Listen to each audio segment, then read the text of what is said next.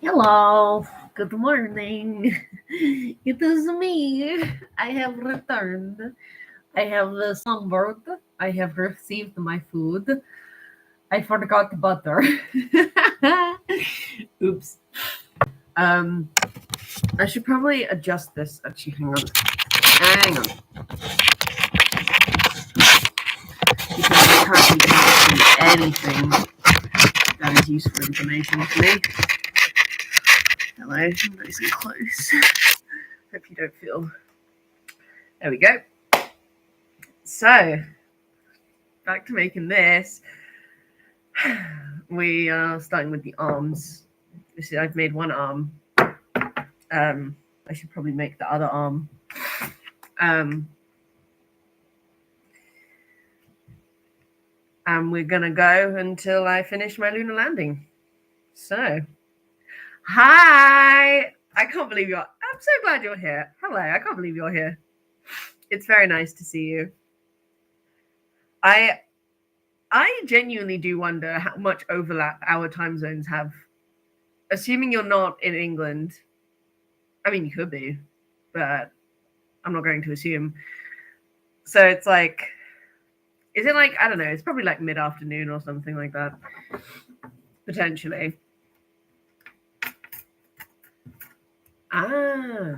So I'm like your early afternoon surprise. Hello. Well, my voice hasn't fully recovered, so I still sound quite deep, which is honestly, I think, in everyone's best interest. And we're starting with lights out. All right. Enjoy your food. I will see you in a little bit. Goodbye. Right. Rusty Quill presents the Magnus Archives. You're damn right it does.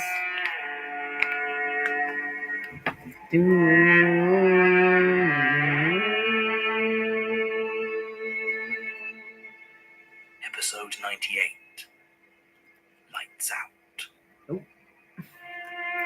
That's not terrifying at all.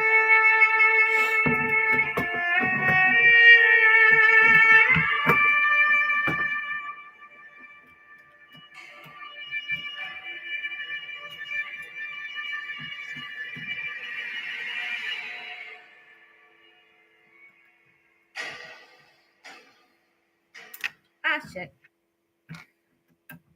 Fucking hell.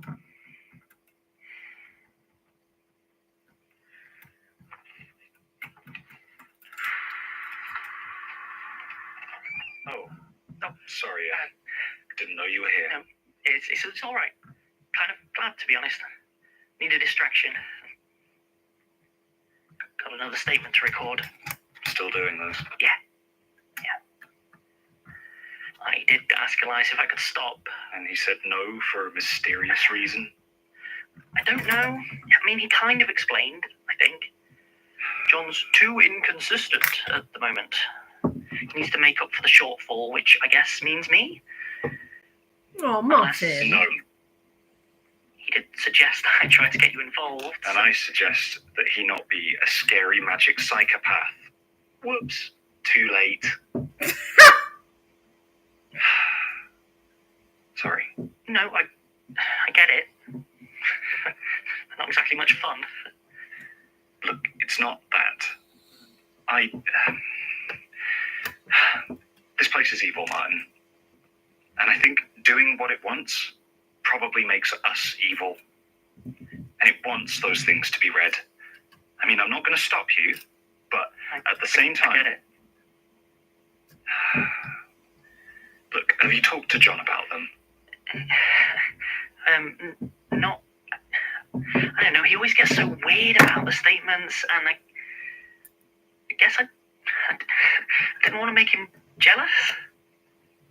Jealous? I don't know, sort of. I mean, look, it didn't come up, right? Have you seen him since? Kind of. reached for that. He wanted to turn on his recorder. I freaked out a bit, and I said some stuff. If he wanted to talk, no tapes. I just hate that thing. Damn. You? Yeah, we talked. Not long. I think he thinks that the distance keeps us safe, Like if you make sure that we're not involved, we're somehow fine. He's an idiot. Fair. But we didn't know what that door was, and it still trapped us. Ignorance isn't going to save anyone. No, I mean, you're right, I guess. He was, we know about Sasha now, and he said he doesn't want to lose anyone else. Like, it's his fault. Isn't it? No. Raw! No, it isn't. I mean, you heard Elias. We never really stood a chance. Yeah. Maybe. But Elias wasn't actually the one who offered me the job down here. No, Sure. Listen, I've got to go. I've got stuff to do. Sure. Tim's being kind of an arsehole still. Yeah, you know what? A little privacy would be nice sometimes, okay? Not everything's for you. You don't need to listen to everything that... All right, you know what? If you're that eager, fine. Martin Blackwood, archival assistant at the Magnus Institute, recording statement number 8640514. Statement of Dr. Algernon Moss, given May 14th, 1864. My story, such as it is, should not be long in the telling, though there is much you could understand of the circumstances surrounding it. I come to you not to wallow in my condition or pour out my soul like a papist in the confessional, but instead to request your assistance. I believe that Maxwell Rayner has at his disposal some unholy power that he has used to curse me and cause my blindness. Oh. Or, more precisely, to cause me to blind myself. Oh, for I shit. shall not deny I did so willingly. Damn. For obvious reasons, my accusations have had me laughed out of most polite society. Yeah, probably. Quite so polite when you're accusing someone of witchcraft, it would seem. I now ask the assistance of your institute in the hopes that you may be able to furnish some evidence or legal precedent that may assist me in taking action against my assailant, though I will admit my expectations for the latter are limited. Maxwell Rayner is an oddity. He claims to be an antiquities dealer from Africa and has, of late, become something of a darling in certain circles of Cambridge, though I have never heard him discuss either antiquities or his supposed homeland in any real detail. His passion appears to be polar expeditions, and it's rare to attend any social gathering with him where the subject does not eventually come up. In particular, he seems to share that peculiarly specific mania regarding the fate of John Franklin and his lost expedition. I would assume he was intending to accompany such a party himself, were it not for the fact of his own blindness. Oh, Indeed, the spectacle of his milky white eyes staring behind the weathered black skin of his face is an image so striking that, were I to be uncharitable, I might suggest had something to do with the readiness with which he acquires invitations and calling cards. He's led around by a young Arabian lad of 10 or 11, though the ease with which he carries himself makes me suspect this assistance is an affectation rather than necessity. Both speak perfect English, with no accent I can recognize, though the boy rarely opens his mouth other than to alert Rayner of nearby goings-on. The circumstances of our dispute are, by some margin, the least interesting part of my tale. I outbid him at an auction. It was nothing of note, so I assumed, though perhaps I should have considered his particular obsession. It was an oilskin packet of documents, supposedly from the logbooks of Franklin's lost ship, the HMS Terror. I will admit a small interest in the matter myself, and my inclination turned to resolve when I saw how insistently Rayner was bidding on it, and I prevailed. He approached me afterwards to discuss the matter, and, perhaps if his tone had been less sharp, I might have allowed him to observe the documents himself. But, as it was, I took some issue with his manner of address and curtly denied him. He was almost shaking with rage at this point, and I was momentarily concerned that the situation might descend into violence, when, Instead, he leaned forward and whispered with an intensity I had never before heard in a human voice. Pray the Sandman only brings you sleep. Damn. Now, the fact that these words That's filled not creepy me at all. with a stark terror that all but overcame my senses probably needs some explanation. What? My father was not a kindly man, you see. What? He came from a stern Christian tradition that would curdle the smiles of the simpering vicars you encounter these days. Right. As a boy, I soon learned that the key to avoiding his ire was to avoid his attention altogether, and never more so than after I had been put to bed. The nursery, you see, had its door in the middle of the passage between the drawing room and my father's study, and, as such, he would pass by it several times a night. When I heard that heavy tread outside the door and the shadow passing over the threshold, I would lie there and pray that I was quiet enough not to disturb his passage. If I was ever foolish enough to leave my candle burning that I might read a few minutes more, I would hear the door open and my father's voice intone "Lights out." Damn. He had been a military man in his youth, had my father, and he prided himself on handing down that discipline to me. Eventually, I was sent off to board at Repton School up near Manchester. The headmaster there, one John Hayrick Macaulay, was apparently an old friend of my father's. Fuck boarding school, It brother. was a miserable place, over 2 centuries old and very much showing it. When I attended, there must have been barely 50 boys there, and no cricket pitch, racket court, or any of the sort of facilities one might have expected, nor even a chapel. The few masters there taught Latin and Greek readily enough, but no French or music or natural science. Were it not for the relative freedom we had to rove around the nearby land and towns, I would have had a solidly miserable time there. Even when we managed to play football, it was between crumbling arches, loomed over by the jagged shadows of broken pillars. For all the life and vitality of the boys there, the place itself was decrepit, and sometimes I feel it resented our presence. I had one great friend during my time at Repton, a lad named George Denman. I'm sure you recognize the name, given the recent speeches he's been giving on capital punishment. Well, I bet it never comes up in his parliamentary goings-on that he has the word "Fly 1835 inscribed on his left arm with India ink. Fly was the nickname the houndmaster at Repton gave him, you see, on account of his propensity for running, and he insisted on getting hold of a needle and tattooing it upon himself. This may give you an idea of the impetuous soul that possessed Denman as a youth. He was always going out of bounds or running off after curfew, and if the masters caught him, he'd be dragged back to bed.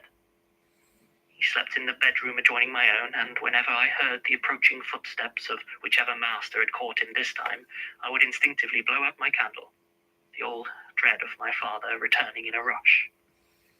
One day, Denman pulled me to one side, eyes alive with mischief, and told me that he had returned from his holidays in possession of a positively ghoulish book.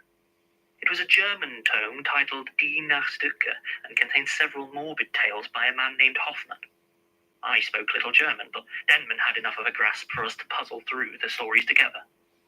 The candles would burn low, as sentence by sentence we would decode that delightful unease that can be elicited by a properly macabre tale. Mm-hmm. The first of the collection was titled Der Sandman, and was what I believe would these days be referred to as a psychological story, dealing with the madness, trauma, and hallucinations of the protagonist, including the eponymous Sandman. Mr. What stuck Sandman. with me, however, was a description given of a particularly horrific interpretation of the Sandman. Far from the comforting friend of children he is so often portrayed as, he was rendered as quite the monster. I remember how the old maid of the story described him quite keenly, as well as I remember my own dread at the passage Denman translated. He comes to children who don't go to bed, and throws his sand all into their eyes, and they start to bleed. He takes those fallen eyes up in his bag and carries them up into the crescent moon to his nest, where Lovely. his own children feast upon them. They Ew. have crooked beaks like owls, all the better to pick the eyes of naughty human children. Dear Lord, just remembering it, even now, blind as I am, it still makes me shake. You can imagine the effect it had on me as a lad.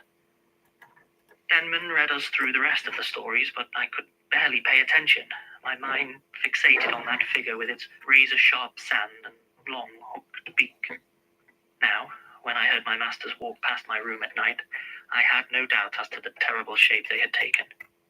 I had the most awful nightmares of the Sandman, stood in my doorway, motionless, intoning in the voice of my father.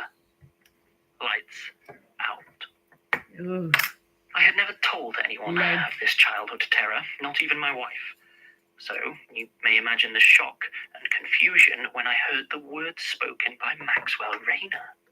He actually looked almost surprised at my expression when I pulled back from him, clearly sensing he had struck a nerve. Perhaps he didn't know, and I was simply a victim of the most grotesque coincidence. Whatever the situation, I mumbled my excuses and fled. I swear I could still feel those unseeing eyes follow me as I left the room, a grin of victory playing upon his lips. Perhaps you can guess what happened next. I don't know how vivid or nightmarish the other accounts you collect here might be. Certainly nobody else pleased me when I speak of it, but the Sandman came for me that very night. He was nothing like the story. He was tall, yes, and thin, but the edges of him were impossible to see against the darkness he was part of. He had no beak, but coarse black sand trickled from his open mouth That's and nice. hit the floor with a steady hiss. His legs were long, but he crossed the room slowly, every one of his joints moving and twisting as he took step after torturous step. There was no sound at all. I looked to my wife, but she was locked in a peaceful sleep. A thin beam of moonlight was clearly marked upon the floor, where a gap in the curtains let it shine through. As the long, dark foot touched it, I watched that moonlight curdle like rancid milk. Ew. Wherever the Sandman touched, the world dissolved into a choking darkness. First my door, and creeping along the distance of our bedroom, then the bed itself, then my Agatha, until all that was left was me, the darkness, and the dreadful thing that wrought it. I do not know how I had come to the conviction that I was in the Sandman's sack. The idea simply arrived in my head fully formed. I had been taken and would remain here, trapped forever in this lightless place, without even the faintest hint to taunt me.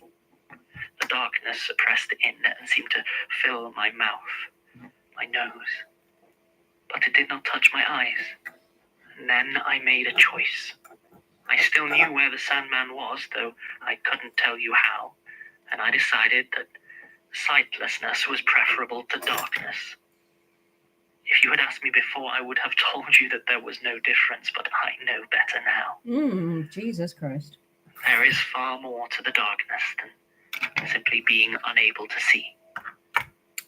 Fair enough. I reached out to where I knew the thing's pouch would be I'll and take it. seized a handful of sand. It was already slick with my blood as I lifted it and cast it into my face. Ew. I do not suppose I need to dwell upon the pain, but please know that I would sooner die than endure it again. It worked, though, inasmuch as I have remained solidly within this world. In some ways, I left my sight behind in that awful place, but I am well rid of it if it kept the rest of me here. I only wish the last thing I saw, the final vision burned into my mind, had been anything other than that awful, shifting face. So, there is my story. I'm sure you'll agree that Maxwell Rayner is the clear architect of my misfortune. Now, how do you suppose I revenge myself upon him? I don't know, mate. End of statement. Good job, Martin. I'm proud of you. You're right, buddy. Take a deep breath. I think I might need to sit down. Take a deep breath, buddy. Yeah, I am. Right. I'm not really sure if these are actually getting easier or harder. I mean, I don't feel... Let it out, baby. You know what? That's not important. Let it out, baby boy. I wish John kept better organised notes, though, because I know he's mentioned someone called Maxwell Rayner, but I cannot find much in the way of any information. Martin, have you seen Elias? No, but Tuesday lunch he normally meets with the library staff, I think. He'll probably be back in his office in an hour or so. Thanks. Are you all right? Oh, I'm fine. You just look really pale. Oh. I was just recording all of the statements, and they are... Right. Yes. They're a lot, aren't they? Sorry? I mean, they really take it out of you. I must have slept 20 hours after I did one.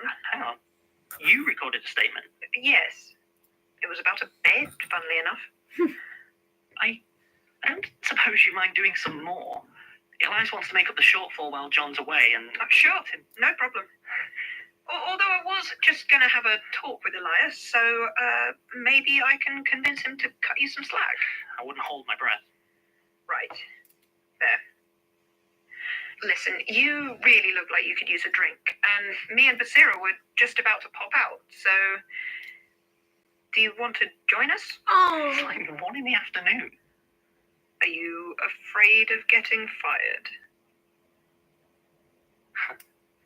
I'll get my coat. Yeah, that's my boy. Just give me an hour or so. I just have a few things to take care of first.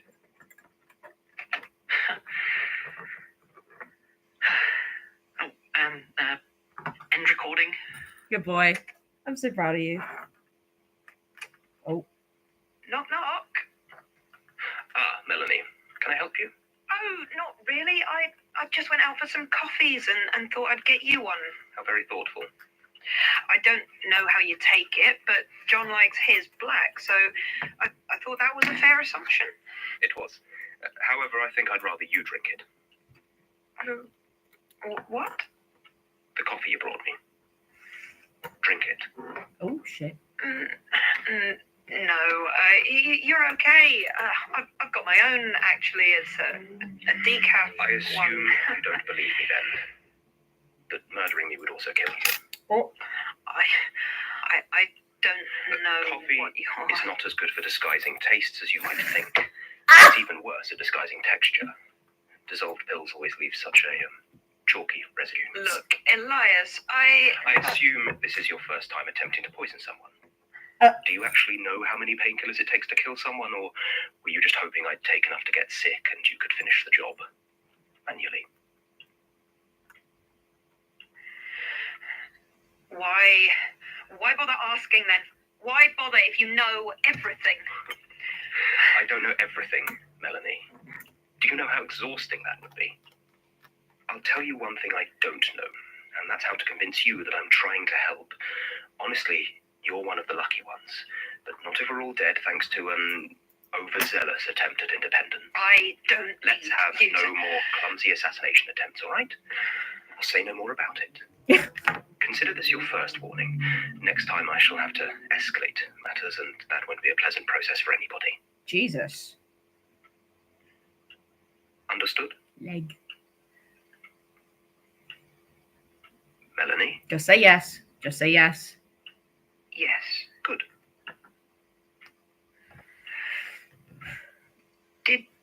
Did you turn that on? Oh, you get used to it. The fuck? That motherfucker. Oh, you get used to it. Fuck off, you little shit. How fucking dare you then? Go kick rocks with open toe shoes, you little shit. Well, I will say, him just being like, really? You drink the coffee is actually so funny. Honestly, I would have, because I would have been like, you know what? Yeah, I kind of want to fucking die anyway. Fuck this place. She really did try it, though. You know, I appreciate the efforts, but I also do not believe for a fucking fact that Elias is that important that the eye allows him to like do this shit.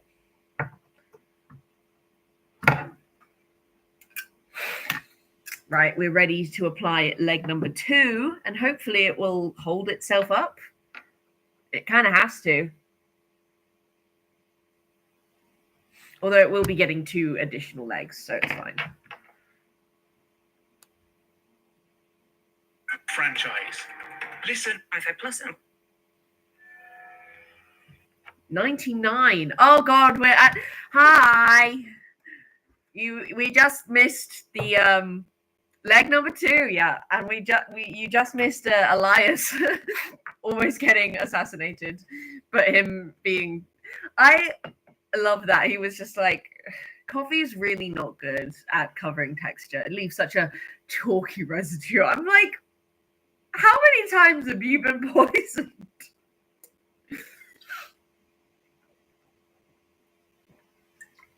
Also, question. He's so smug. I kind of love him for it, but I'm like, you cheeky cunt. How fucking dare you? At the same time, I'm like, you cheeky little bastard. Fuck. What the fuck? She's really coming. She's a lot bigger than I thought she'd be. And I really love her. I can't lie. I cannot wait for this to be done. Season 3 Elias is the only acceptable Elias. Absolutely. He is so iconic all the time. And I love him. I hate him, but I love him. I love his vibe. I hate him on principle. Right. How do I... Okay.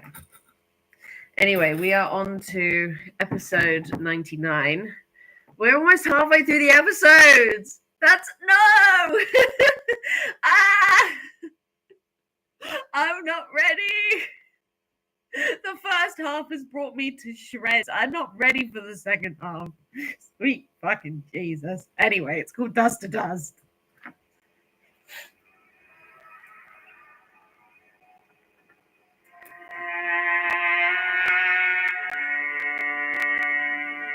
How the fuck do I attach this? Rusty Quill presents the Magnus Archives. Fuck yeah.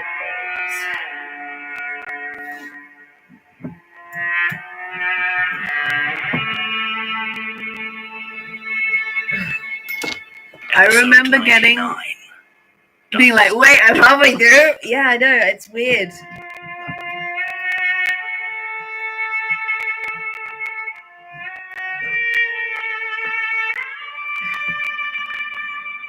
Okay, it's gonna look like that.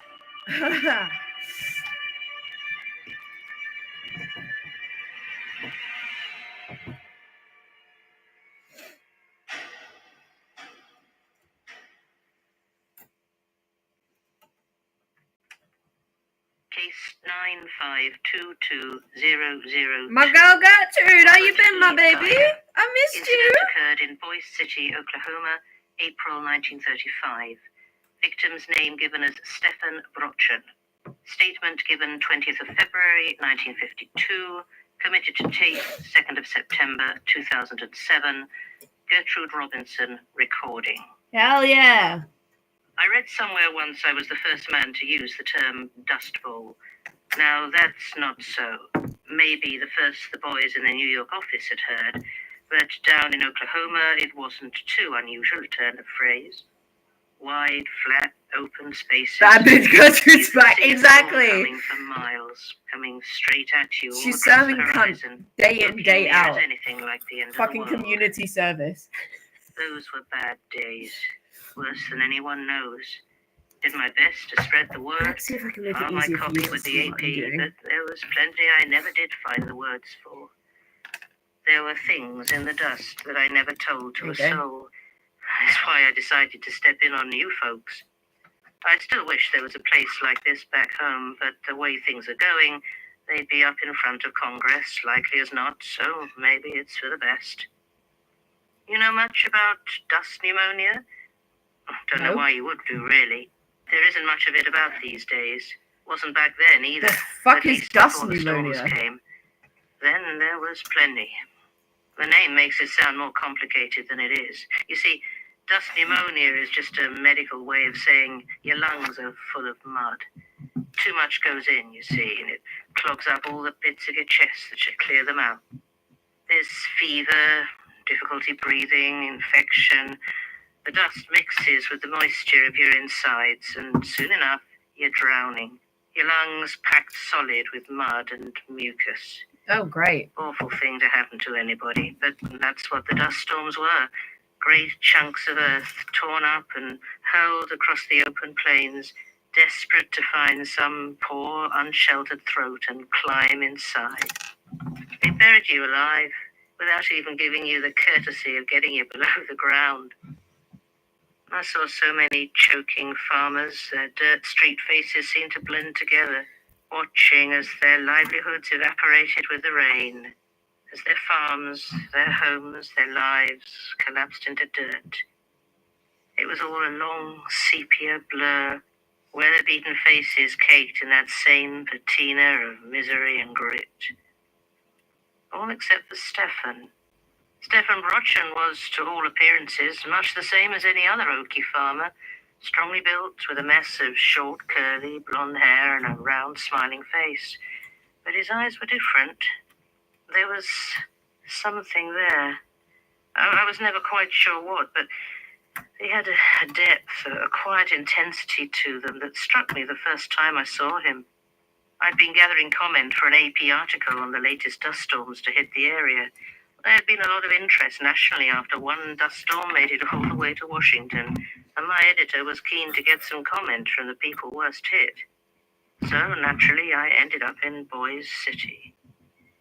There was always something odd about that town, something about it at odds with the land it sat on, challenged the wide stretches of nothing. I guess that's not a surprise, looking back. I did some research on the place afterwards, you see. Did you know that Boise City was founded by fraud? I mean, literal send-you-to-prison fraud. Yeah, back in 1908, 3 men decided to start selling the deeds to land they didn't own. They printed up hundreds of brochures. Come to scenic Boise City, tree-lined boulevards, all the amenities, even a railroad station. All ready and waiting for brave souls to head out there and settle. And people bought it. Almost 3,000 of them. Of course, when they finally arrived to this fabled town, there was absolutely nothing there. Just empty, waiting earth. They didn't even own the plots of land they'd been sold. But they stayed, and they built a town. Not a great town by any stretch. Not even a good town, truth be told, but there it was. Time to make the mini legs. Good sense. One of the men who settled in the so cool. city was Stefan Brotchen's father. He was long dead by the time we met his son. My photographer, a small man named Harry Eisenhard, had been told about the Brotchen farm when asking about places around the area hit bad by the storms. Stefan's fields had nothing left but dry earth, they told us. Farmhouse stripped almost bare by the harsh winds. His livestock dead and already half buried. His family gone. Never found out more than that. Just gone. When we pulled up that Sunday, the place was everything we'd been told and more. We'd see the top of wheels and farm equipment poking up through the ground until we realized it wasn't the ground, just a good 3 feet of newly fallen dirt half burying the plows and wagon. I saw what must once have been a cow, covered from the neck up in coarse and clinging dust. Harry and I had wrapped our handkerchiefs over our faces, as the men back in town had told us, but the air was already thick, and I could hear Harry coughing beside me. I'd seen a few victims of the dust pneumonia by this point, and the sound of his breathing made me press the cloth close to my face and offer up a silent prayer. Stefan did not wear a cloth across his face when he came out to meet us, and I could see the fine particles collecting in his hair and the corners of his eyes. He smiled warmly and waved us over. I've tried in the years since to remember if there was anything behind that smile, anything dark or secret that I might have overlooked. There was nothing. The soft, friendly voice was, as far as I can tell, genuine. And as Stefan Brotchen sat there in his small, dusty kitchen, telling us his misfortunes, there was no clue in his face as to what must have been going on inside him. His story was not unusual, and I'm sure that if you hunted down a copy of the Lubbock Evening Journal from that week, there'd be most of it in there. Crops dying, soil parched, and a farm on the brink of ruin, all ruled over by that desperate, empty hope of rain. He never mentioned his family, and I never thought to ask. Well, the house was clearly far too big for Stefan to live there alone. He offered us a drink at one point, just water, but I couldn't bring myself to accept. I just had this image playing through my mind over and over again. He stands up, walks over, pulls out a bottle of thick, flowing mud, Ew. opens it, and pours it down his throat with a smile on his face. Grim. That's grim. Just my imagination, I told myself, just letting the dust get to me. It only took an hour or two before I decided I had enough material for the story, and I stood up and thanked him for his time. Harry did the same, and I shook Stefan by the hand. As I touched his skin, I almost pulled my hand away. It was so hot. It was a dry, feverish heat, and I looked at his face and saw for the first time the fierce, flushed redness, the forehead slick with sweat. His chest started to convulse, and he doubled over, spluttering out a clod of pulpy brown sludge onto the wooden floor. I started to ask if he was okay, but Harry tugged on my arm, gesturing outside with an almost wild urgency. It all seemed to be happening so fast I could barely register what was going on, or at least until I got outside and looked west. Oh dear. The vast, rolling black cloud stretched before us as far as we could see. It was coming for us with such a speed that there was a part of me that immediately knew, despite all logic, that it was trying to kill me alone. It was the worst dust storm I had ever seen, and it promised to blot out everything. I ran back inside to warn Stefan and ask if he had anywhere we could wait out the storm, but I found him lying on the ground. He was face down, a thin trickle of dirt oozing slowly from his mouth and nose. Ew. I called to Harry, told him Stefan needed help, but he could barely hear me over the wind, which was now so fierce that it seemed to drown everything else out. When I finally made him understand, he seemed none too keen to drive through the storm and warn me the engine would clog before we got halfway back to Boys City. I said we had no choice but to try. If we didn't, then Stefan was already dead. We covered his face with a cloth, and carried him out and into our small car, laying him into the back as gently as we could. The wind was so sharp it felt like it was trying to strip the flesh from my skull. I had to hold my hand in front of my eyes to keep out the dirt that was whipping around at 40 miles an hour. Even with my handkerchief covering my mouth, I could feel the dust creeping in, forming a damp, cloying paste between my teeth. And the storm hadn't even hit yet. Lovely. I climbed into the driver's seat while Harry scuttled round to the passenger side, and with Stefan laid across the back, we turned and began the drive back towards town, trying to convince ourselves we had any hope of outrunning the storm. We did not. Mini leg It number bore one. down on us Complete. like the judgment from heaven, and in less than a moment the sun was gone and the sky was black. I tried to keep driving, but I could hear the engine choking, sputtering, and finally coming to an end. Shit, was I meant to use different... It's Oh, hard to fuck describe off. just how dark it is Yeah, in the middle of damn a it. dust storm. It's not just the lack of sun, but I used the wrong kind of nut. I used the wrong kind of nut. Can you see my face? Probably. A little bit. I used the wrong kind of nut. Oh, no. Fuck. Gotta undo my progress. Only a little bit, though. Yeah, I was supposed to use the special limited edition nuts. I used the common cheap bullshit nuts. No one wants those. Yes, I did. I needed the 4 cool ones. This has now become lore. Lore of the legs. What I'm gonna do then instead, because the other ones are so like the other nuts are very God, it's such a fucking euphemism. But they're very fat. Like they're a lot fatter than the normal ones are. If you can see the difference. This is the cool nut, this is common nut. So, you know, I have to put the other bit in first before I can put in this one because otherwise it's not going to fit. So anyway, back to Bad Bitch Gertrude. But that no light can penetrate more than a few They're feet limited before the edition. swirling opaque cloud kills it dead. It's loud, with the wind and the sound of those dry specks of earth blasting against the car, but it's the sort of loud that after a while starts to feel a lot like silence. We did our best to plug up any gaps in the windows or the frame and keep as much of the dust outside as we could, and then, well, we sat there, feeling for all the world like we were the last people left alive, entombed within our metal coffin. I tried to say something to Harry, to reassure him, but opening my mouth just invited more dust, and I was already coughing more than enough to panic. So we just sat there in what felt like silence for over an hour, trying not to think about the storm or the poor Oklahoma farmer dying on our back seat. That's very sad We and just traumatizing. waited. At some point, Stefan must have finally died.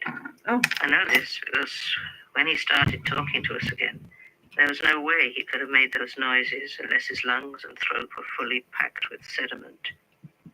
The words were soft, insistent, and spasmed out of his dirt-clogged body like an earthquake. I don't remember what he said, not really. It only comes back to me in those quicksand dreams where I feel the earth swallowing me forever. He was making promises, I think.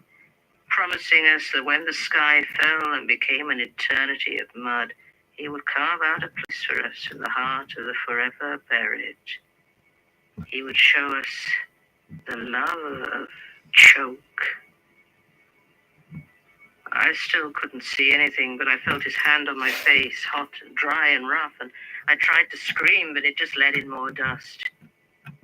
Harry did scream, though, and I could hear a struggle going on beside me, grunts, and the sounds of flesh striking soil, then the sound of a car door opening and the sudden rush of wind and grit. And then it closed abruptly, and I was once again sat in the unmoving quiet of the car. Jesus. Except this time I was alone. I never saw Harry Eisenhard again. When the storm finally passed, I spent hours searching for him, but he was gone. I did find the body of Stefan, though, about 20 yards away, so encrusted with dirt he barely looked human anymore. Black Sunday, they called that storm, and Harry was a long way from its only casualty. What is up with mud and pit people hating the sky? Especially mourned by the... I mean, I think that's pretty much a given. It's like if one of them is literally the ground and the other one is like, yeah, no, up high is where it's at. I can imagine they've got quite the feud going. Oh my god, it stands up! Fucking brilliant! One more leg and then she's going to be so stable that nothing's going to be toppling this bad boy. She's going to have the widest stance in Tennessee. Woo! I know, but we need the Sky people to fight back. We do. But then again, the only Sky person that I knew of is now dead because Daisy killed him. So, I don't know.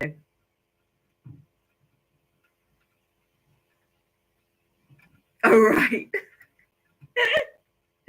The only defenses are gone.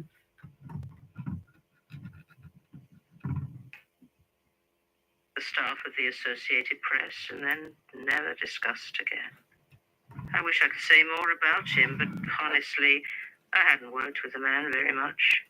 All I know is that he was taken by Stefan Brotchen, and that it happened after Brotchen was dead. When all that made him a human was suffocated, and the only thing left to move and speak inside him was that terrible killing dust.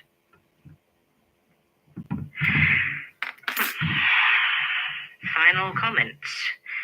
Based on the history of Boise City and its deceptive roots, I would perhaps have expected some aspect of spiral to be at work here, but its unique position at the center of the dust bowl does seem heavily to indicate another power overtly at work. I have had my suspicions about where to be focusing my efforts, and the nature of the pseudo-prophecies given by the dust inside Stefan Brotchen seems to confirm them. To that end, I've been examining fault lines and seismic data. Oh. Hello? Miss Robinson, I found Mr. Parker's Mrs. statement that you asked Robinson, for. Jesus loves you more than you can know. Sorry, I just got possessed by the soul of my fucking mother's music. It's gonna get a great, great. You know what? I'm glad we had this moment of reprieve. Then, if in it you went, this is about to get crazy. I'm now scared. I am afeared. I am afeared. I had to change one of the feets because it was the wrong feets color. Now it's the correct feets color. Not crazy, but like oh great. Okay. Thank you, Maria. I found the translation. I already had the original, but you know, I didn't think you'd want it in Spanish. Unless you speak Spanish. I do not. Thank you, Michael. Sure. Michael? Was there anything else that you needed? Michael? No, not at the moment. Thank you. All right. Well, Michael? if you need me, they're installing. Michael? As in Michael.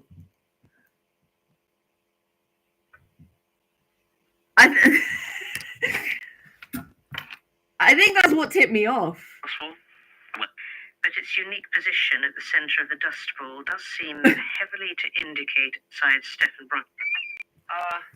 Miss Robinson, I found Mr. Vargas' statement that you asked for. Well, I found the translation. I already had the original, but you know, I didn't think you'd want it in Spanish.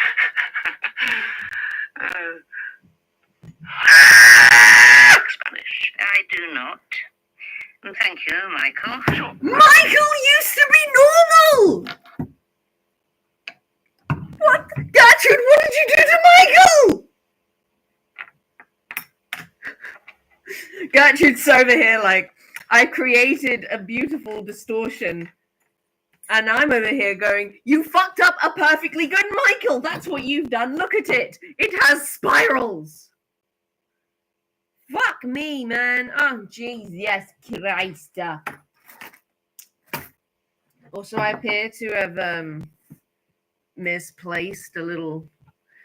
oh, there it is. It's on the floor. I got it. All right, I'm holding. Oh, Michael, no! Michael's gonna fucking die. Michael, what happened to you? My precious baby boy. What did the mean spiral do to you?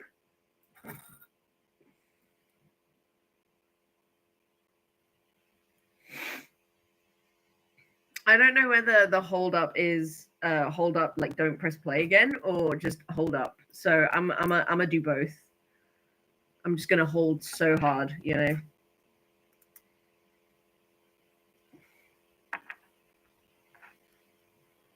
Final foot.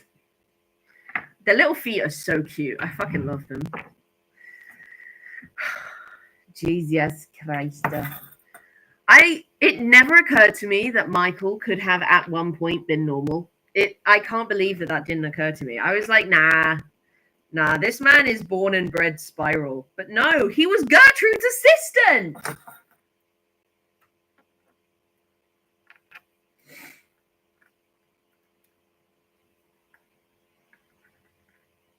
Jesus Christ. He has such a cute little laugh, though. I can't lie. His laugh is really cute. I love Michael so much. Michael is the strange relative I didn't know that I needed, but I wanted so bad.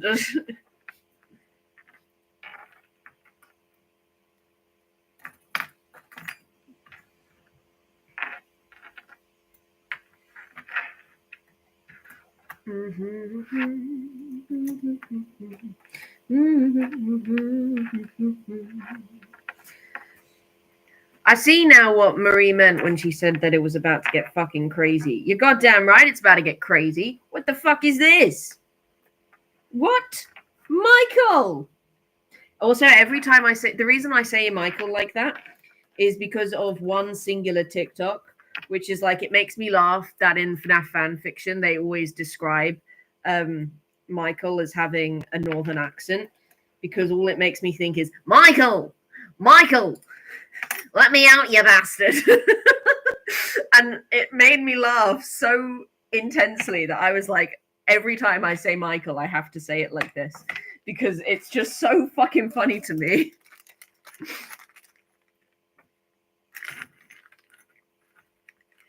One nut. Two nut. We're not even close to finishing either. It's so exciting. I'm having a really... And this is one of the best things I have ever purchased. I'm so glad that I bought this. Because normally when I go into Tiger, when I buy things, I'm like, oh, you know, I probably don't need this. And so then I end up holding a bunch of things and then putting them back, because that's just how I do it. And, you know, that's fine. That's fine. I'm fine with that. But, you know, I picked this up. I was like, nope, I am going home with this. I'm going home with this. This is the coolest thing I've ever seen. It's £18. I have 30 in my account. I'm buying this bastard. So that's exactly what I did. And it is very cool. And even better, when Mum was like, what did you buy from Tiger? And I showed her, she went, oh, that's so cool. So I even have Mama's approval, you know? And that is always a good thing.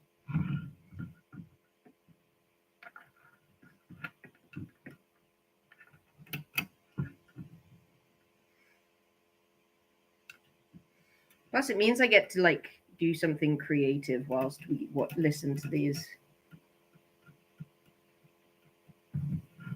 Which I don't necessarily need, but it's like, you know, it's fun.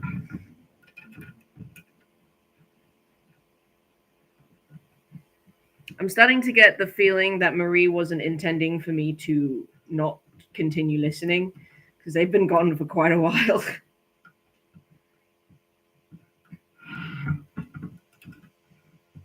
I'm gonna continue. Oh my god, I stopped for so long that it like stopped showing it. Okay, right, Michael.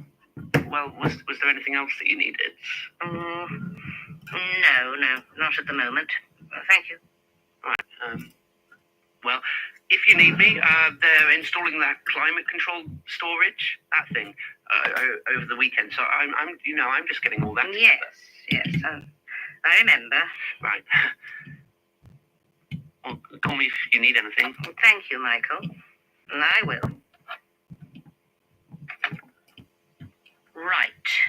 These additional researches have further cemented my belief that North America is going to be the focal point for the buried. Now it's just a matter of narrowing down the specifics of geography, and that may just come down to monitoring the right movement of supplies and people. I'm still not completely sold on the US for the hunt, but that's unlikely to be quite as urgent.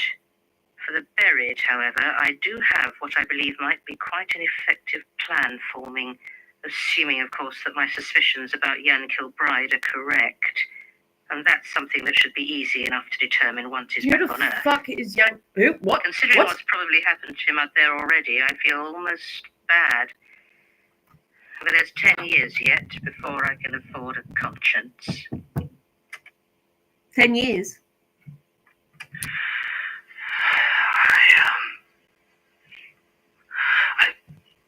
Right.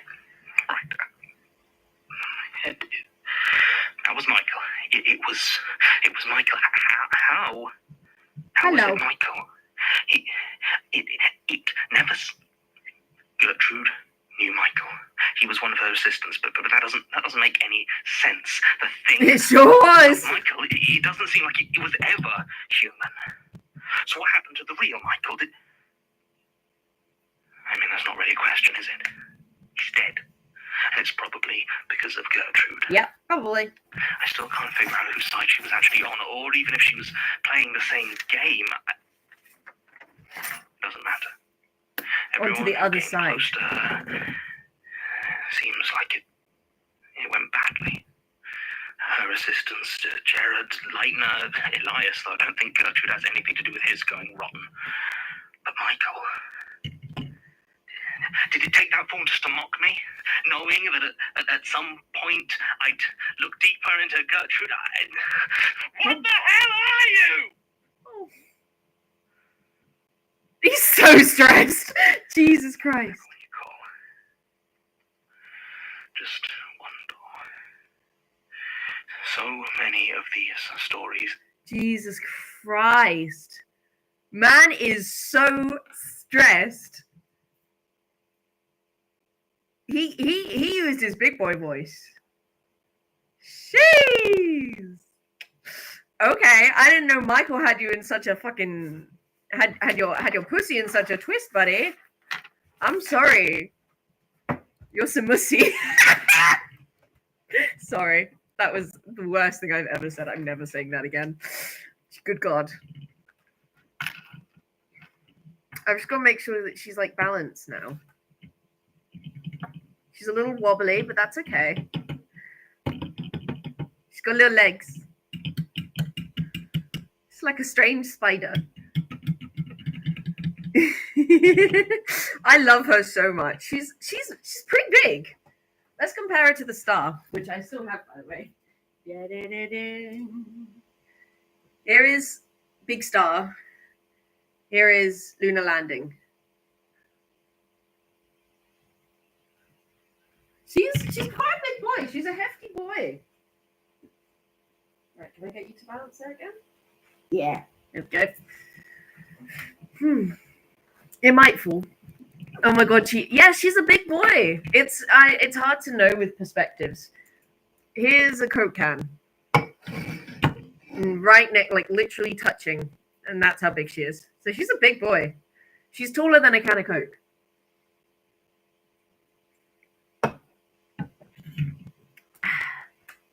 Right, well, John is stressed as fuck. I'm very sorry about that, John. These people touched by.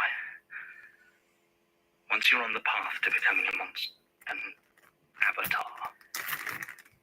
Yeah, call it an avatar. Make yourself feel better, baby. It's okay. Unhealthy to be around you. I think I need to. John, did you call me? I was in the studio, but I thought I heard a shout. No, it's a false alarm. Okay, I'm sure.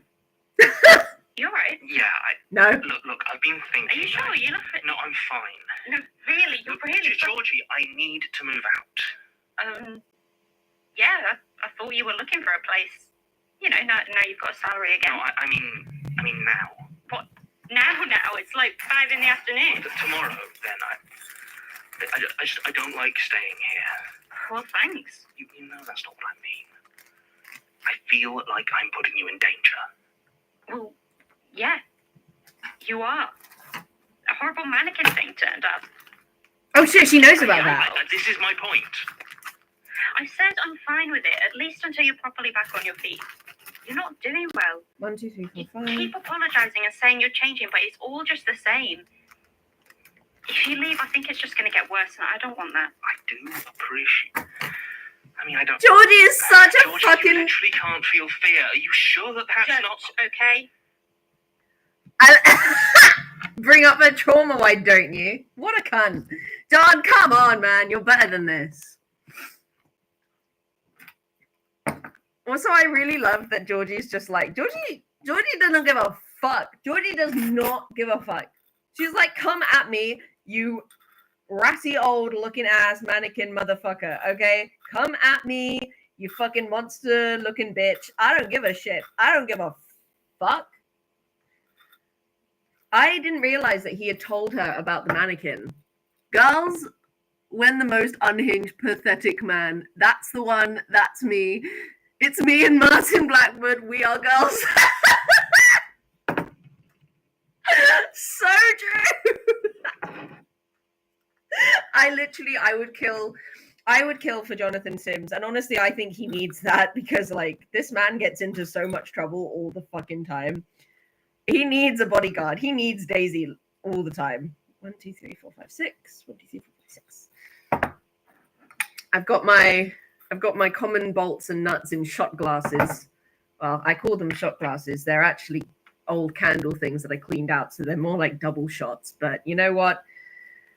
I'm not English if I'm not an alcoholic, they say, knowing damn well that they have an alcohol intolerance. Anyway, that's the dust, bitch. I'm well aware of my situation. It does not make me an idiot. And it doesn't mean I've got a death wish either. Is it? Why are you so insistent on keeping me around? Because you're trying to cut yourself off, and that's really bad. Look, when's the last time you spoke to someone who wasn't me? I talked to Martin a few weeks ago. Did you talk to him, or did he talk to you while you tried to find a way to escape? Oh.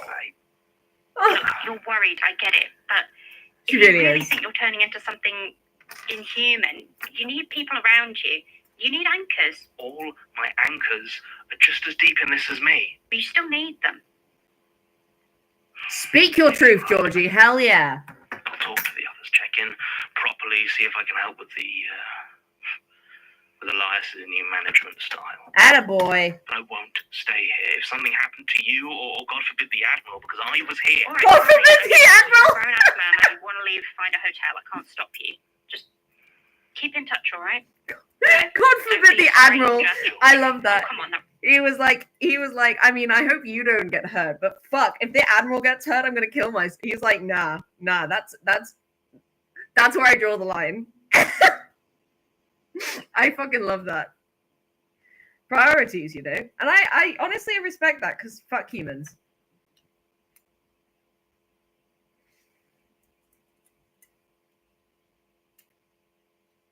We're now making like the top bit. We're making like, we've made the base, we've made the bit, you know? We're now making the techie bit, the bit where the smart people came into it. It's all very exciting, very hip and cool up in this bitch. It's classic Barker. And my hands smell of metal. Not in the mood.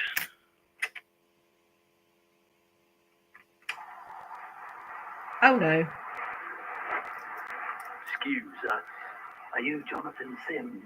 Yeah. Oh, shoot! Miss Ustinov wants to see you.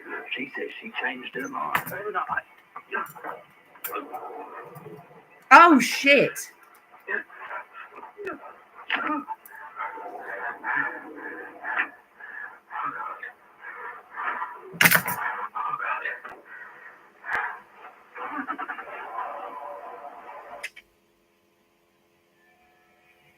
What? That was so muffled that like it really took me a minute to figure out what the fuck was going on. Oh my god! Did he just get kidnapped? Oh shit! Well, can't ask your way out of this one, Johnny Boy. Oh shit! Oh shit! I love that this all happened because he left Georgie's house. I bet you if he'd stayed at Georgie's, none of this would have happened. Have these people not figured out the buddy system? If you're not alone, you can't get hurt. That's how shit works, because this shit always happens when you're by yourself. All right? We need a buddy system of one self-destructive twat and one person who would kill for the self-destructive twat, but is not happy about the situation. I'm surprised it took him this long to get kidnapped. What do you mean?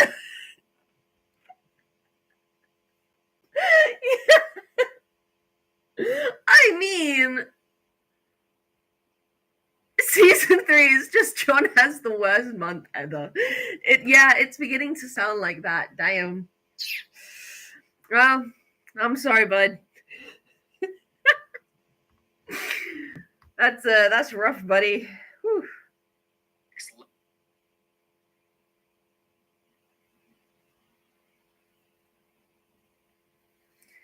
This episode's name is so long that I can't actually see it all. I guess you had to be there. Oh, great. It's another full fucking sentence. You know, that's just what I needed. That's just what I needed. I needed one with a full fucking tight like sentence as its title.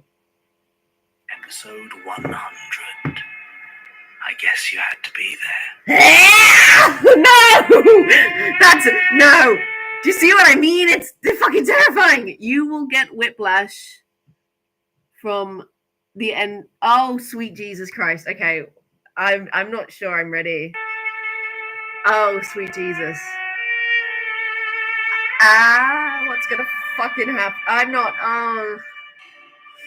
Oh God, John's been kidnapped. And the fact that the recorder was on makes me think Elias knows. So if Elias doesn't immediately go, right, John's been kidnapped. Come on, boys. Field trip. Let's go. Martin, Tim, Melanie, Basira, everyone get your fucking shoes on. Get in the van. We're going. We gotta go get Johnny who got kidnapped. They're all like, what the fuck? He's like, yep. The cassette tape told me we gotta go. That is the only adequate way that Elias should be responding to this. Like, oh, fuck, it's already happened. Right, everyone get your fucking coats on. We're leaving.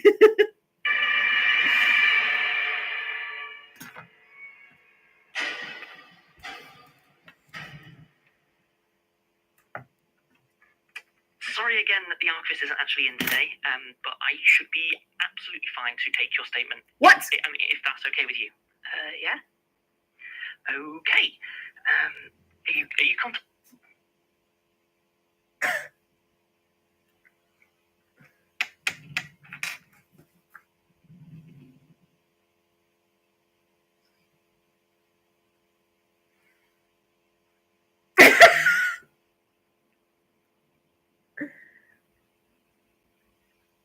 Okay. So we're just gonna brush over the fact that Jonathan Sims, who the only reason he's ever not come into work was he was wanted for murder. Yeah, we're just going to brush over the fact that he's now unavailable. Yeah, that's fine. Like, I understand. I was just dumbfounded, waiting for something. Yeah, what the fuck? You could.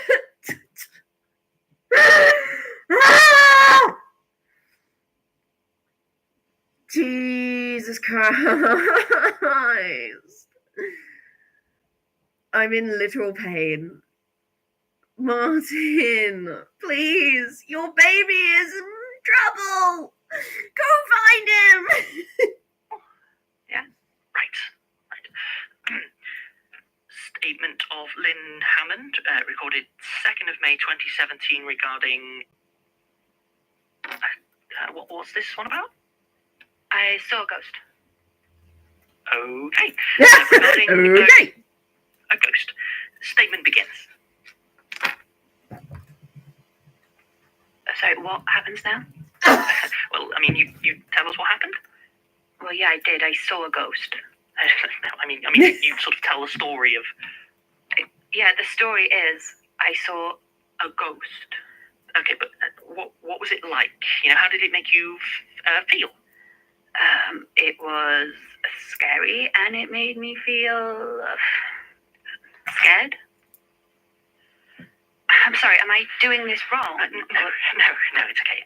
Let's For real? What the fuck? We've reached the midpoint. This is the fucking midpoint, and this is what we get? Martin! And also, it's really funny because it's like you get so used to them just like spewing their heart out. And then you suddenly realize, wait, that's not fucking normal. People don't just do that. Like, now that there isn't some supernatural and like force being like, yep, this is what happened. It's really disconcerting.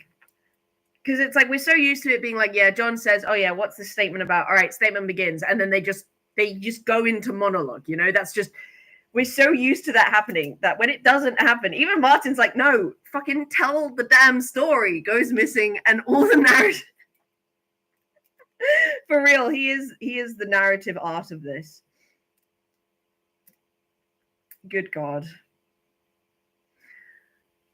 John, I just fucking hell, man. And Martin's like, no, you're meant to tell the damn story, please. Like, fucking give me something to work with. I saw a ghost. Give me details, bitch. Martin's trying so hard to keep nice, but he's like, please, my job is hard, okay? Just give me the details. Anything, please. The fact that this episode is 24 minutes long is absolutely terrifying because an episode has no right to be that fucking long. The only time it's ever that long is when shit goes down and I'm scared. When did you first see this ghost? Oh, God. About a year ago. Anything more specific than that? I mean, it's been a while. I can't really remember. Okay. Where did you see the ghost? My old flat. Okay, great. Where's that? Clapton. Clapton. Okay. And what were you doing when you saw the ghost? I was asleep. You saw a ghost when you were asleep? No. Obviously, I woke up. Right. And ghost. Right. Well, first it was like a burning smell. Oh, okay. So, did this happen a lot? This is all. Yeah. Wait, is it really? Oh my god, that's so funny. That makes this so much better. Oh my god, that makes this so much fucking better. Because do you know what that tells me? That tells me that, like, Martin's voice actor was just put in a booth and was like, just try and do, take John's role. And it's like, okay, statement begins. My job's easy. I've done it now. And now he's like pulling at straws. He's like, fuck, shit. Fuck. And then like halfway through, he looks out. He sees real John like pissing himself laughing. And he's like, you fucker. You motherfucker. You asshole. Very nice. Okay, right. So, like, you'd wake up in the night and you'd smell burning, and what did you do? Well, I first checked that my house wasn't on fire. Yeah, and then Just go back to sleep. And when it happened again, you would. I mean, after a few times, I realized my house wasn't on fire, so I'd just go straight back to sleep. Okay. What happened the first time you saw the ghost? I mean, this is fucking ridiculous. she was there. So she. Okay. So describe the ghost to me. It's a woman, a girl. Yeah, a young woman. And what was she doing? I mean, she was on fire. Okay. So she's on fire. So what do you do? You're waking up. Martin is clinging on for dear life.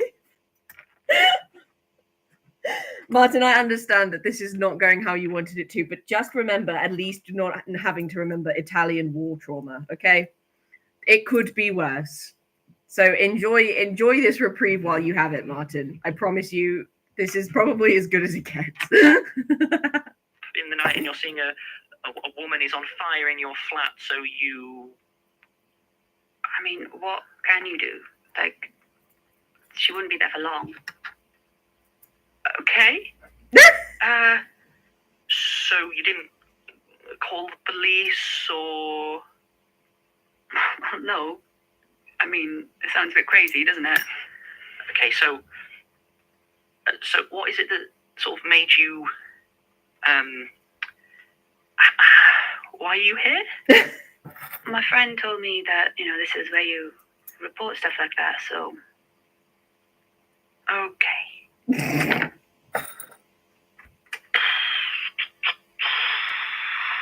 Right, so... Tapes on. Who are you? I'm Smith. Just Smith. John Smith. John Smith. Your name's John Smith. John Smith. Right. Okay. Good. And This is. why are you here, Mr. Smith? This is painful. Well, I'm here because I have something to report. I'm worried. Shouldn't you be going to the police, potentially? I don't think they can help with this. Right. And so, what brings you here? What do you need help with? Well, I've seen some things. Right. So I think I've heard your field. Found a few web pages a long time ago. And can we talk about why it is specifically that you're here, Mr. Smith? Sure. So you know, Old Witch Tube Station. I do. It's not a tube station anymore. Obviously, it's abandoned now. But I was there with an associate. We'll call him Jeremy, right? And we brought him to the tube station because we wanted to have a look around because it's What drove you to break into a tube station, Mr. Smith? well, it's part of London's history. It's public transport. It's interesting. And you wanted to see the interesting things? Yeah, I mean, there's still trains running throughout the platform level, but the station isn't running anymore. It's been abandoned. So much of things there are all in original condition. Like there's still got the original adverts up and things like that. Right, okay. When they shut it down because they've been removed. But why specifically there, Mr. Smith? Oh, I mean, we had some ideas about what might be down there. It's not just the public transport stuff and the adverts. We thought it might be something a little bit more. I don't know, something worth investigating. We were down there in the tunnels, and then the torches went out, and I think they took him. Them. Okay. Who are they? Well, I mean, you must know. I mean, like, this is the Magnus Institute. I mean, like, you know this stuff, right? Jesus The Christ. people who are down in the tunnels, What people are down in the tunnels, Yeah. Mr. Smith? Tim does not give up. He's like, I like that he keeps saying Mr. Smith because he's just so fucking done with this shit. He's like, and what was in the tunnels, Mr. Smith? Like, please enlighten me, Mr. Smith, please. What the fuck was in the fucking tunnels? If anyone ever asks me to if anyone ever asks me what this show is about, I'm just going to show them in this episode. I feel like this is a very accurate representation of the whole thing. The government. The government. Yeah, the government. Wonderful. They've got a holding facility down there. It's a secret holding facility. Right, statement of Robin Lennox. Well, my friends call me Rob. Well, some of my friends call me Rob. A lot of my friends I guess some call me Robin. You can call me.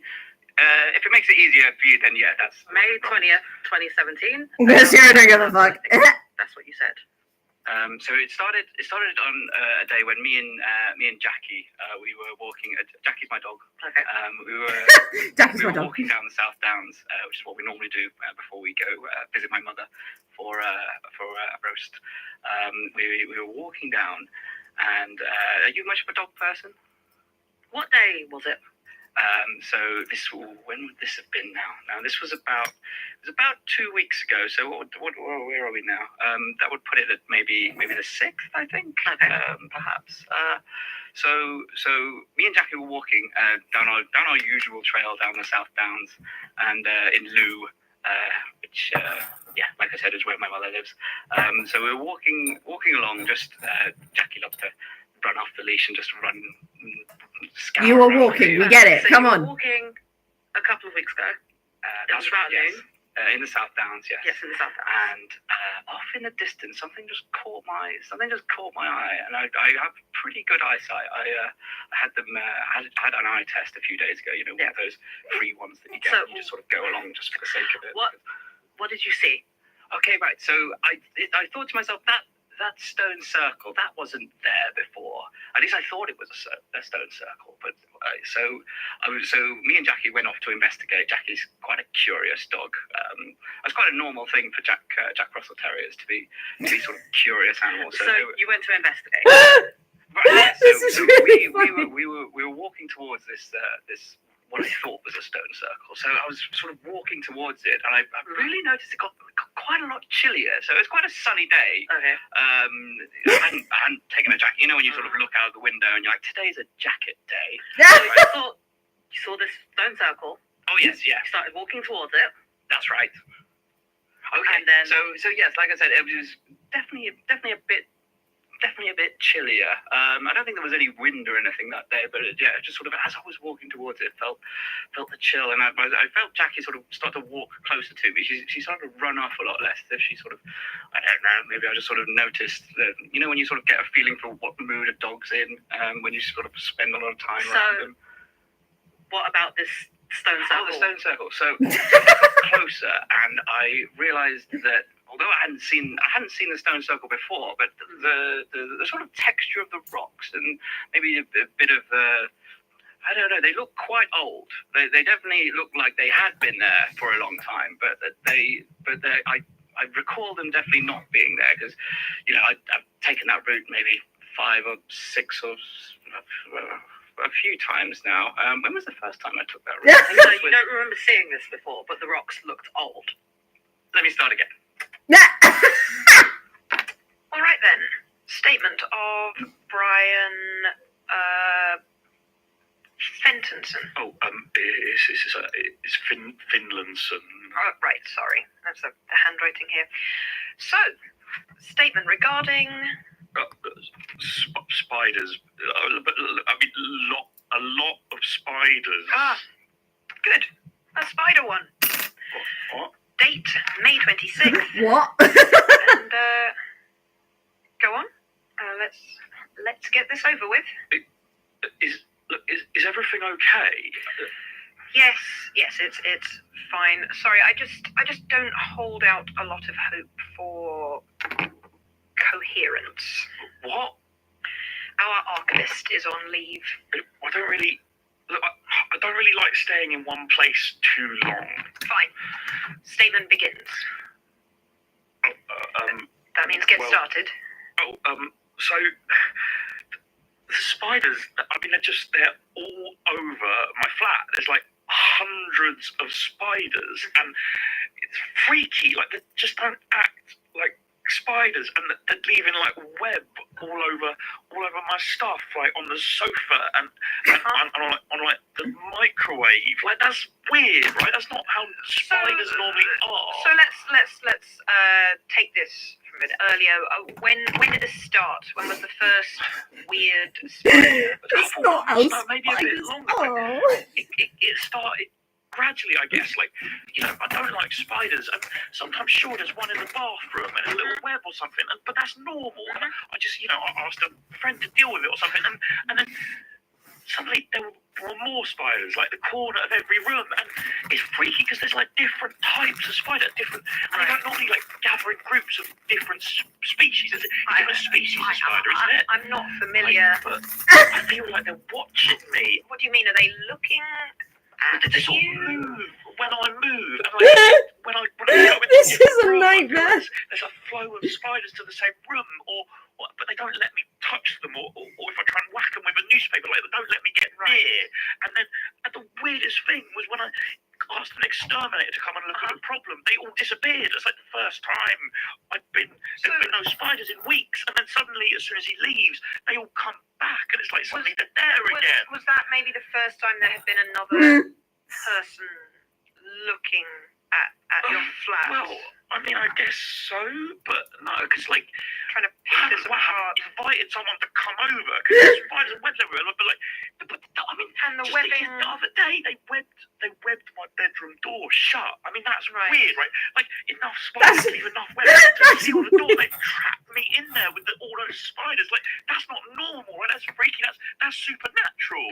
That's what you guys do, isn't it? It does sound Like the unusual. supernatural, right? I mean, we're an investigative.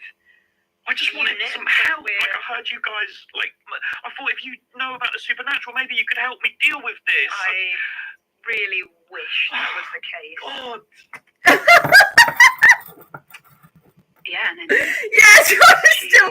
Meanwhile, John is still kidnapped. okay, okay, right. So she reached out, and then. Oh shit, we're back to this What one. happened? She reached. But like, I thought if you. Yeah, and then she reached out to me. Oh, okay, right. So she reached out, and then what happened? She reached out. She said, "What'd you do?" Well, not a lot. Right. And then she just disappeared like normal. I mean, she burned me a bit. Oh wow. Okay. Are you okay? Did you? Was there a lot of damage? No. Just a few hairs. My right arm. I mean, they've grown back. Like a few hairs, and then she disappeared, and you. I went back to sleep. Right. And well, then what happened? So you've been burned by This is a mysterious nightmare. ghost. So what did you do? Oh, I mean, I moved out. And nothing since then. Well, no, I've moved.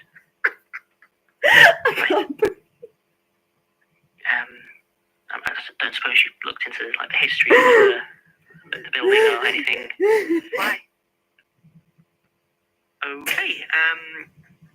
Statement ends, I guess. Okay. Yeah. Great. Thank you so much for coming. Really appreciate it.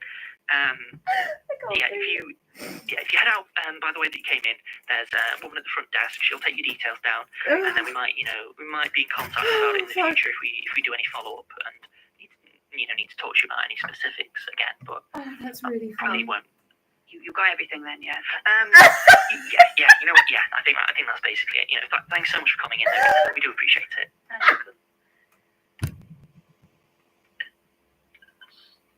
Sorry, so is this something else that No, I just thought maybe you would.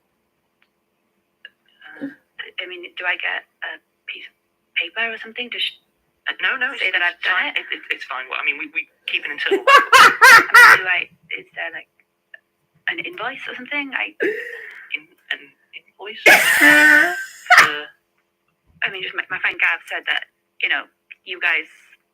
You need stories and you need people to come forward. Yeah.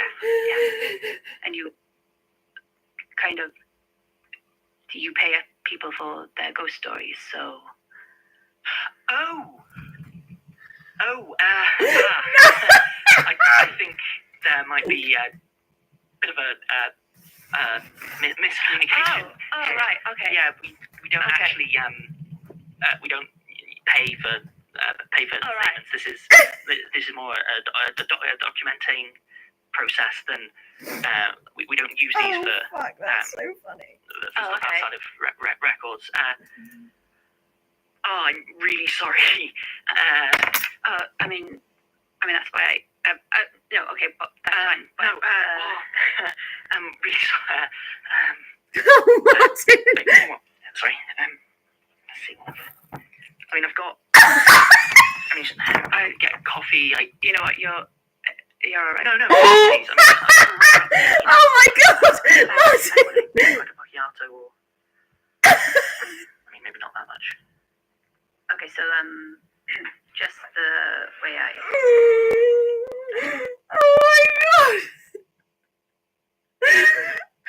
Martin, I would die for you. The way I came in. Yeah, please. Oh fuck, I can't breathe. That was so funny.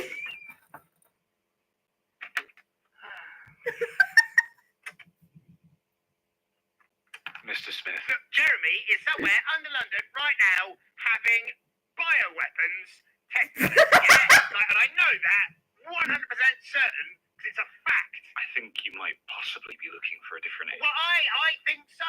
I came here because I have uncovered like a massive government conspiracy, yeah? And what are you doing? You're just frowning at me skeptically. It's possible you should take that to someone else, Well, Mr. Smith. You're probably I should do that because that fat lot you are. This is rubbish. Statement ends. Yeah, people have always said to me that Jack Russells can be difficult dogs, but I've always found that as long as you sort of treat them right and you give them lots of treats, and it's really So you quite. were in the spiral, and you heard an old man crying. I was meandering around, and when you hear someone crying, but you you can definitely sort of say there's an age in that voice. Like it sounded like have you heard Jesus any old Christ. men following? Yes, that's right. So you know how sort of at places like Hampton Court where they've got those little hedges, and rather than sort of bounding straight into the middle of them where you can just sort of walk over all the hedges, you have to sort of follow it through.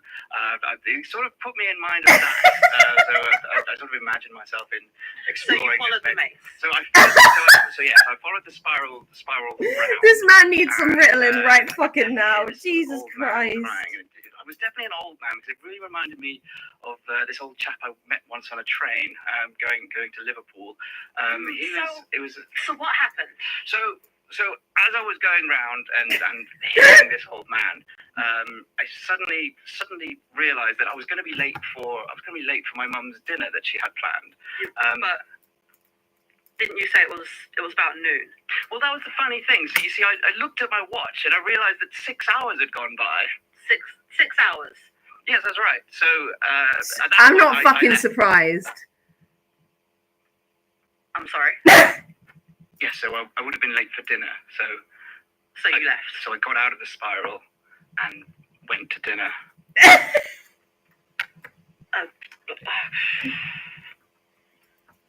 The statement ends, I suppose. Is that all you need from me? Yep. You sure? Yep. You don't need anything. Absolutely. Do you want any more details? Thank you, Mr. Lennox. Okay.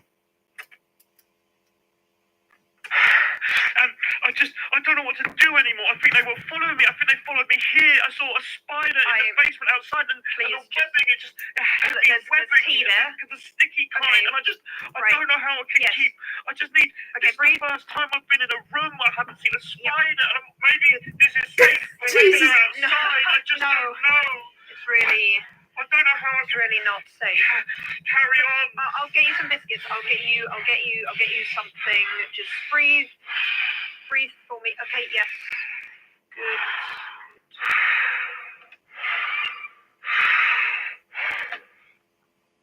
Sorry, I know I shouldn't. I guess that's everything. I just don't. Oh. Hello? Sorry, did I don't know. Should I just go? Hello? Excuse me. Do you work here?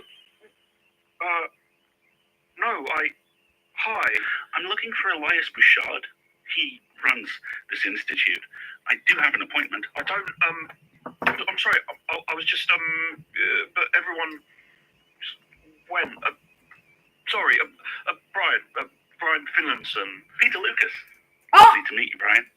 Now, am I to understand you don't work here? No, I was just, making a statement or whatever. That's probably for the best.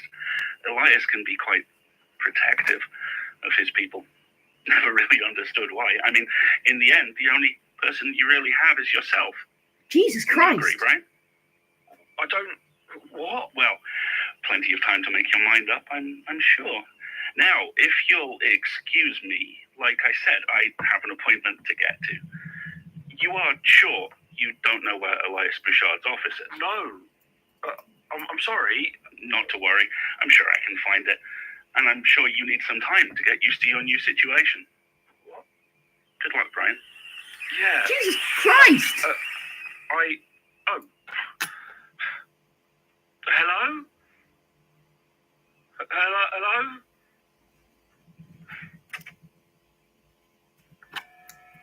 Jesus Christ. The Magnus Archives is a Fucking hell, man. That was...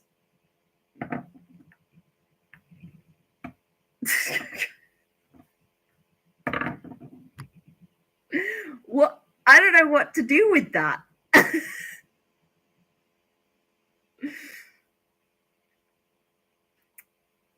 There's a bunch of things like point ones, like point 1, point 2, point 3. Do I watch those? Should I listen to those now? I don't know what those are.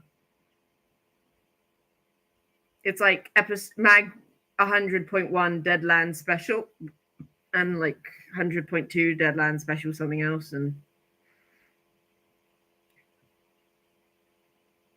Ah, I see. Well, fucking hell. I see. Okay. I'll listen. Yeah, I'll listen to those a different time. That was a hell of an episode. Fuck, man. That was really funny. Why? What? I can't believe Peter Lucas just popped out of fucking nowhere. Who are you, Peter? Okay, hang on. I know the Lucases. Fuck. They're like the alone people, aren't they? Yes, the fog that eats people with the graves and shit. Yes, that's the one. I'll know enough about that motherfucker. Okay. I'll take your fucking word for it. 101, another twist.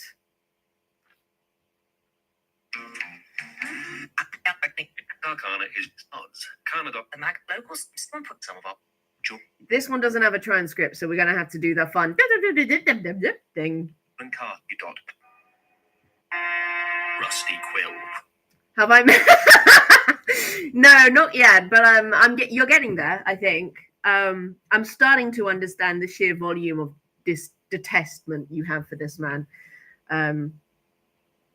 But feel free to continue with your hate train. You know, I'm here for it.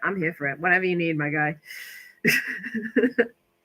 The Magnus Archives. Oh, big stretch.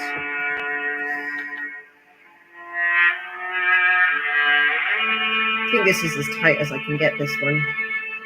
Episode 101. Another twist. I fucking hope not. This one is, well, it is. Oh, God, don't say that, Marie. Please. Oh, good God. You can't just say that.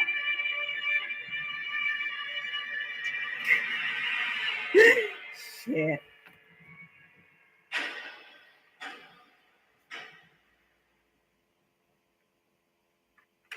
Oh, it does work. What have you been recording? Anything spooky? What? Is it your Elias who listens? Hello! He's mine now, and you can't have him back.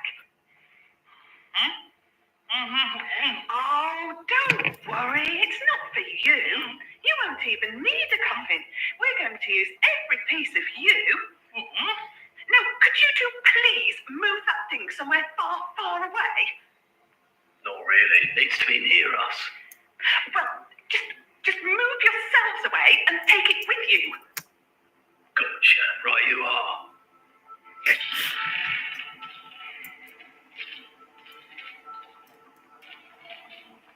This is horrible. Right. Where were we? Oh, of course.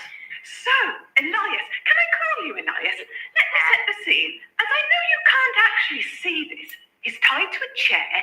Sarah wanted to use nails, but I talked her out of it because I'm a good friend. You're welcome. And he is absolutely surrounded with waxworks. Not good waxworks, though. Weird ones. Wax faces where you feel like you Muffled feelings. it's meant to be, but then it's That's muffled feelings. instead. Oh, it's downright uncanny. Excuse me, I'm talking to your boss, and I would thank you not to interrupt. You know, I must say, Elias, can I call you Elias? You've not raised this one very well. He is rude. Muffled angry feelings. Stop asking questions. Ooh, but now I can ask the questions. How are you feeling? Oh, wonderful. Now, about the whole skin thing. You see, originally I was just planning to have you followed in case you found that ancient relic one. I mean, my goodness, it is very powerful. And if you didn't come through, well, you're quite powerful yourself. And more than that, you are symbolically appropriate. So I thought you'd make a lovely frock. Exactly. And, well, I was going to wait, but, you know, have you ever had one of those backup plans that, when you think about them, they're just more fun? So Hey, you I and thought, Nicola is just a out with beauty. the old, in with the new. Oh, no. I'm afraid he can't see you. Can you, Elias? Can I call you Elias? What's the point of having a secret place of power if you can't? Oh shit, sorry. What's the point of having a secret place of power if you can't hide it from a big, stupid eye? Anyway, you sit tight. Lots to do. Oh, also, do you have a preferred brand of lotion? Because you have not been taking care of your skin, and we really do need it in better shape before we peel you. Yeah. All right, I'll just ask them to pick up a selection.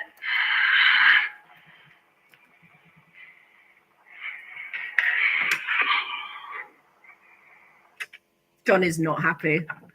Lotion that man. He's got the driest skin known to God.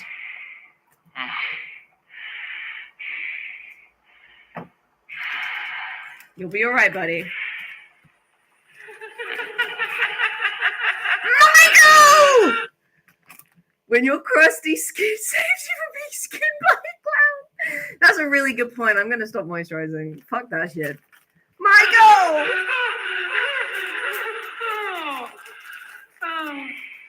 Oh, Archivist, what have you done now?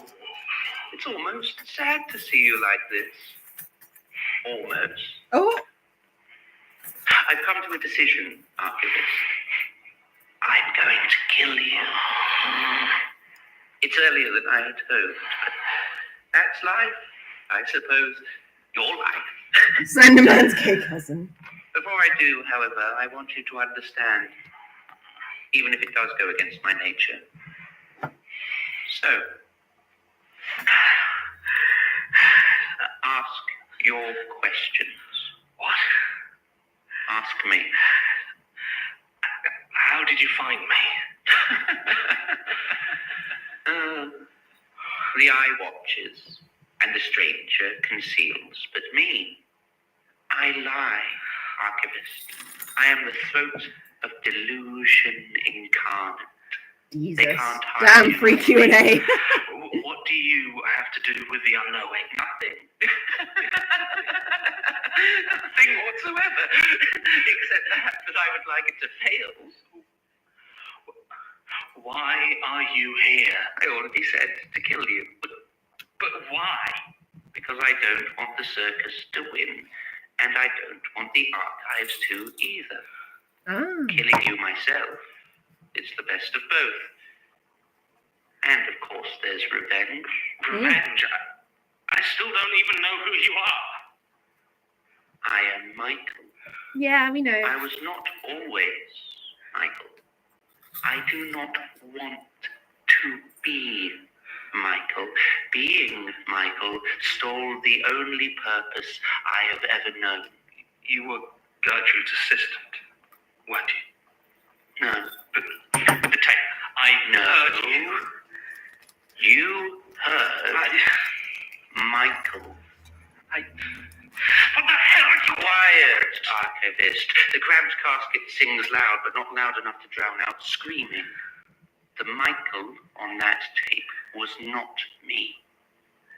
When that person was Michael, I was something else. And now I am Michael, and that person is gone. So what, you became him no more than he became me.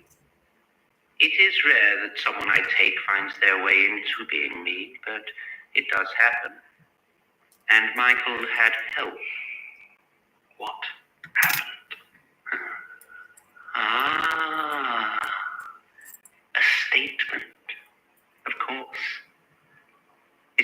order running. Yes?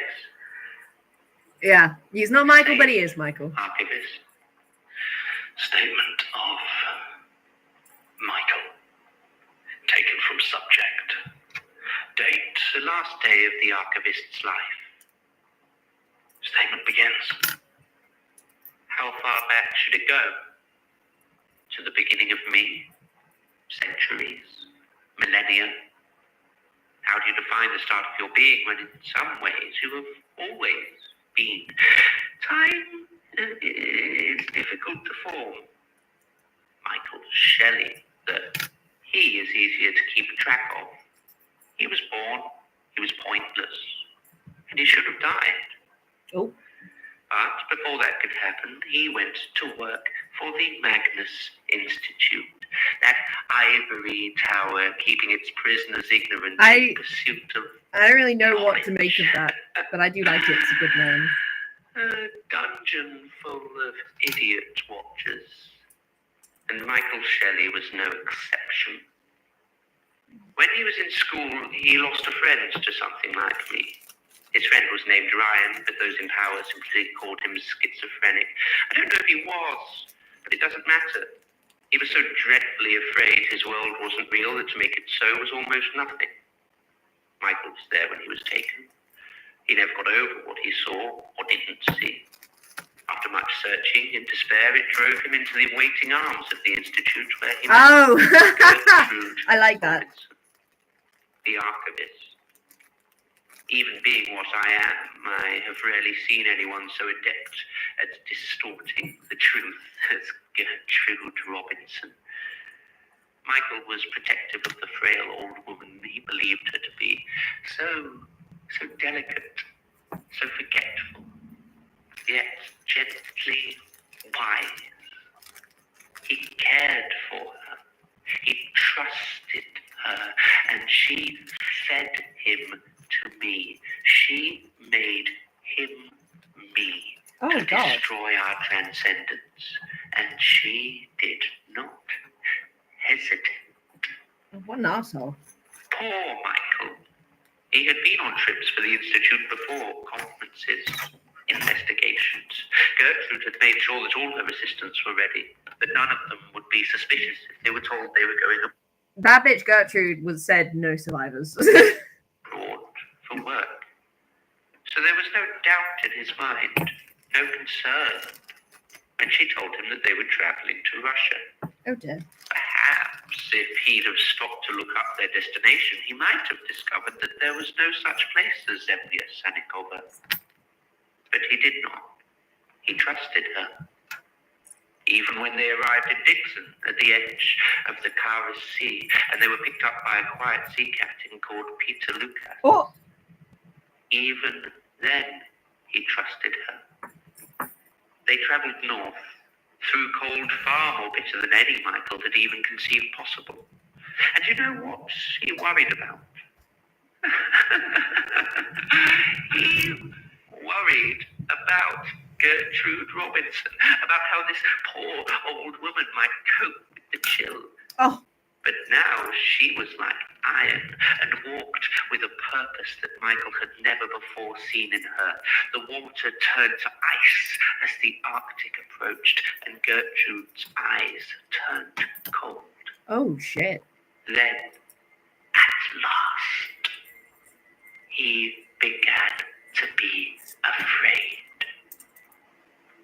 He asked her where they were going, and was told again, Zemlya Sanikova, Sanikovland. There was a great evil, she said, and Michael was going to help her fight it. Am I evil, archivist? Is a thing evil when it simply obeys its own nature? When it embodies its nature? When that nature is created by those which revile it? I wouldn't say so. Gertrude believed so. Michael certainly did. He believed everything she told him. And it was me they sought to stop. Me and the others of It Is Not What It Is. Our great twisting. The worker of clay had laboured for decades on that contorted, impossible edifice of doors and stairs, falsehoods and smiles. 1,000 staring morsels stood, and not one of them believed themselves sane to look upon it. And in the centre, the door that would open to all the places that were never there, was me. I use the word apotheosis not because it is correct, but because I can only show you its truth when we are within the passages themselves. And this is what Michael and Gertrude found when they set foot on Sanikoff land, which does not exist, and never has. It was warm, and feeling its reassurance beneath his feet was the last time poor, doomed Michael knew comfort. Oh, Michael. They walked through the green jungle of that forever elusive polar island, and up the gentle mountains that can never have a name, and at the top they found us through our spiraling laughter.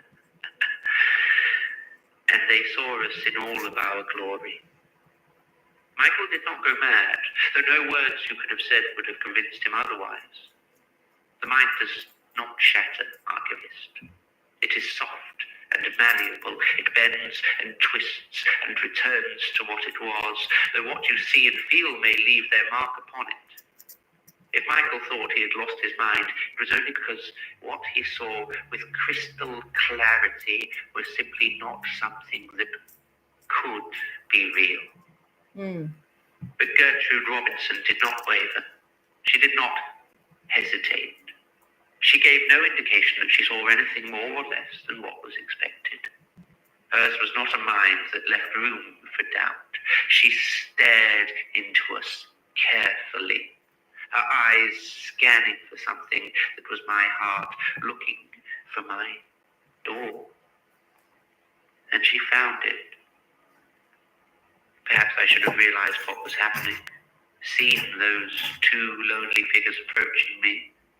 But I cannot tell you the existential joys of truly becoming, of an entireness finally crossing the threshold into yourself.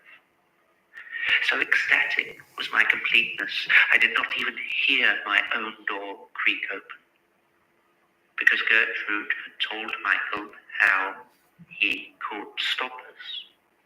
She told him to walk through the door, and even then, with so much of his mind shut down in panic and terror, he trusted her. And he went inside, closing the door behind him. But Gertrude Robinson had given poor, disposable Michael one more thing before sending him to me. She had given him a map. I couldn't say how she would have gotten such a thing, or if she somehow made it. And yet it was a map. A map to me.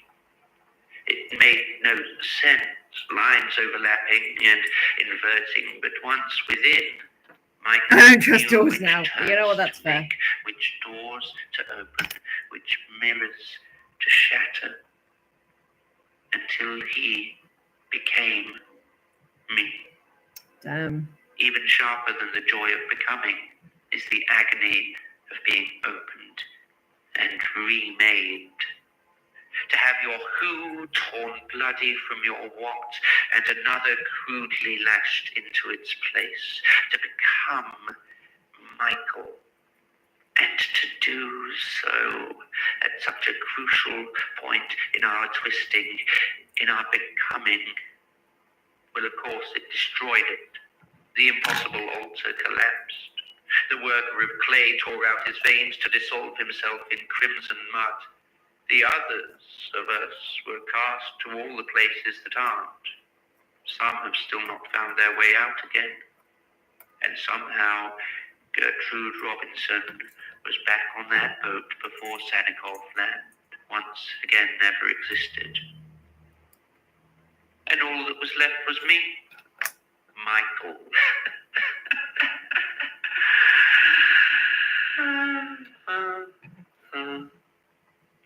very existence tied to my pointlessness, wearing my failure as the very fabric of my being, reduced once again to feeding on Probably. the unsuspecting and confused.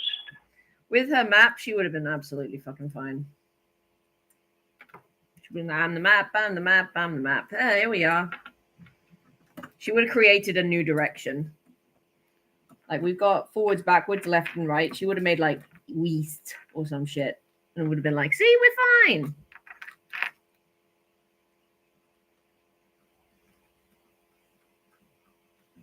Been like, can you say... Estoy trato con que ya de España, increíble. It would have been like the spiral. That's not how you say that. What I'm saying is the name of a Frida Kahlo painting that I learned the name of for an EPQ, but it's the only Spanish I know. Estoy trato con que ya de España, increíble.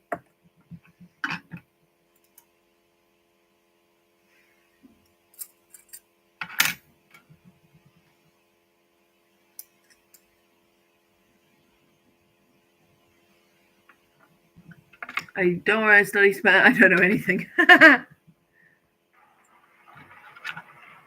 is who I am. But you never tried to take revenge on Gertrude. She knew how to protect herself. She knew what she was creating. And killing her was not as important. She wasn't as good an archivist as you are. So why not kill me before? I had hoped that you would stop the unknowing first, destroy the workings of I do not know you. But instead, you are here and may bring it about faster. So better your death happens now. Is there anything I can do to stop you from killing me? It's a very valid question, If you honestly. scream loud enough, the circus may take notice of me, but I promise you will die far more pleasantly with me than with them. Oh. Oh.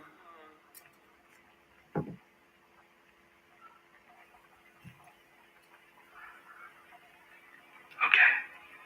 Good. Right this way. Open it. Open it, and all this will be over.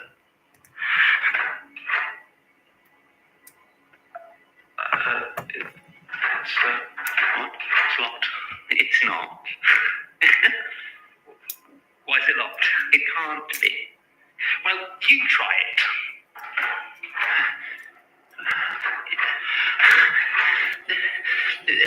That's not.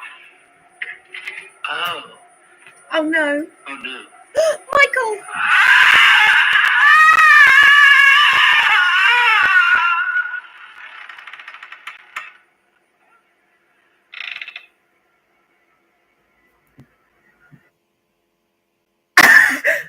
Who would win, an elvish fear of insanity being or a locked door? Oh shit. Michael, no! Do you want to come in? Oh, Helen? Helen! Helen Richardson, but Michael... Michael isn't me. Not now. What happened? He got distracted. Let feelings that shouldn't have been his overwhelm me. Lost my way. And now you're Helen. I don't know. I never know, not really. Do I need a name? No, I suppose not. Helen is better than Michael. But she's gone. Yes. As is Michael. There's only me. Okay. Do you still want to live here? Are you still going to kill me? No. That was Michael's desire, not mine. Helen! What do you want? I don't know. Helen liked you, so there's a lot to consider. But I will help you leave. Where Yay! is this? You're the distortion, the liar. How do I know this isn't a trick? And if it was, what would you do about it? It's got a good point. Right. How long have I been here? There's no... It was hard to keep... Time is hard, archivist. It's difficult to follow without a proper mind, especially here. A while. Right. Door is open if you're ready. No, not really, but...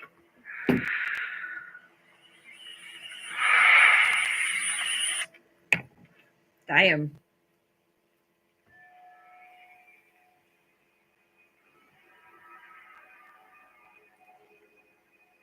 The Magnus Archives is a podcast distributed by Rusty Quill and licensed under a Creative Commons. Jesus fucking Christ. Another twist indeed. No, Michael's gone. I quite liked Michael. I thought he was really fun. But I'm glad we got Helen. Yay, Helen. Helen seems a little less murdery. Right, 102, Nesting Instinct. Episode 102. Nesting Instinct.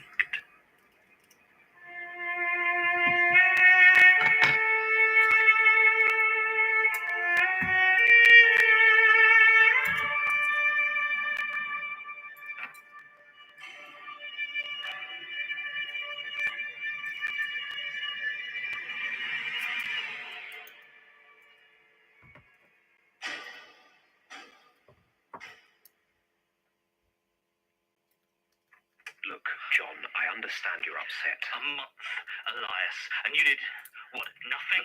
I was doing everything in my power to locate you. Everyone was working on finding the ritual site. You didn't tell them I'd been kidnapped, though, did you? It wouldn't have helped matters. Martin's research, at least, would have been sloppier. And imagine what might have happened. Martin's research, love that. Sarcasm isn't going to help, John. The only thing here that... I like that he was like, Martin's would have been sloppier. Why?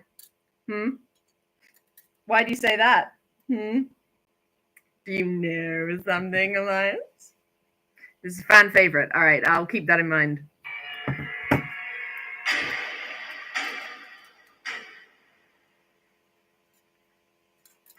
Look, John, I understand you're upset. A month, Elias. And you did, what, nothing? I was doing everything in my power to locate you.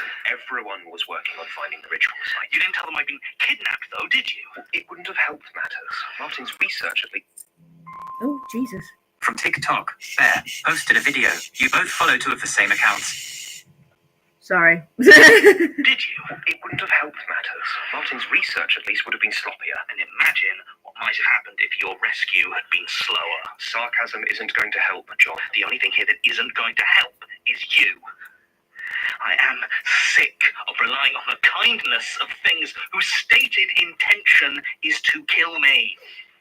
I am sorry, John, that my powers have not yet reached the level of omniscience, and I am sorry that I have to spend so much time trying to help you develop your own faculties rather than explaining everything to you like a child. Oh. But you have a job to do, and I cannot fight your battles for you. As far as I can tell, the only battles I've been fighting have been yours and Gertrude. I should have thought preventing the horrific transformation of our world is not solely my concern.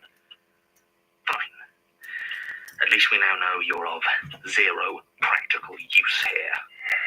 So aside from sending me other people's statements, what can you actually do to help? I have been trying to give you the information you need. So when you're not bashing its head in with a pipe. Leitner was...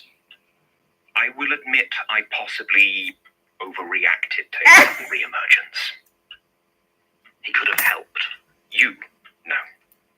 To you, he offered nothing but the crutch of simple answers. If I hadn't stepped in, he could have significantly stunted your development, left you defenseless. Yeah, I can't imagine what it must feel like to be defenseless. I do regret. Gertrude's notes on the unknowing are lacking. I only shared the statements for a reason. You didn't even know why you were sending them to me, did you? Just, what, a box of random files she labeled? You were hoping I could figure out the reason Gertrude chose them. There is a possibility some of them were misfiled. So what do we actually know? John, don't you dare John me. Oh, the boys are fighting! That crutch. Gertrude believed that the unknowing was going to take the form of a dance. It required a great deal of intact human skin to clothe what she referred to as the corpse de ballet, though I suspect that's just her sense of humour.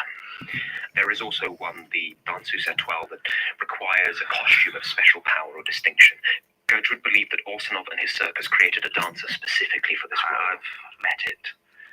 Calls itself Nicola. There's also something else in the notes she calls the choir, but no real detail on that. As far as where it will happen, It was an oopsie daisy. Museum. Elias knows everything, including the romantic feelings. For some reason. Where, but that still narrows it down significantly. I'll have the others start digging. How do I stop it? Gertrude seemed to think that once the dance begins, it's tied to its location. Sufficiently disrupting that might be enough to derail the ritual. She mentioned she had acquired something for this purpose, but she gave no detail as to exactly what that might be. And you can't just see where she put it. She got very good at hiding things from me. How embarrassing for you. Anyone else who might know what it is or where? How embarrassing! Sorry? Gerard Key? Yes? How did you... Who told you he was working with Gertrude? No one. I read it in one of the statements. I don't think you did. But you just knew it. Well, no, that's not No, John, this is good. It's a promising... No, it's just deduction. Is this the first time it's happened? Look, I don't... Look... Elias being excited by his progress as a fear entity. Jesus Christ. It's the strangest father-son relationship I've ever seen. He's like, no, this is good. This is good. How much else have you just known? Son, we can bond now. Yay. And John's like, please stop. I want to go home.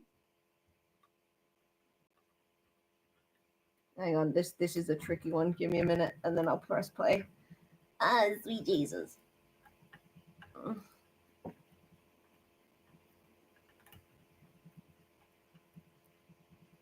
All right, I got it. This is fucked up, man. He's dead, isn't he? Yes, but I believe he and Gertrude travelled together shortly before he passed away. Perhaps if we could retrace their steps, we might find something. And by we, you of course mean... I'll see if I can hunt down a few relevant statements. What? Melanie is on her way up here with a knife. Could you talk to her for me? Sorry, what? She's hoping that even if I see it coming, she'll still be able to overpower me. She's wrong, of course, but I'd be keen to avoid that sort of struggle. She's trying to kill you? Yes, again. Even more than the others, she has a visceral hatred of being trapped, regardless of how much freedom I afford her. I don't... Come in, Melanie. Elias, I just brought... what are you doing here? Put the knife down, Melanie. Melanie. Get out of my way. I don't believe this You isn't haven't the way. been here. You don't know. I was kidnapped. Oh, sorry. I mean, yeah, but Elias... Seriously, you too. Has he got everyone fooled? If he dies, we die. It's not even a good lie. Why would it not be true? If he's managed to bind us, why wouldn't he be able to do that? John, look at me. There is only one way out of this, and it is through Look, him. I get that you hate being here, Melanie, but do you really want to trade it for prison? No. But the way I see it, the police seem really Get him, Mel. not to investigate crimes committed here. That's actually fair. That's actually fair. Please. It's not just being stuck here, John. It's not just me. He's manipulating you. He's manipulating all of us. Can you seriously not see that? He's pulling all the strings, and I don't think there's any other way to stop it. So get out I'm of my sorry, way. Melanie, but we need him. We will find a way to deal with him, but not today, and not like this. I am still here, you know. And if you weren't, I assume you would be watching this conversation. So, Melanie, we can't do this. Not yet.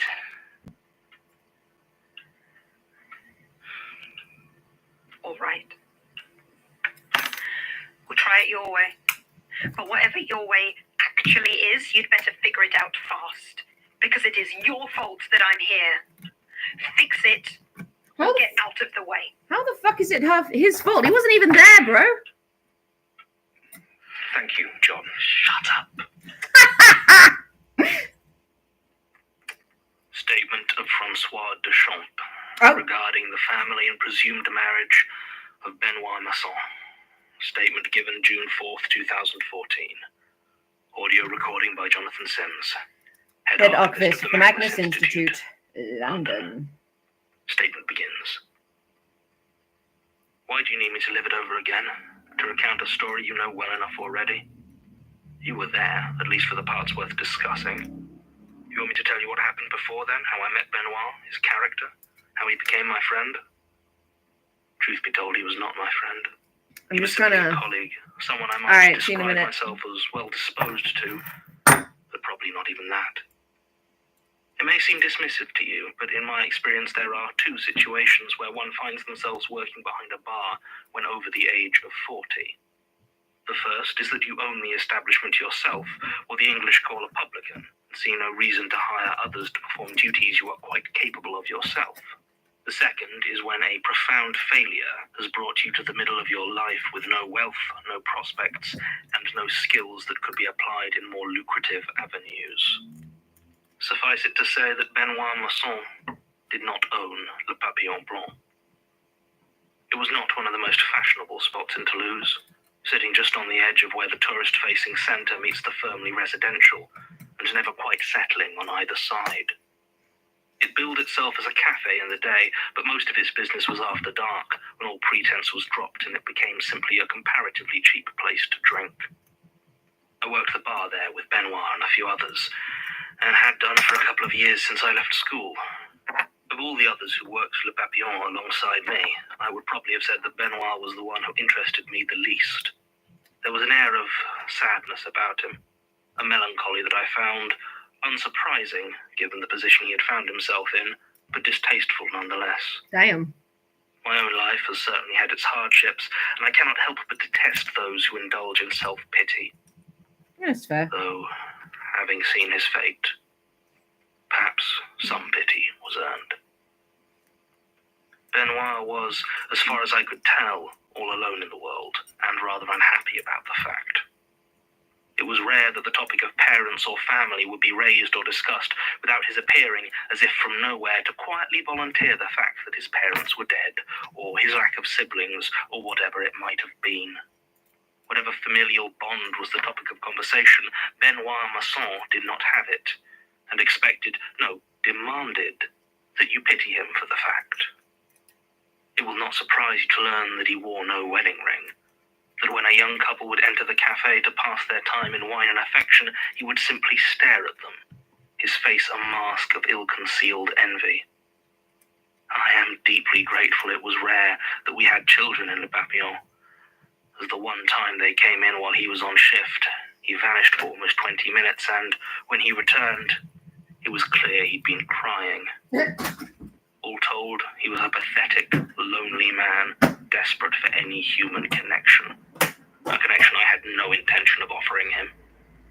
Quite frankly, I believe I have spoken more words about Benoit Masson in the last 5 minutes than I did in all the many months we worked together. I wasn't even the one that noticed the changes in his behavior. That was our manager, Lucille. About 5 weeks ago, she offhandedly asked me if I knew of any alteration in Benoit's personal or home life. He had, so she told me, been significantly more cordial with her over the previous few days. He had been smiling, laughing, generally not acting like himself. I told her I didn't know and hadn't noticed, but the next shift I saw what she meant. It was as though a different man were wearing the skin of Benoit, a man who had always known the deep joys of life. I watched this new person go about their happy life for almost an entire night before I finally decided that I simply had to ask him what had happened. At first he appeared puzzled by my question, but when I told him how much happier he seemed, his smile grew wide. He leaned in close to me and looked around playfully as if pretending to check for eavesdroppers. A woman, he said at last. Francois, I am in love, and she loves me. And then, without warning, he grabbed me with both arms and pulled me into a short embrace which I was simply too stunned to resist. Up close, I could not help but notice the faintest of odors from his skin. There was a damp smell like decaying wood. It wasn't until I had a chance to shower and change my clothes after work that I finally managed to rid myself of it completely. It was not a pleasant smell, certainly, but it was not awful. What bothered me was its presence at all. I knew Benoit to be a clean, almost fastidious man, prone to wearing slightly too much cologne. This was new, and beyond that, there was something to the smell itself.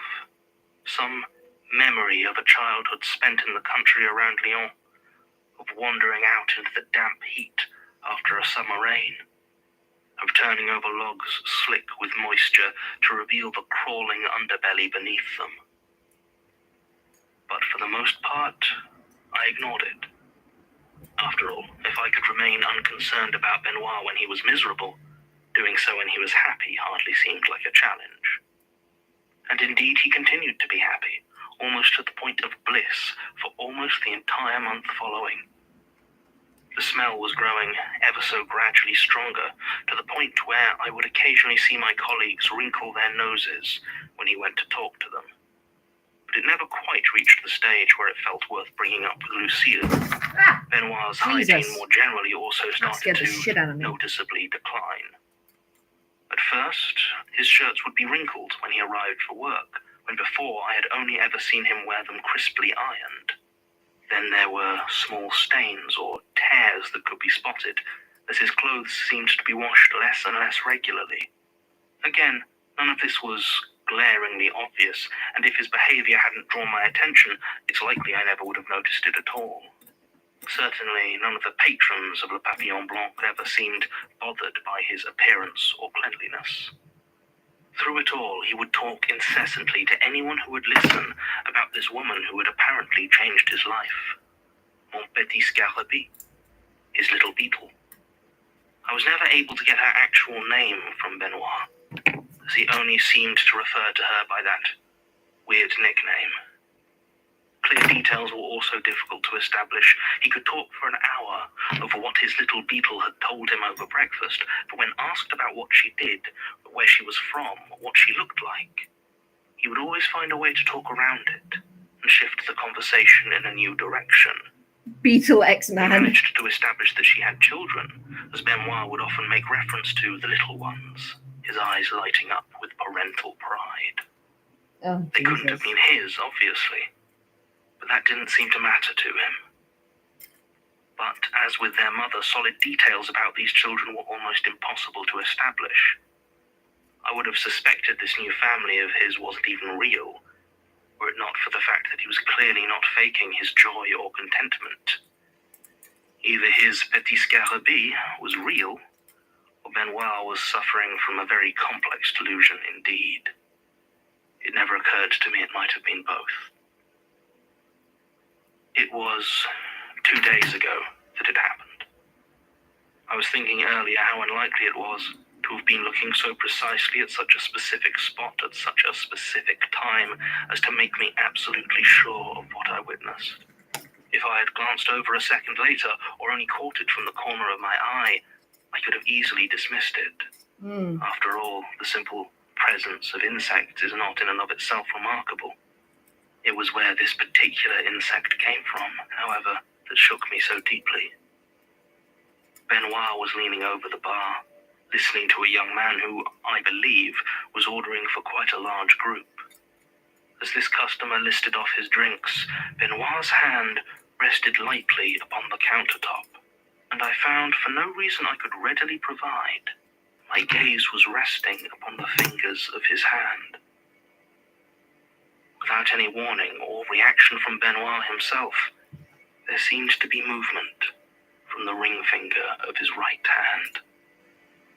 A slight shudder, a shifting of the skin beneath his fingernail, Ew. A small patch of darkness seemed to grow just below it, Ew. expanding until it resolved itself into the shape of an insect.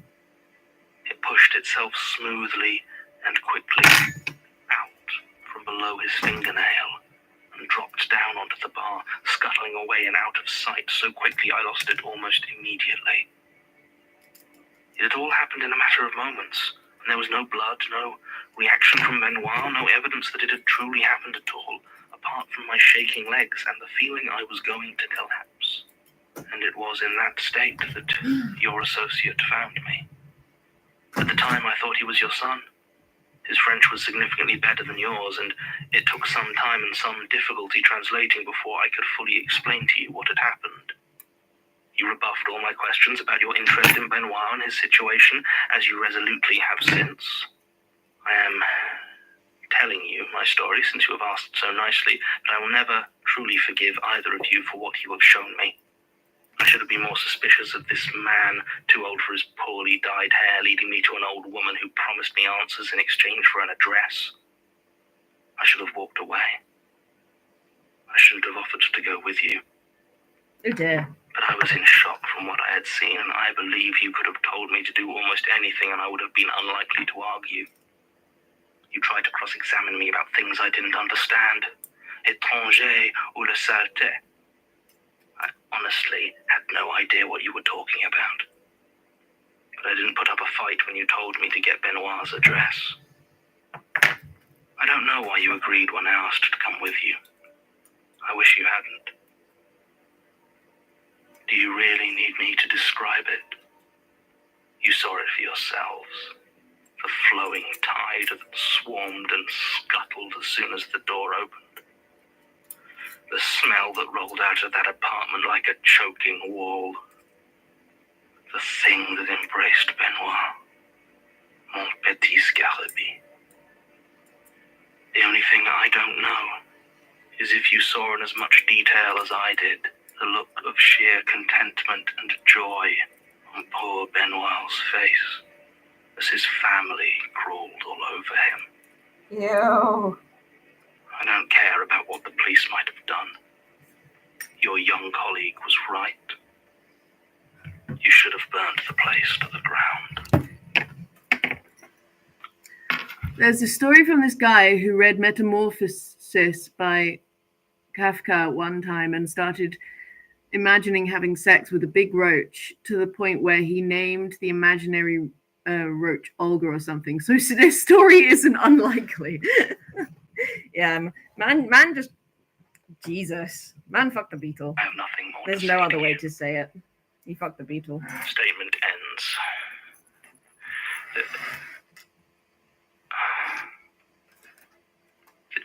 This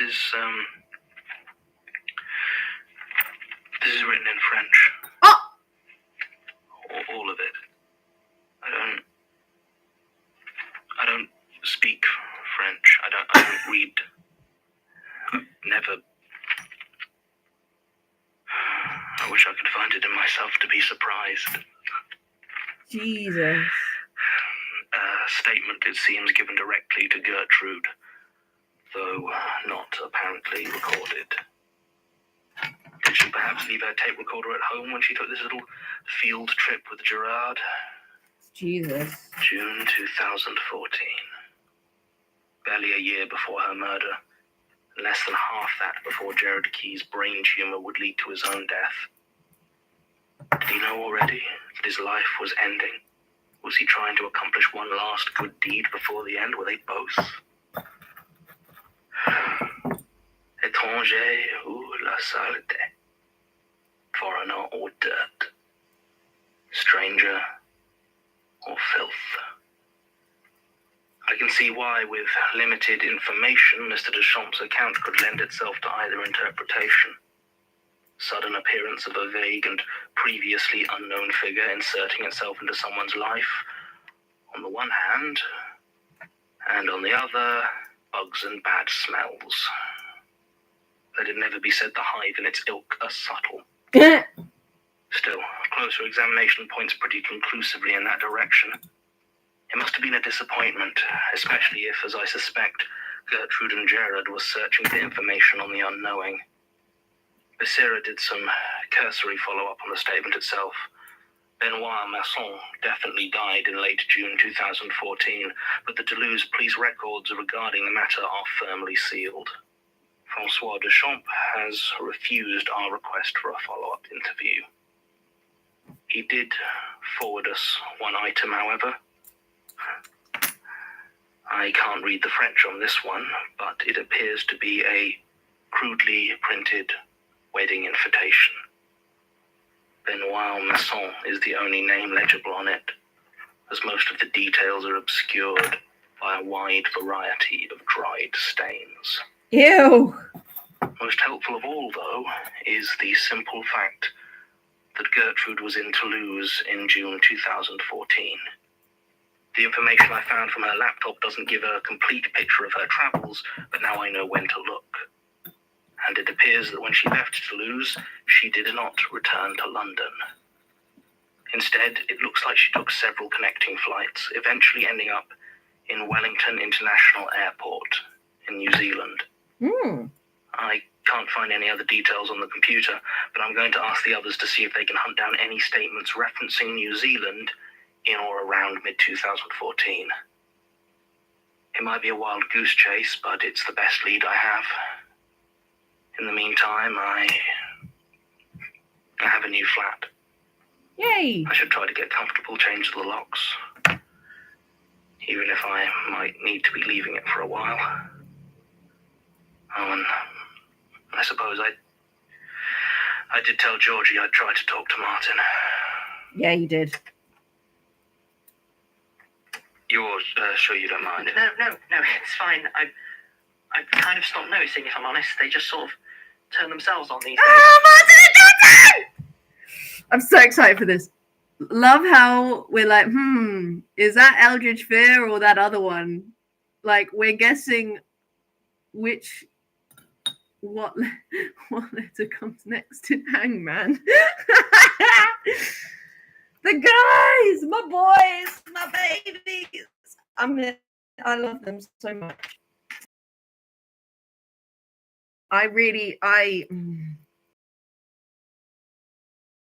But I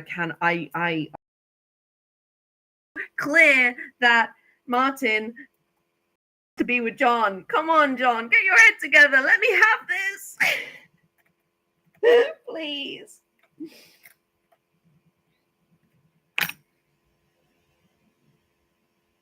But oh, come on, give it to me. Give me good content. No, you're all right. Autocorrect a bit. I'm so sorry, John. Elias didn't even tell any of us that you'd been kidnapped. No one else was telling me. It's all right. Elias didn't tell anyone. There was no way you could have known. I mean, I wasn't exactly here before. No, you weren't. But I am sure that if you could have been, you would have. Are you all right? They didn't hurt you? Oh, no, I'm okay. I mean, my skin's in better condition than ever. Is that a weird thing to say? A bit? It was basically all she talked about. Awesome enough. It was... How's everyone been? Oh, well, we've been fine. I mean, well, not great. Tim's still not doing well.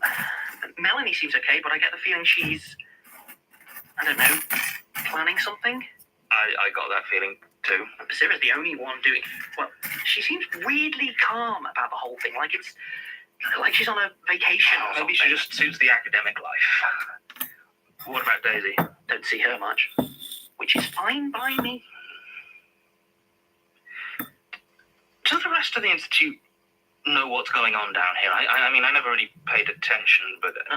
Not really, I think. I mean, Tim's been going on about it to anyone who listens, but I think they just think he's had a bit of a breakdown. Well, I mean, they can quit, you know? Hannah just left out her baby, though. I don't know who that is. Yeah, you do, Hannah. She works in the library, black, kind of stocky. Had that whole thing with the milk in the break room last year. Sorry, I really don't... Well, anyway, I think they all just see the archives as kind of weird and leave us to it. You know? Better us than them? I mean, they're not wrong. So, This is nice. are you coming back? Or... I don't know. Probably not yet. There's a lot of... I think I might be on a bit of a treasure hunt. Oh? Treasure in the sense of the world not ending. I will keep in touch. I'm going to need all of you digging into stuff. Elias mentioned... He said you'd been reading statements. Oh. Aww. Yeah. He thought it might help. Right. I mean, they're not... They haven't... You've been okay. Yeah. Aww. I mean, it wasn't fun. Aww. It's... I'm so happy. I love how it's just the archives. Like, the rest of the Institute's fine, and then there's the archives. Essentially, yeah. John actually caring about Martin has watered my crops. Thank you. But, I mean, if it helps, Okay, then if you're sure, just make sure the others help you, all right? Statements can be... If you're not used to them, it can be a bit weird. Sure.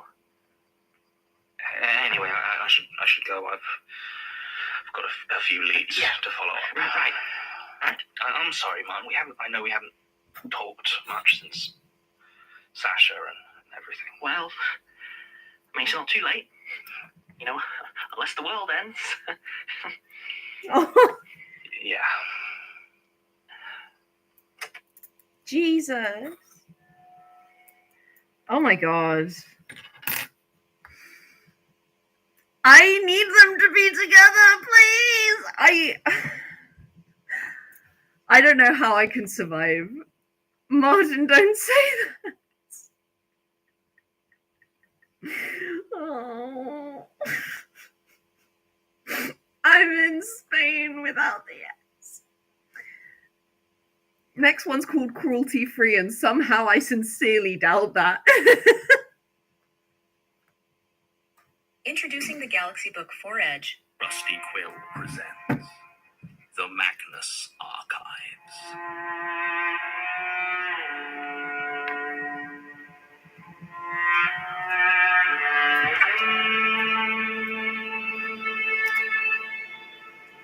Episode 103. Wait, is this the one of what? You can't...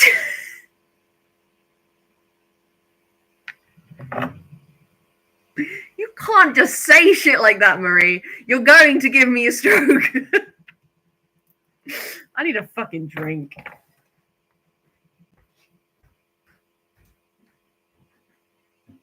You can't just go, wait, is this the one? You're gonna fucking kill me, bro. Don't worry, it's nothing major. It's just silly. Okay. Yeah, I'm gonna go ahead and believe you. To be honest, I don't really find this like scary. I find it unnerving. I'm never like, oh, I can't. I've never lost sleep because of this, which is probably a good thing. This is not sponsored by Diet Coke. You know, I don't understand why things like Diet Coke even do sponsors anymore. Like, what's the fucking point? Everyone knows either you drink Diet Coke or you drink Coke or you don't. You know what I mean? There's not anyone who doesn't know what Coke is.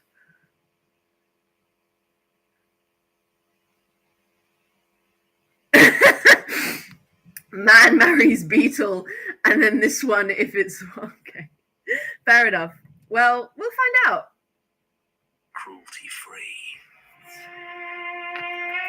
Ah, shit.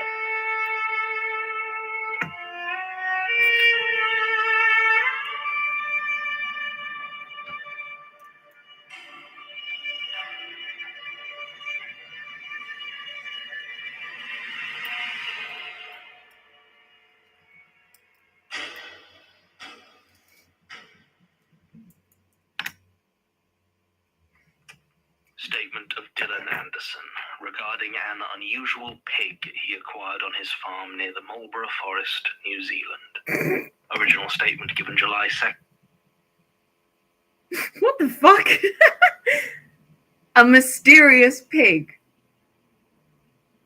Bit. 2014. Audio recording by Jonathan Sims, Head archivist of the Magnus Institute, London. Statement begins. Pigs are tricky. They are very intelligent animals, but I found I can never completely bring myself to trust them. They can be your best friend, then tackle your legs from behind if they're feeling mean. And when a pig hits you, you know you've been hit. It doesn't help matters that I am acutely aware that a pig would be more than happy to be me if the opportunity came up. They're true omnivores, and they wouldn't necessarily even do me the courtesy of waiting until I was dead. I've heard more than one grisly story of a farmer passing out drunk in a pig pen. They In the absolutely morning, there's do. only bones. Had my cousin Melinda visiting a few years back with her son, and I told her to make sure and keep the baby away from the pigs. I still remember the dawning look of horror on her face when I told her why. Like she couldn't believe that a pig would just eat a baby. Yeah. But most pigs would. Most pigs will eat just about anything that doesn't stop them. I feel I may be doing pigs a disservice here, to be honest. When I say a pig can be your best friend, I'm not exaggerating. They can be tremendously affectionate creatures, and I've known more than one pig that I've put in the running against any of my human friends. But it's hard to get past the idea that if my human friends would draw a cock and balls on my face when I'm sleeping off the drink, my pig friends might just eat me. Jesus. They probably wouldn't, because we're friends. But they might. It's not even like I run a proper pig farm. I just keep a few at a time, since they're quite handy to have about. A couple of pigs are a great way to dispose of waste, and their manure is great for composting. And I can't deny when it's their time, they are quite tasty. Yeah. I do sell the meat, though I take a lot of pains to make sure people know it was raised cruelty-free. I take care of them. The point is, I certainly have never had so many pigs that I would lose track. And I know I never bought or birthed the monster pig. The monster pig. When I first called it that, it was just because it was huge. I never got a chance to properly weigh it, but it must have come in at around 300 or 400 kilos. Jesus! I don't know if you know about pigs, but that's big. Bigger than big. It's a monster pig. I didn't find out about the rest until, well, I didn't know. I don't know where it came from. Jesus I didn't Christ. buy it. I didn't take delivery of it. And IRL Johnny loves monster pig. It's a bit hard to tell as this was back in March, so the Merlot harvest season was well underway. As you've seen, while I do have a few pigs, this is a vineyard. We supply grapes to all of the bigger winemakers around here, and I'd been toying with the idea of starting my own label, but haven't really done anything with it yet. When you're writing this up, make sure it's clear that we're near the Marlborough Forest. That's not the same thing as the Marlborough region, which is famous for wine. That's on the South Island. I just don't want there to be any confusion. Fair enough. Thank you, Where was buddy. I? Yeah, it was the height of the Merlot harvest, so most of us, myself included, were out in the vineyard for pretty much the whole day. I hadn't checked on the pigs in a while, but the next time I headed into the sty, there it was, sat in the corner, just encompassing the corner, its bulk filling the place out as the other smaller pigs tried to find somewhere to be that wasn't next to it. It just sat there and stared at me. I didn't like staring back at it. It made me feel strange, like it was sorting me into cuts of meat. There was more in those eyes than I'd ever seen in another pig, hidden among the rolls of pink flesh. Ew. They had malice in them. The pig wanted to hurt me. I'm sure of that. I didn't know what to do. I asked around to see if anyone knew where it had come from, but no one had any idea. They were just as baffled as I was. Though they could see it, which was, a relief. That is true. Not, since it being real meant it had to be fed.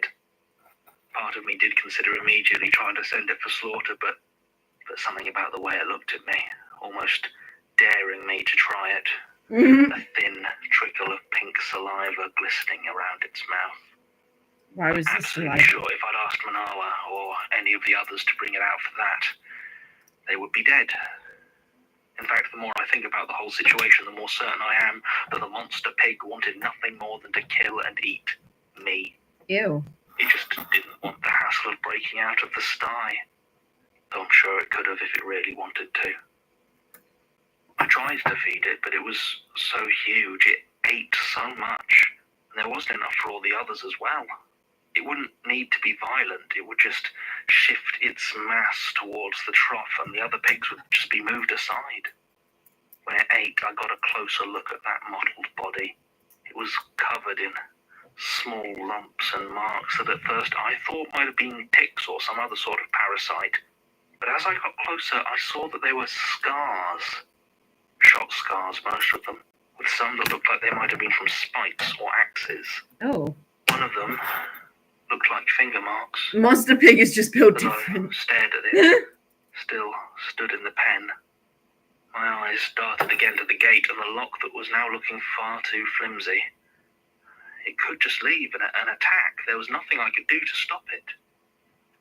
I just watched it eat all the food. Not enough food, apparently, since after a few days of this, it decided to supplement its diet with poor Toby. I'd looked after Toby since he was born. He ate Toby! He was my friend. No! Toby! Toby! You are a good pig, Toby.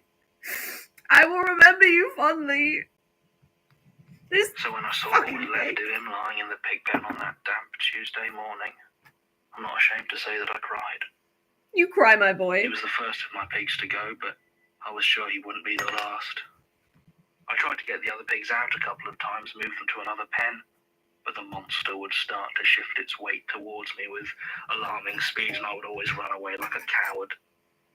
The only time I seemed to be safe was when I was bringing food. This went on for months. My brother Kurt came for a visit at one point. He said he planned to stay a couple of weeks, but the very first night I was woken up by the sound of movement outside of the farmhouse. Oh no. I grabbed a torch, popped on my boots and headed outside. I didn't even consider not checking the pigsty first. Sure enough, as I got close, I heard something, though it wasn't entirely clear what it was. Oh my god, he It ate. wasn't the sound of a colossal pig eating my brother, though, so that was encouraging. Oh, thank God. It was him, though, stood there, staring into the darkness. He was muttering something to himself. I think the words were long pig, short pig, wide pig, narrow pig. Over and over, long pig, short pig, wide pig, narrow pig. That's not He disconcerting didn't seem to at be all. entirely conscious, so I was reluctant to wake him. I didn't think it was a nice situation to become aware of all of a sudden. That said, when he reached over and started fumbling with the latch, I quickly changed my mind and shook him awake. His eyes snapped open properly and immediately focused on something behind me in the sty. I didn't need to look around. Tag yourself, I'm He was short looking at. pig. I'm long pig. I'm definitely long Pale, pig. I've got legs for days. Stricken face told me plain enough what it was. To his credit, he managed to stay another 3 days before he had to return to London on a business emergency. For context, I'm pretty sure he works as a traffic warden. And still the pig just sat there, waiting. I believe it was the circus that got your attention, though, wasn't it? That's what you were asking about when you turned up. So, the Carley Brothers Circus mostly tours around Australia, but every couple of years they do a New Zealand tour as well. They do a few other spots around the Pacific, but the important point for this story is that this is one of the years they're doing New Zealand. Now, generally they need anywhere between a couple of weeks and a month of moving things over, setting up and getting all the right permissions and arrangements in place before the tour begins in earnest. I went to school with the brother of the guy who runs it, so the last couple of years they've done this, I rented out one of my larger unused fields to them for their staging area. It's pretty easy money and they don't need to use my facilities and tend to be almost entirely self-contained. The first year they did it, there was a lot of trash left behind we had to clean up, but apparently someone bashed the right heads together about it since last year there was barely a cigarette stub left. So the arrangements were all made and the Carley Brothers Circus moves on to one of my fields for a month. I get drunk with the ringmaster and a couple of acrobats. So far, so normal. Sounds fun. I almost forgot about the monster that lived in my pig pen. Almost. A few weeks passed without anything happening. Then one of the clowns disappeared. A man named Angus Dale. He's been a member of the circus for almost 10 years now. No drink or drug problems, no issues with his personal life. Nowhere particular else to go. Exactly no reason to up and vanish from his job without telling anyone where he's going. They started a search of the Marlborough Forest. They informed local police. They started discussing the best ways to publicise the disappearance. I'm sure you can guess where this is going. Through it all, there was this dark little suspicion growing in my mind. I never saw any evidence for it, not really. Nothing that would stand up in court. But even so, the suspicion grew into a theory which grew into a certainty. That pig, that monster, still squatted in my sty. The lock hadn't been damaged or Damn the left pig. open, so it was hard to see how it could have gotten out to attack a clown, or even how Angus might have gotten in. But I know he did.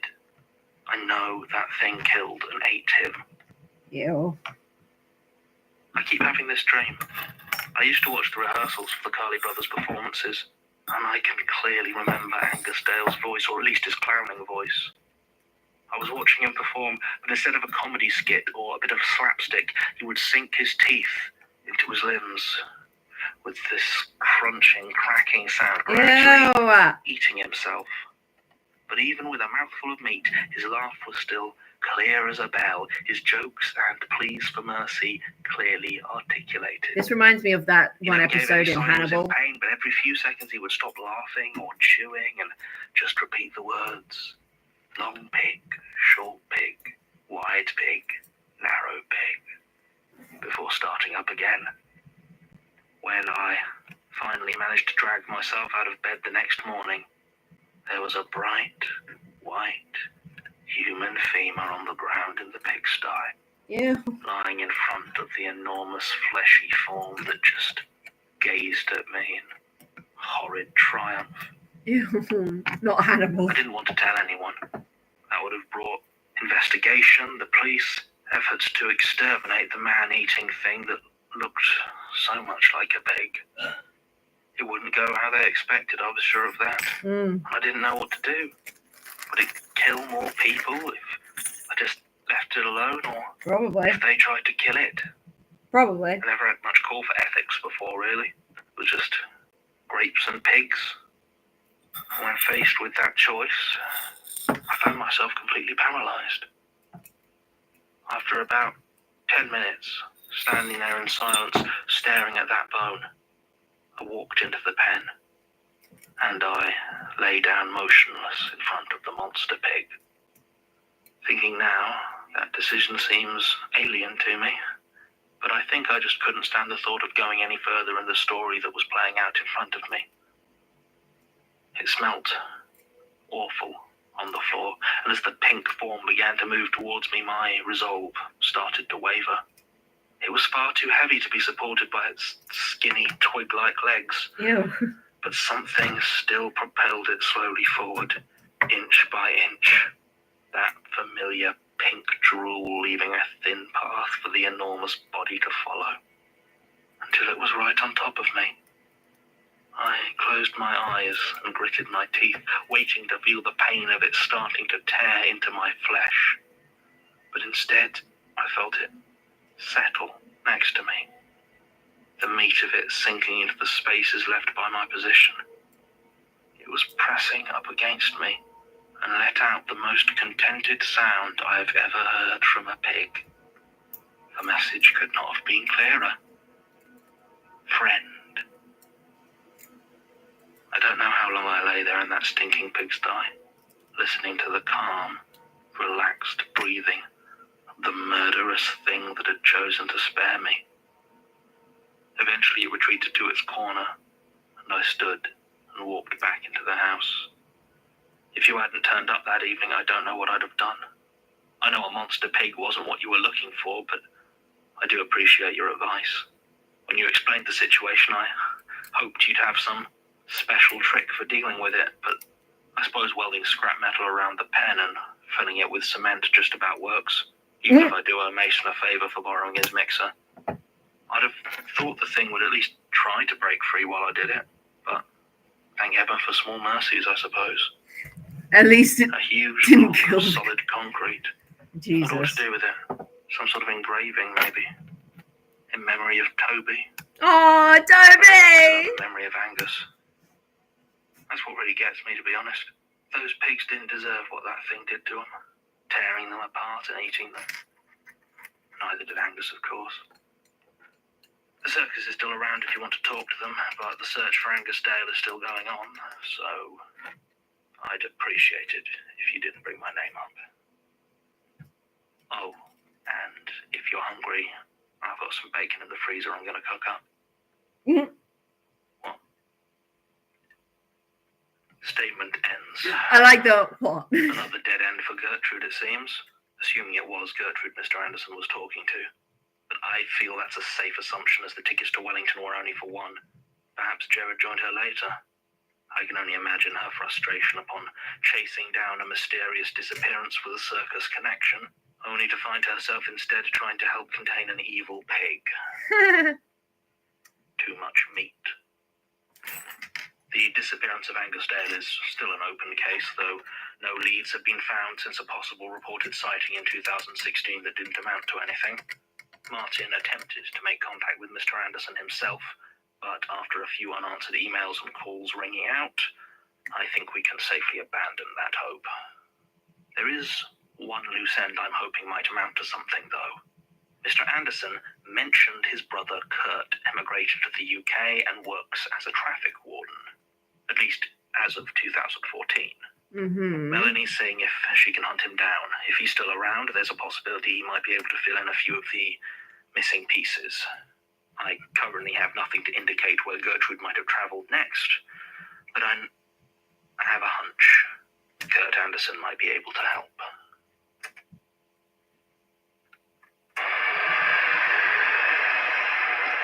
Excuse me, are you Kurt Anderson?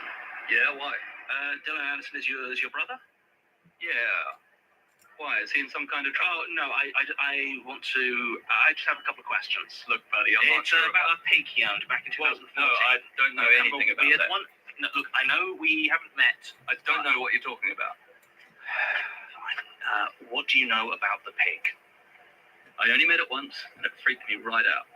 I haven't been back since, but Dylan says he managed to get rid of it. Did he mention an old woman who helped him? Yeah, but he didn't say how. Told me some weird guy turned up afterwards. She went off with him in a real hurry. Left heaps of stuff behind her. What stuff did she leave behind? I don't know, papers, letters, a couple of old plane tickets. Now listen, dude. No. Did he say what he did with them? He sent them to me, asked me to get them back to her. And did you? No, couldn't be bothered. Then I forgot. I've still got them somewhere, I think. I work with her. Could I collect? No, I don't even know you. Just get away, dude. But those papers are very important. Get away from me. Fine. What's your darkest secret? I don't know. Sometimes I take little bribes and not give people a ticket. Oh, what the hell? Right, okay. And I imagine Abbott Borough Council will be very interested to know that, and I have it on tape. So, let's go. Damn! Shall we? What are you? Let's go. Woo! Thank you for coming. Sure. Why down here? Elias, I think he has a hard time seeing things down here. Are you not watching? Maybe. I'm pretty sure it takes some actual effort, so... And it's Wednesday afternoon when he does his scheduling, so I'm hoping he's distracted. He loves scheduling. Right. So, if he's not paying attention and I kill you down here... I wouldn't risk it. Look, I'm going away for a while. The things I'm looking for, they're not in England, not in the UK, I don't think. So I just wanted to ask, make sure you were going to look after the others. That's my job. Now, apparently... I don't just mean Basira. Elias... I'll keep an eye on them. At all? No, I was thinking that this Section 31 unit that you're a part Not a of... unit. Just paperwork. Right, but What do they think about Elias? Best avoided. Pretty harmless. Crimes involving the Institute get people sectioned, but he's not an active threat. If we had evidence that he was an active threat, that he was killing people, he was the one threatening to make all of your stuff public, do you think they'd move against him? Maybe. I mean, he's got knowledge, but I don't know how much that would help him. What? You sure you want to talk with that thing running? Oh, I didn't realize I turned it on. We don't know how he's watching. No evidence. Right. Damn. At least, as if the police could stop Elias Bouchard. For real, this man's like a fucking. He's just a unit. Elias is too smart for this world, and honestly, Bitchard. I just noticed that. Oh my god, that's brilliant. Elias Bitchard. I'm now referring to him as nothing else but that. That is his name. I've never heard him being called anything else. Ooh, the next one's called Sneak Preview. Introducing the Galaxy Book 4 Edge. I miss AI guy. Plus PC from Samsung. Rusty Quill presents The Magnus Archives. Episode 104. I can't believe someone. Sneak Preview. Woo!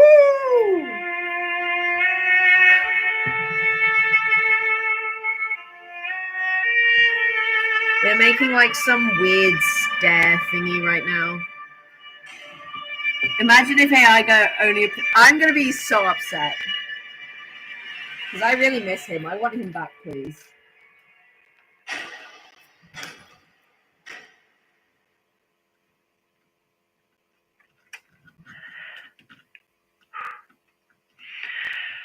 Statement of Eduardo Acosta. You can do it, Martin. The night of October 9th. Sorry. Oh, Christ, Tim. Oh, gosh, it's all right. It's just a shock. I didn't realise you were... I've been moving boxes in here for a while. Have you? Yeah. Everything all right? Yeah, I guess. Wait, what? I kind of zone out a bit when I have to read a statement. Right. We'll see ya. Oh, no, Tim. While I've got you, there's a book I was after for... it was The Marvelous Spiritualism and the Circus in the 19th Century. I asked up in the library, but Tom said you had it checked out. Yeah. Why? Oh, just looking into anything and everything that might pin down the unknowing. The what? The unknowing? Well, am I supposed to know what that is, or what? I just thought someone would have told you by now. Well, they haven't. Oh, shit. What are you talking about? I mean, I'm not... Oh, no. Tim, what is the unknowing, and what does it have to do with the circus? Oh, shit. It's a ritual. I don't know that... It's bad. Like, really bad. Like, maybe end of the world bad, and the circus is doing it. The Russian ones, the circus of the other. No. We haven't. There hasn't been a circus statement since Leanne Dennikins last year, and that was a dead end. There's... Someone would have told me. Tim, you've been out of it for a while. Should have told me. Why? Oh, Tim, you all right? Turn it off. What? Turn it off. Jesus Christ, what the fuck? Please, Tim. No. He needs to hear it. I don't care. He can't help if he doesn't know. I don't want his help, Martin. Elias seems to think that he's the best chance that we have to stop them. And what? I'm supposed to just trust Elias now? Please.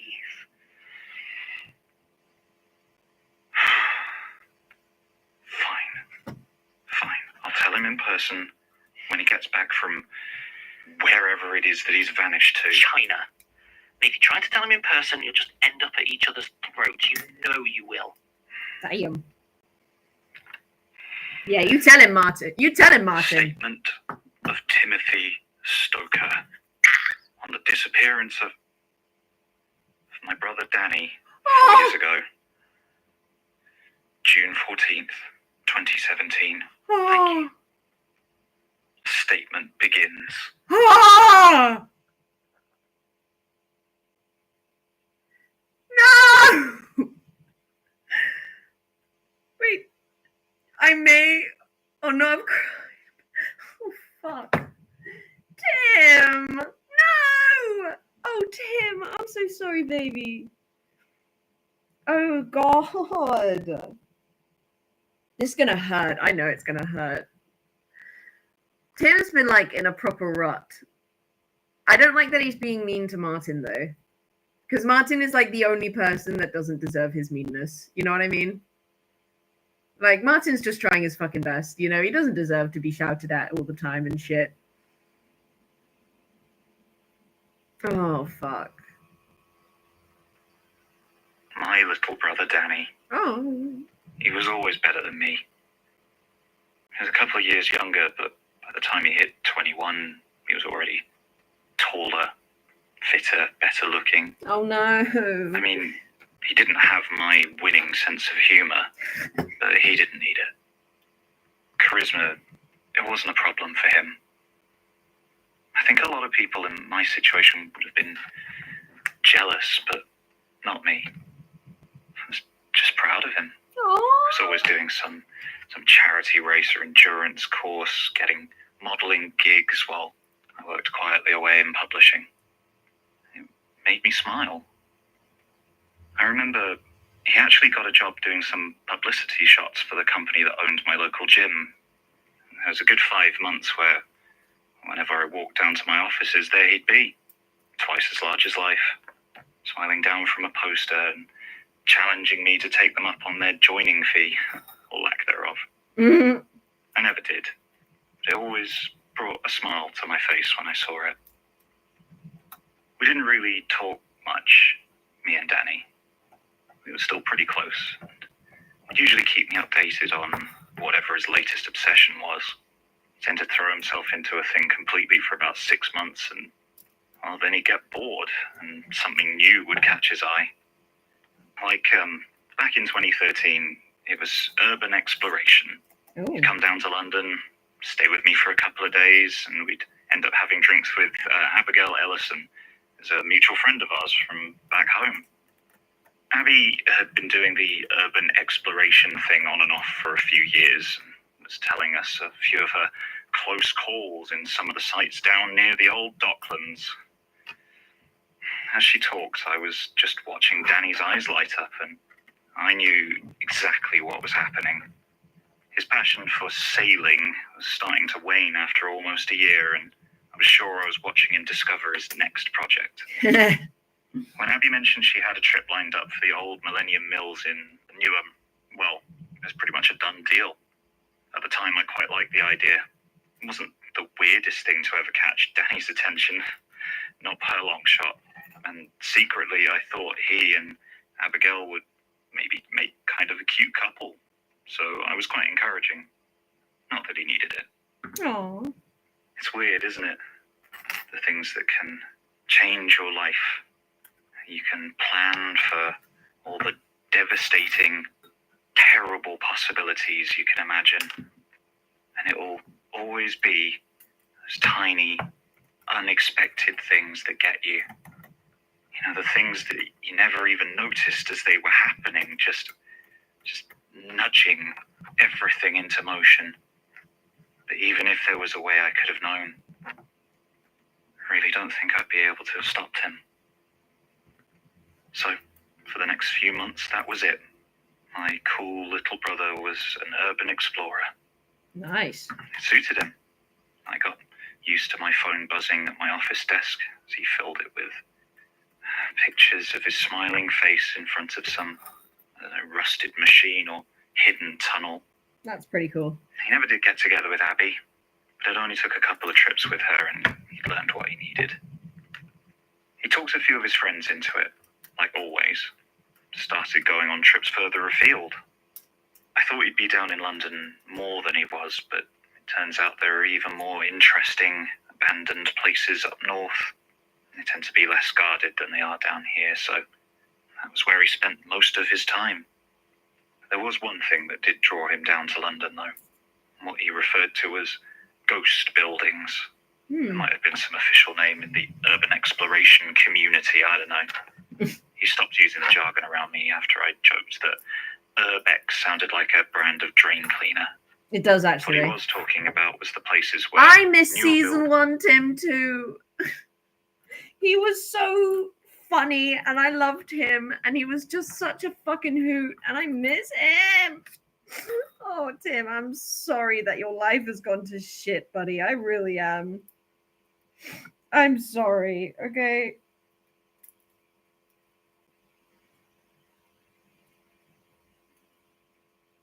Sorry, it was a difficult nut. I miss season 1, Tim. things had been constructed in, or I don't know, over the remains of an earlier one, but development had left some of the old pieces intact.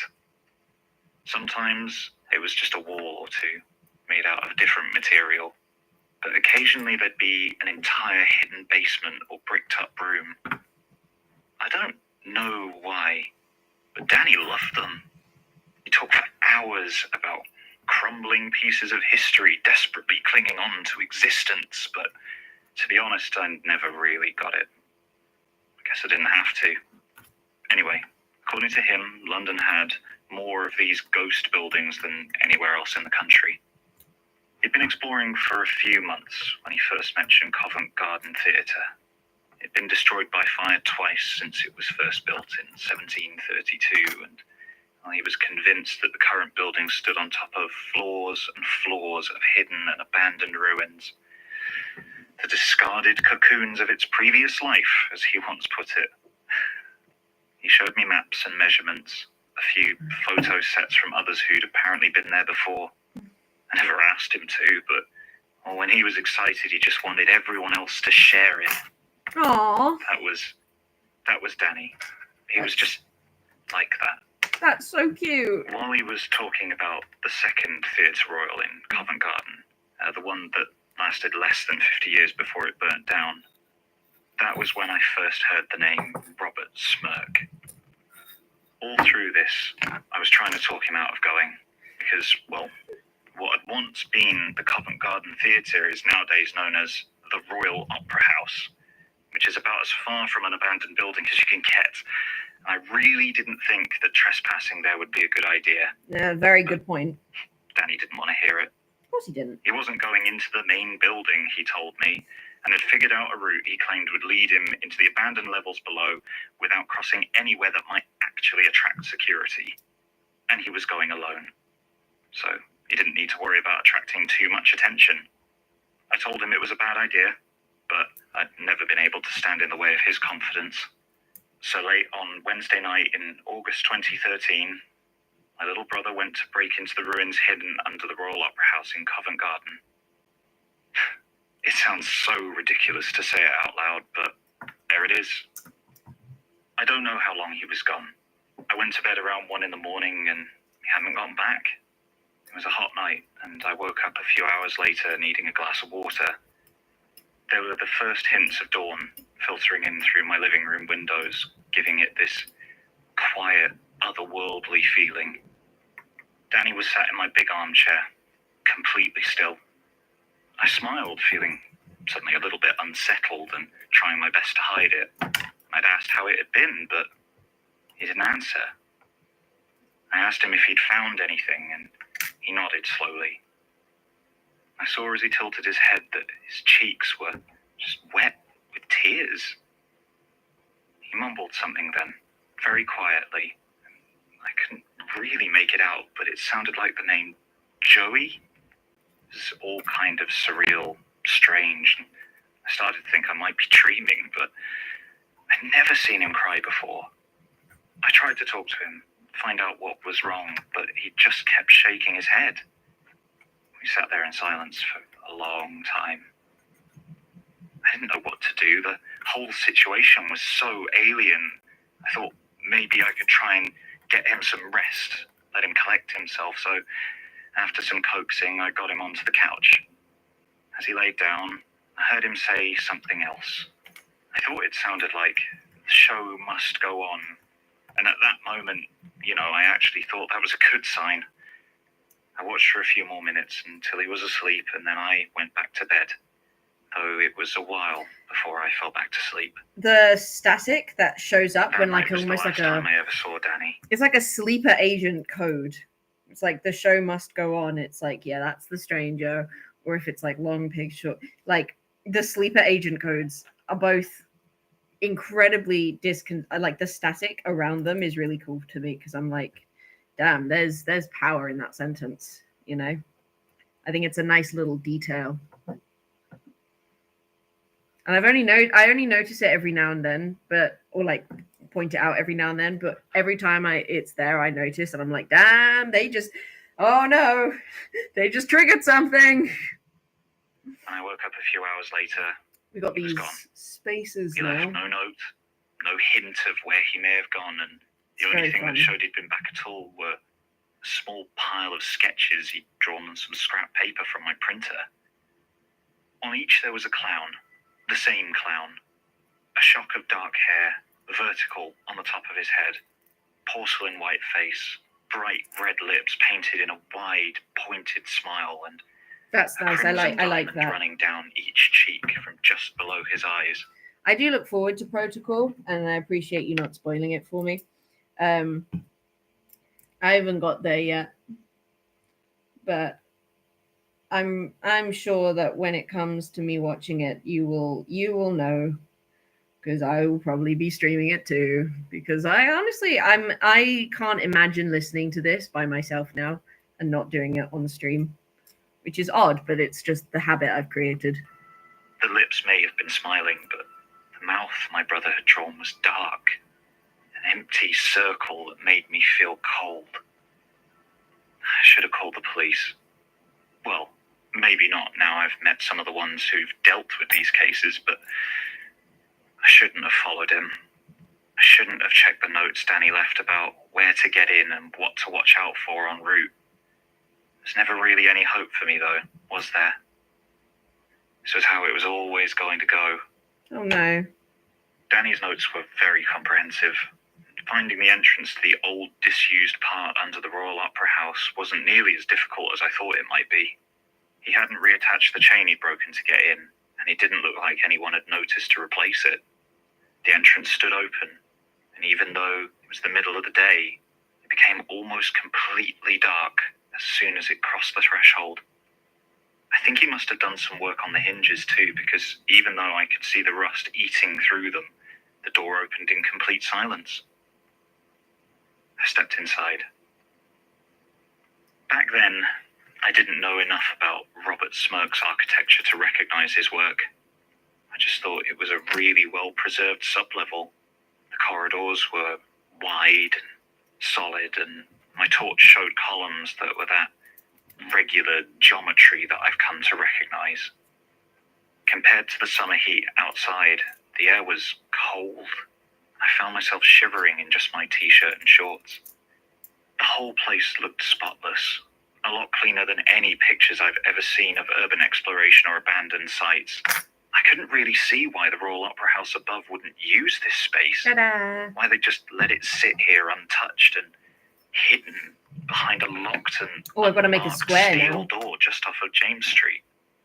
I was still wondering about this when I walked into the auditorium. At the time, I wasn't exactly sure what I was looking at, but I've now seen pictures of the second Theatre Royal in Covent Garden, the one designed by Smirk. I can say it was identical. A perfect recreation of the old stage and tiered seats, the decorations and the boxes. There are only two differences. That it was almost 20 feet below the ground where the original stage was, and that everything, from the floor to the seats to the blank and faceless audience, was entirely hewn out of crude stone. There was no light except for the headlamp I had taken from my brother's pack, and it swept over a full house, 4 levels of unmoving stone watchers, 2 thumb-sized indentations focused towards the stage. There was nothing that indicated they were any newer than the rest of the place. I walked down the steps to the edge of the top level where I'd entered, and I looked down towards the stage. My lamp barely illuminated the single figure that stood on it. It was Danny. Oh no. At least I think it was. It looked like him. Same hair, same clothes. There's something not right about how he looked. Like he was smaller somehow, slightly folded in on himself.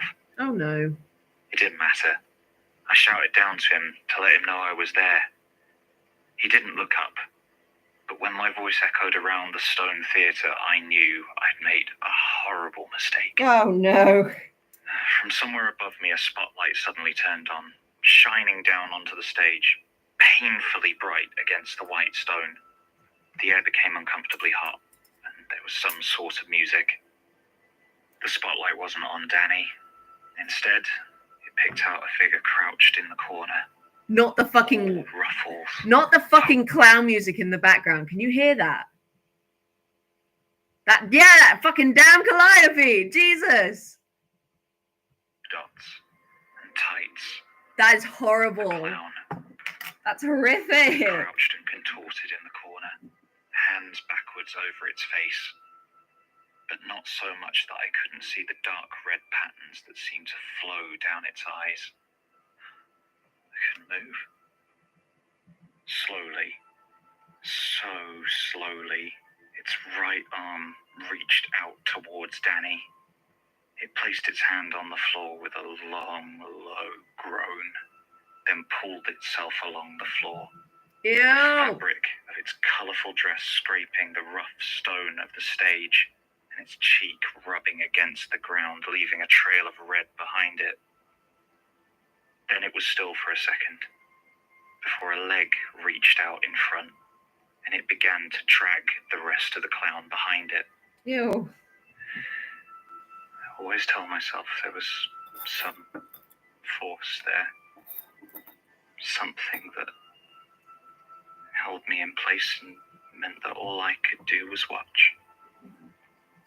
But sometimes when I think back, I remember how my legs shook and maybe I could move. Maybe I'm just a coward. Oh, no, you're not, Tim. You're okay. The clown reached my brother, who still hadn't moved an inch, and unfurled to its full height. The red on the cheeks was now clearly blood, and something black oozed down from its shock of hair. It took Danny by the hand and looked up, right at me. Oh no. Smiling like nothing has ever smiled since. "Shall I?" he asked, with a voice so full of playful mischief that I felt bile rise in my throat. I wanted to shake my head, say no, but I never got a chance. With a single, smooth motion, like whipping the tablecloth off in a restaurant, he pulled the skin off of whatever had been pretending it was my brother. I don't know how to describe it. It was like an impressionist painting of a dancer, all colours and shapes that made you feel movement you couldn't see. Silently, imperceptibly moving from one position to another. The music had stopped, and the dance was silent. It was beautiful. The next thing I remember was the cool night air on my face as the Opera House patrons pushed past me to get into the evening performance of Tosca. In my hands I held an old black and white circus flyer. It was written all over in Cyrillic, but in the bottom left corner was a certain clown's face, leering out at me, billed as the guest performer. As I watched, it crumbled to ash, floated away on the breeze.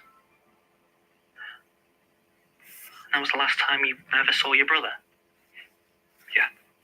You never went back? The auditorium? No. If I had, I don't think they'd let me leave a second time.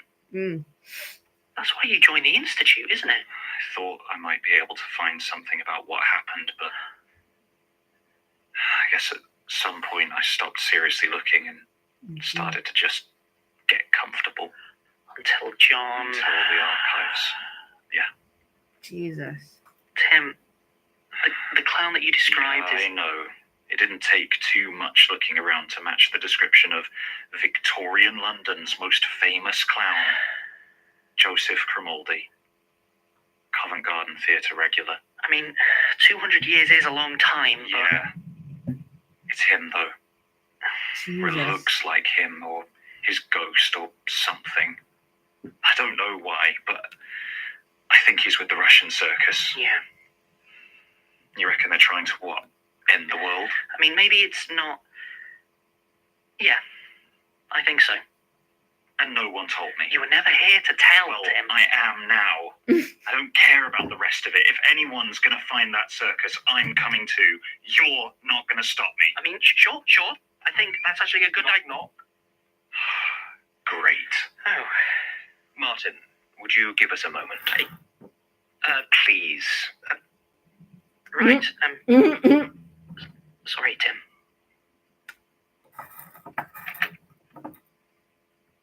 Jesus. You were watching then? Most of it? Oh! Surprised you didn't know it already. That's your thing, isn't it? I knew there was some trauma that drew you to us, but I can't say I ever thought to look much deeper. An oversight, perhaps, but I'm looking now. All right. Hit me with your X-ray eyes then, boss. What do you see? Disruption. An unpredictable, angry man with nothing left but the desire to feel in some way revenged. Oh, terrifying. Surely only magic could have let you see so deep inside my very soul. Tim, I'm only going to tell you this once. I know. Please stay away from the unknowing, the circus, all of it. I don't believe you can help, and I don't know what will happen if you get involved. Oh, sure.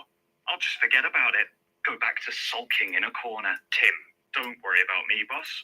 I'll just stop. It's what I'm best at, right? Don't want to get in the way of your evil plans, do I? I mean it, Tim. Oh, you mean it? Oh, well, that's different. Okay, well, let me tell you what. If you want me to ignore everything that's going on, forget my brother and everything that's happened over the last 2 years, how about you kill me? What? I don't want it to come to that. What? Well, me either. But here we are. So my proposal for you is this. Either kill me or fuck off. Woo! Damn, baby! I'll come back when you're feeling more reasonable. And I guess I'll see you in hell. Fucking get it, Tim! Jeez! Woo! There's the boy I know and love. Oh, I missed you, baby. Woo! Yeah, you tell him, baby. Woo, shit! That's my boy. Just like Mama told him. Woo. Fucking loved him, bro. I fucking loved him. It's like I am upset that he's being mean to my good boy Martin. But you know, at the same time, he is the biggest badass I have ever met in my life, and I fucking love him. And I only want good things for him because that is all he deserves. You know, he deserves good things in his life. Oh, piss off.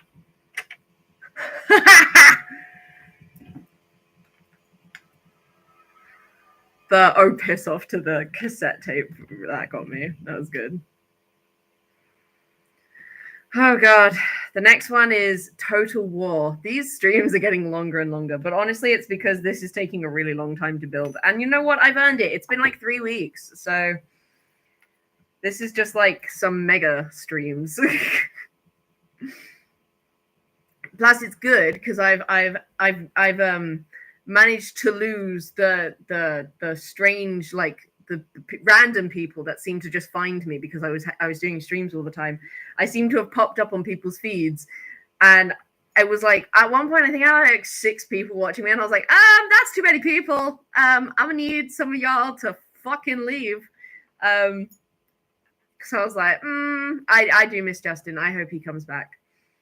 Who knows? We'll know if he does, because no one else ever hits that heart button. So, but he will be missed. But like, yeah, so when all of those people, I was like, oh, sweet Jesus, that's a lot of fucking people. So I've managed to, like, everyone's forgotten I exist, and I'm back to my normal quantity of viewers, which is 1. So it's really hot, but when I open my window, it then slams. So I'm like, fuck. I don't think it will let me keep it open. So I'm just going to have to deal with being hot, which is fine, I guess. Right, so Total War. 105. Christ. Total War. We're already on episode 105. That's crazy. My hands are all itchy from all the fucking metal. It's so... Ugh.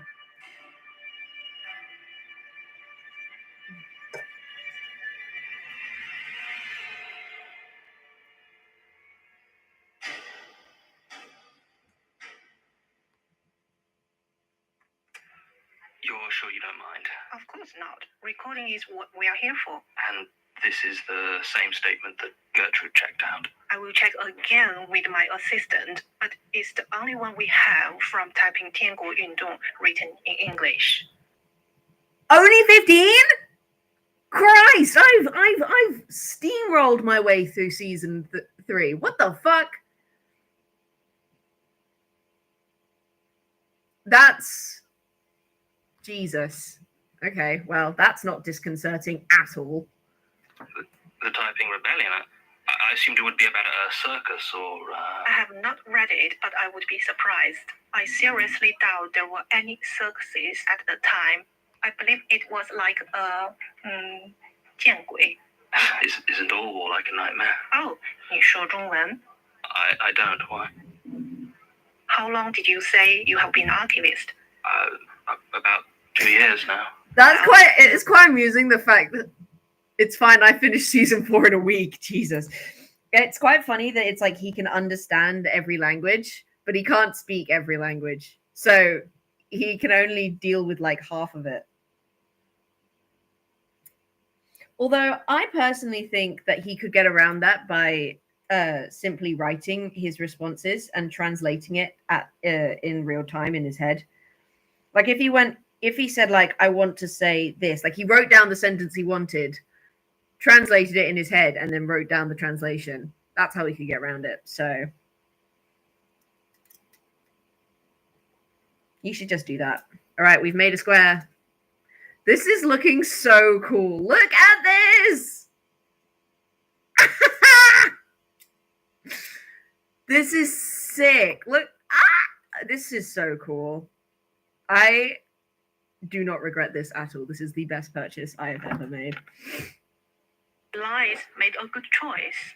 I did offer him someone, but he thought the language might be too much for him. 我相信没关系，是不是?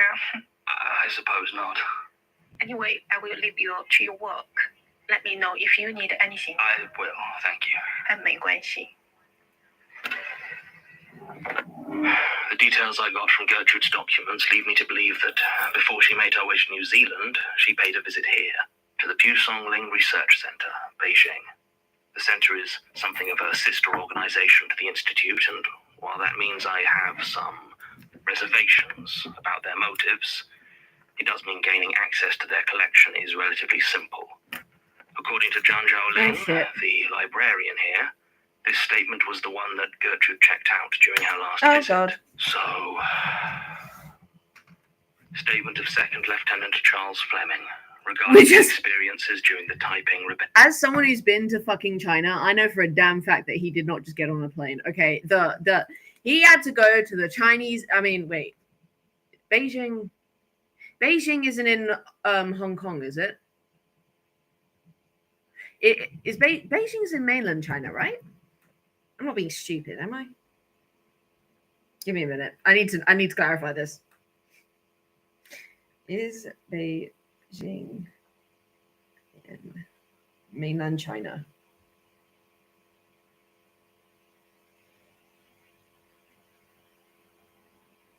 Yeah, it's in mainland China. I know for a damn fact that he did not just get on plane, because I've been to China. The process, you have to go to the Chinese embassy in London. You have to verify your existence, get a temporary, like basically the equivalent of a Chinese passport to go to China, because that's just what China's like. You then have to wait to get that like permission slip thing, which by the way has like your thumbprints, your face, your retinas. It's got everything. It knows your DNA. Okay, it's insane. And then you can go to China. I know this man did not just yeet his, like, no. Absolutely not. So either this man just like snuck his way through the, you have to get a lot of like additional permissions to go. I'm not sure why. I imagine it's for similar reasons, or like along the same like line of reasoning that they limit their internet there. Like you can't access Google and stuff in mainland China. And if you try and use a VPN, they will stop you. My hands are so itchy. I'm gonna wash my hands real quick. I know I'm about to touch the metal again, but they need a break.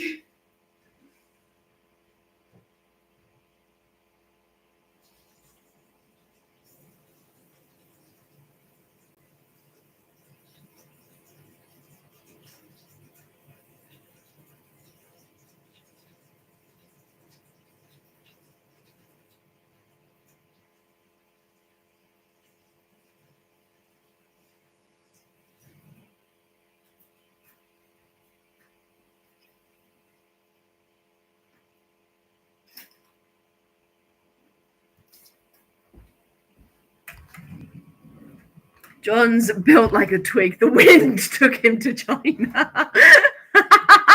That would, you know what? That makes sense. That is now my head canon. That is canon. Rebellion. Original statement undated, but apparently written in early 1862. Audio recording by Jonathan Sims, Head archivist of the Magnus Institute, London. Statement begins. Yellow reeds and white bones. Jesus. Yellow reeds and white bones. Okay. I hear it said so often now it almost has the rhythm of a joke. How can one have poetic cliches for a massacre? How can unspeakable carnage become so tired and repetitive? Even the most trite and poorly written of the penny bloods would at least make some show of a plot, or a purpose to the horror and the suffering. But here, beyond those pages, it seems the dead simply pile higher and higher on both sides. That's And unfortunate. nothing changes but the number of ghosts. On one side, atrocities in the name of one who claims to be brother of Christ. On the other, slaughter in the name of the supposedly sane men who would stop him and his heavenly kingdom. And I find myself walking through the still and bloody landscape that has consumed all of China, scrawling my confessions on any paper. All the war statements, it's just like, all the war statements are just like trauma incarnate. They're so messed up. It's just like, have you ever smelled a body burning? It's like, Jesus Christ. It's like, do you need help? It's like, I don't know anymore. I haven't been the same. It's like, yeah, I can tell that. Can I help you? No one can help me with this. I still hear the sounds of their screaming. It's like, oh, fucking shit, okay. All right, well, have fun with that. War statements are just trauma dumps, truly. Blood and death. I am a stranger here. Yet if you told me I were dead and this place my just reward, I would not for 1 second doubt your honesty. I have hope someone seen actually no says vision that of to hell him. that can compare. Neither could I say I have not earned it. Not for nothing do these drowned and murdered faces pursue me. Nemesis was my ship under Captain William Hall, I was so eager to serve my country, how could I question what they asked us to do? The trade in opium was a cornerstone of the empire, and when called upon to defend it against those Chinese that would threaten Britain's rule of the waves, what could I do but answer? Was ever a man so eager to have his country beseech of him his violence? And there was violence aplenty aboard Nemesis. First of its kind, an iron warship. Small, lightly armed, but able to go where other British vessels never dared. Far upriver to strike at the very heart of the Qing forces, where their defences were weakest, and the damage we could inflict most brutal. Captain Hall had a particular zeal for the work. He was a petty man, bitter, and never missing an opportunity to mention how long he had waited to command a ship of his own. Were I to judge solely based on the orders he gave, I would have been forced to conclude it was the Chinese who had slighted him, and now he exacted his vengeance. Truth be told, I simply believe he was possessed of a great cruelty. A cruelty I shared. Time to make the ladder. I remember we sank a Qing ship off First Bar Island. Cambridge it was named, an old East Indiaman sold to the Chinese some years before. When she sank, a few crew made it aboard Nemesis, half dead and utterly defeated.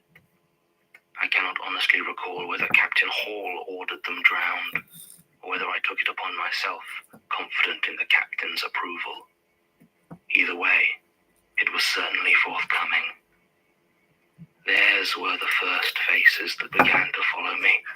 I would never have admitted that was why I paled when I passed by a looking glass, or why I shook my bunkmates awake, demanding that they stop singing. Truth be told, no one knows how Nemesis sank. I certainly have my own beliefs, my own dreams of what may have reached up towards us and taken its price, dragging that dreadful iron curse to the bottom of the Canton River. All I remember is waking up to the screaming of buckling metal, the louder screaming of doomed men in the decks below, and that third, deeper set of screams. Yay, ladder! Sounded for all the world like a cry of triumph. I managed to get to the deck and leap from the bow into the waters of the river. When I plunged below the surface and watched the hulk of Nemesis twisted and disappearing into the deep, deeper than the Canton River should have been, I saw the water around me full of corpses. But when I finally broke the surface, I was alone. Those corpses follow me still, though I am hard-pressed to see them now, surrounded as I am by death in all its myriad forms. If you ever wish to escape your pursuing guilt, there are few places so apt to hide it as a land devastated by unimaginable war. At least I shall not go hungry. I lost that particular moral qualm in Nanjing. I believe 38 fen was the going price for a pound of human meat by the end of the siege. Jesus. Such a profound will to survive. In the end, it did no good. Zheng Guofan's army breached the gates, and they put everyone inside to death. 16,000 more corpses, soldier and civilian alike. There's no difference anymore. Hide your hair braid beneath your hat to proclaim your allegiance until you have no breath left, compared to the danger of enemy spies or saboteurs. One more cadaver is nothing. I'm lucky I still had my British uniform. Almost 20 years lost and abandoned in this country, a prisoner of the very opium I helped to force upon its people. I barely recognized myself putting it on. I'm lucky I never thought to sell it. It was an old design, a long way from the uniforms I see among my old comrades today, but it served well enough to get me through the Qing forces as they stormed through the streets. I am lucky, I suppose, that the only ghosts that chose to follow me were the ones I had to kill as I fled the city. I know there are others that see those behind me, and 16,000 lonely souls would be too much for them, I'm sure. They would be too much for me. But I'm not sure what that means anymore. After the fall of Anqing, I wandered this desolate country, though for how long I do not know. Days went by with not a single living creature to be seen, and only the dead for company. Yellow See you in a minute. reeds and white bones. It struck me then how few of the fallen had died by the hand of another. War kills just as surely with hunger and sickness, and for every one bloodied and murdered, there were 10 wasted to nothing, or black with disease and rot. I suppose there must have been a terrible smell, but there is nowhere here the wind does not chase me with that scent, and I can no longer tell the stench of decay from the air itself. They are one and the same. Some months ago I was captured, not by the Taiping or the Imperial forces, at least they weren't anymore. I believe they were once peasants. They had clearly never owned the building in which they kept me. There were 3 of them, one tall, who clearly spoke for his companions, one walking with a noticeable limp and an eye that refused to stop watering, and a third whose right arm was so discolored from a spreading infection that he looked at me with a mixture of hate and helpless terror, as though I could do something to fix it. I did not fight when they barred my way with crude weapons leveled and demanded my surrender. I have not fought since I left Anqing and saw the true scale of the devastation. Believing me to still be a British officer, they intended, it seemed, to ransom me, but they knew of no British forces in the area, so were arguing as to whether to offer me to the Qing army or the nearest rebels. The tall one was adamant that the Imperial army, now allied with the British, would pay them for my safe return, while the limping man was horrified at the thought. He had cut off his braid, he kept saying, and they would think he was loyal to the Taiping.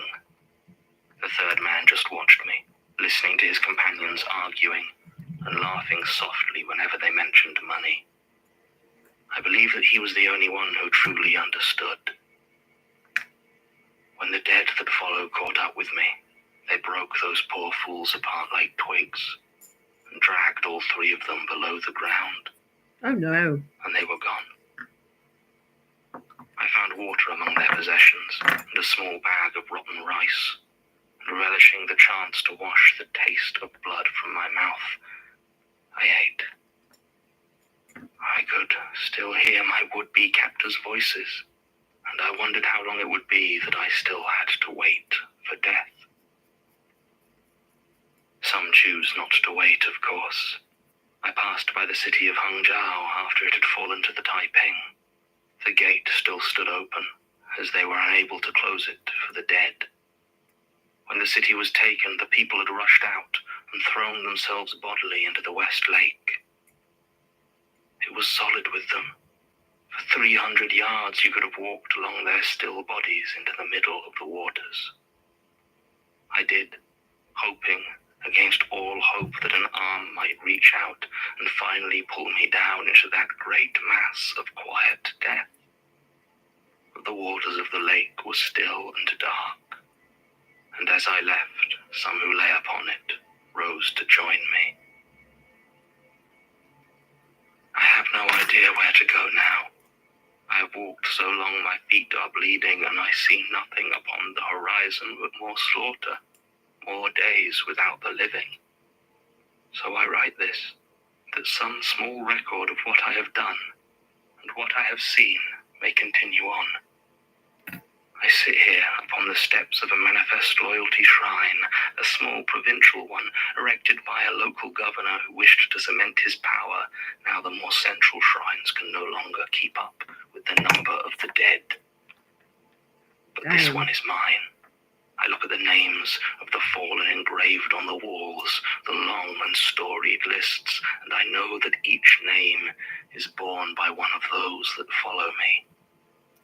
It is the list of those that wait for me at the bottom of these steps. Though whether they wait to follow me further, or to finally descend upon me, I do not know. But my name will never be carved upon this stone. Though war and death have found me in this land, I have no place here. I came for no cause but violence and greed, and have been humbled by the unimaginable brutality of true and total war. I have nothing left, except to hope that what remains of my own life is neither long nor memorable. Statement ends. Good Lord. I had heard that the Taiping Rebellion was... But I wonder how much of what Lieutenant Fleming says is true and how much is... I almost hope it's all supernatural. Some hideous hallucination or otherworldly hellscape. Part of me really doesn't want to look it up. It looks like Zhaoling was right, though. No circus. Nothing even that resembles the working of the stranger. It seems to be purely war and violence, whatever power that might be. So why did Gertrude want it? I feel like I've chased dead end to dead end until I finally give up. I mean, what am I actually looking for? Jared Key after he faked his death? Some long confession he left tucked away in a library somewhere, telling me the ancient chant I need to stop the unknowing from coming to pass? That would be nice. Maybe this is pointless. Could be. I should head home. Help the others in their research. If I knew Mandarin or Cantonese, maybe I could look here for more answers, but as it is, these files... Hang on. You do know it. I think this says 2004. Yes. 1992, 1997, 2004. If I'm reading this right, this file hasn't been accessed for... Wait.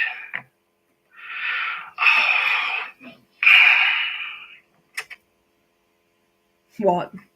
So it's been a waste of time then, has it? It was a very simple mistake.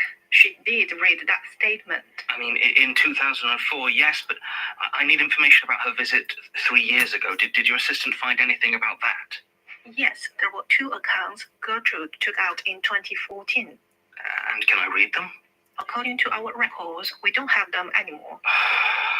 Well, what happened to them? Where are they? Apparently, they were sent on at the request of the Magnus Institute. Gertrude asked for them to be sent to her? I believe so. To the Institute? Or... No, we have other channels of delivery for that. Then where? I believe it was an American destination. Oh, would you still have a copy of the address? I think we do. Thank you, Zhaoling. Not a problem, 建筑师.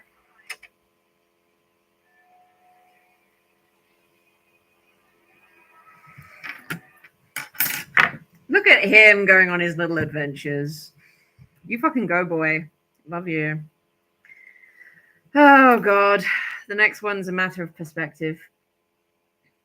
Honestly, at this point, I'm so tired. I'm just like, I might make lunch at some point. Making lunch is like effort. Hi. I'm deciding whether or not I want to make lunch. I probably should because I'm hungry. Yeah, I'll make lunch. Welcome to Specsaver's Guide to the Perfect Kiss. Jesus. When you and your crush finally lock lips, you don't want anything in the way. Episode 106. A matter of perspective.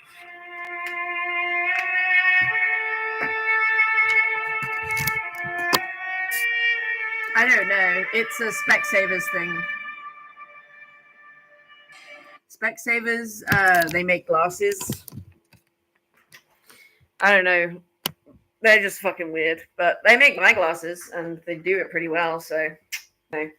Can't be too mad at them. Oh, I did do the washing up. Yay me. Thought I hadn't for a second.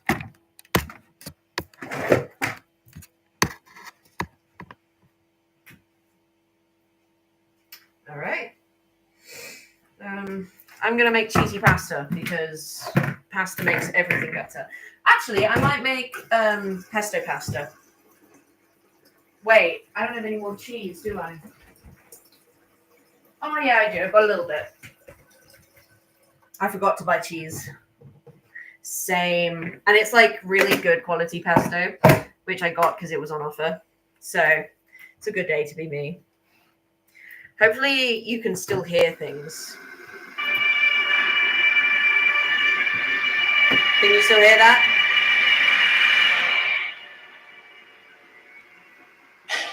Brilliant. Jan provides account of his time spent aboard the space station Daedalus. Statement date, February 10th, 2008. Melanie King recording. Start. The hardest thing to imagine, to really get your head around, is the scale at which the universe operates. You can drill down so small and reach particles and building blocks that your brain simply can't connect to the physical reality that you inhabit. The fact that the vast majority of your own body is empty vacuum, space filled only with the weak forces that are binding your disparate atoms to one another, that can only really be understood at an intellectual level. Okay. To really internalize that thought, to believe it would be too much for most people. And at the other end, the sheer size at which the universe operates literally cannot be fully conceptualized by the human mind. We have to reduce it to factors, or long strings of comparative zeros. Most people can't even properly appreciate the size of our own planet, seeing it only in crudely rendered diagrams or maps. But compared to us, the planet is immense, more than large enough for the swell of humanity to grow and ultimately extinguish itself. Yet compared to the wider universe, it isn't even a noticeable speck. The human mind. This is a very existential episode, isn't it? That's the vibe I'm getting.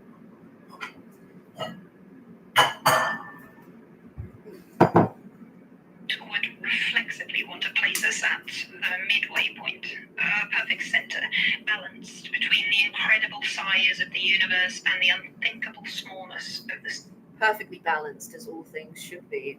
Subatomic. But this is nothing but ego, a manifestation of our obsession with considering ourselves some sort of a normative benchmark against which all else is measured. In truth, we are so much closer to the tiny, mindless atoms that make up our bodies than we are to a universe so enormous that fully imagining it is simply impossible. Even with all I've seen, I still can't communicate it. I can't make people actually understand how horridly, nauseatingly boundless this universe is. And when I think of it too deeply, I feel like I'm going to throw up. Then maybe don't think about it. Just a thought. Existential vertigo. It never used to scare me like this. This is obviously coming from someone that doesn't do like astrophysics or anything, but if it's causing you that much distress, maybe just don't think about it. That seems to work out for quite a lot of people in this. Like, people that just go, and move on with their lives are so far the ones with the lowest mortality rate. So, you know, give it a shot. I used to take a sort of comfort in it, in the thought that we were so small, such a minor blip in the life of the universe. Where others saw insignificance and pointlessness, I found freedom. A sort of optimistic nihilism, I suppose. Optimistic nihilism. I know now please. it was all just denial, of course. It's not easy to be scared. Yes, I am well aware of how small we are on an astronomical rate, but just means you can give your life. Yeah, exactly. That's the whole point of optimistic nihilism. Is it's like, well, if nothing actually really matters, then why the fuck am I doing shit that makes me miserable? I may as well just do whatever I want. I may as well just do things that make me happy because, like, none of it matters anyway. It's essentially going, we're all going to die, so may as well enjoy it while you can. That's essentially a glass half full, basically. There's something that you can't even think about. Wet. I miss those days, smoking out the window of a tower block, looking out over the lights of the city, blinking up in defiance of the void, and thinking how daft it was. Like an ant shaking its fist at a god. That's quite a nice image, actually. I I think like that's that. really why I wanted to go to space. Wait, you went to put it space? all in perspective. That's For pretty one sick. moment, I could look down and see it all. Every human that ever existed, the living and the dead, hanging below me on a tiny ball of carbon. And you know what? It was worth it. At least I thought so at the time. Wait, so you did That go to moment, space? that first look at the Earth falling away below us, it was everything I dreamed it would be. And how often is that true? Mm. The Daedalus was in low enough orbit that I never got the whole planet view as I had hoped, but it didn't matter. The first time looking down and taking in the sheer scale of it remained the most magnificent sensation I have ever experienced. Well, that's nice. I don't know how they picked me for the mission. A representative of some private consortium approached me about a year beforehand. I'd put in my application a few times, but I never really expected anything. I had all the skills, but I knew I wasn't anyone's first choice of astronaut. I simply wasn't exceptional enough. Or so I thought. Mr. Fairchild didn't mention exactly why I was chosen, though he did reference my psychiatric profile a few times in the interview. Fairchild, you say? I didn't want to Interesting. press him too hard on the reasoning in case I somehow lost the opportunity. That's pretty interesting. Fairchild. Idiot. If I'm correct, there was a previous statement given by another person on the Daedalus. Yeah, there was. You are correct. There was some guy who essentially just starved himself until they let him go. There were technically 3 of us up there, although I only really spent any time with Manuela. The other one who came up with us, Chilcott, I think his name was, he was apparently doing some sort of separate isolation study. Yes. Can't say I envied him. He's the one The that did door the to his other... section of the station was daunting, to say the least.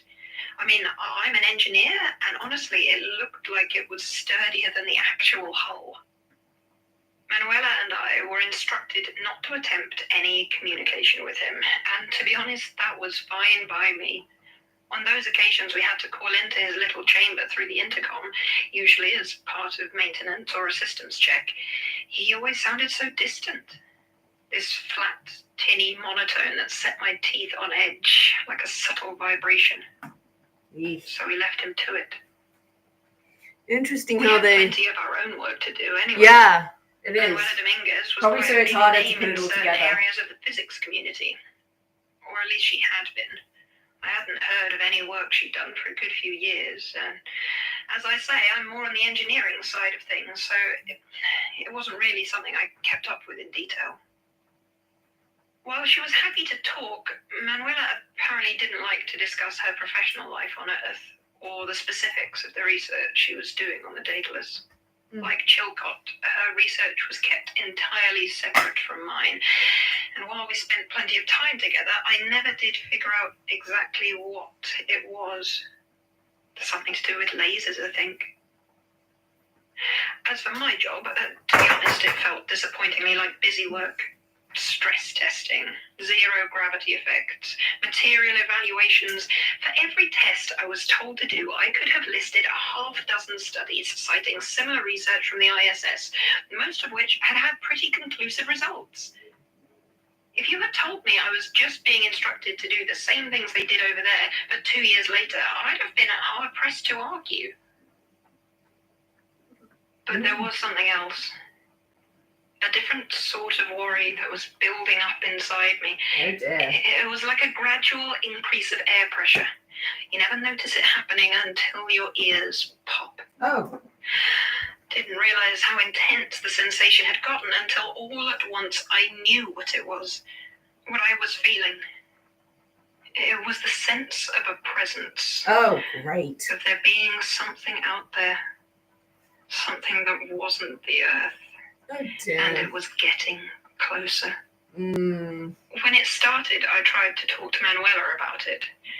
But she seemed to think I was talking about aliens and quickly changed the subject. I suppose in a way I was, but nothing like she was imagining. Alien might be the best word for that presence, but not because we were sat on the edge of outer space, but because what it made me feel was beyond anything I had words for. And still it grew closer. When this thing, this being, finally called out, I didn't just hear it.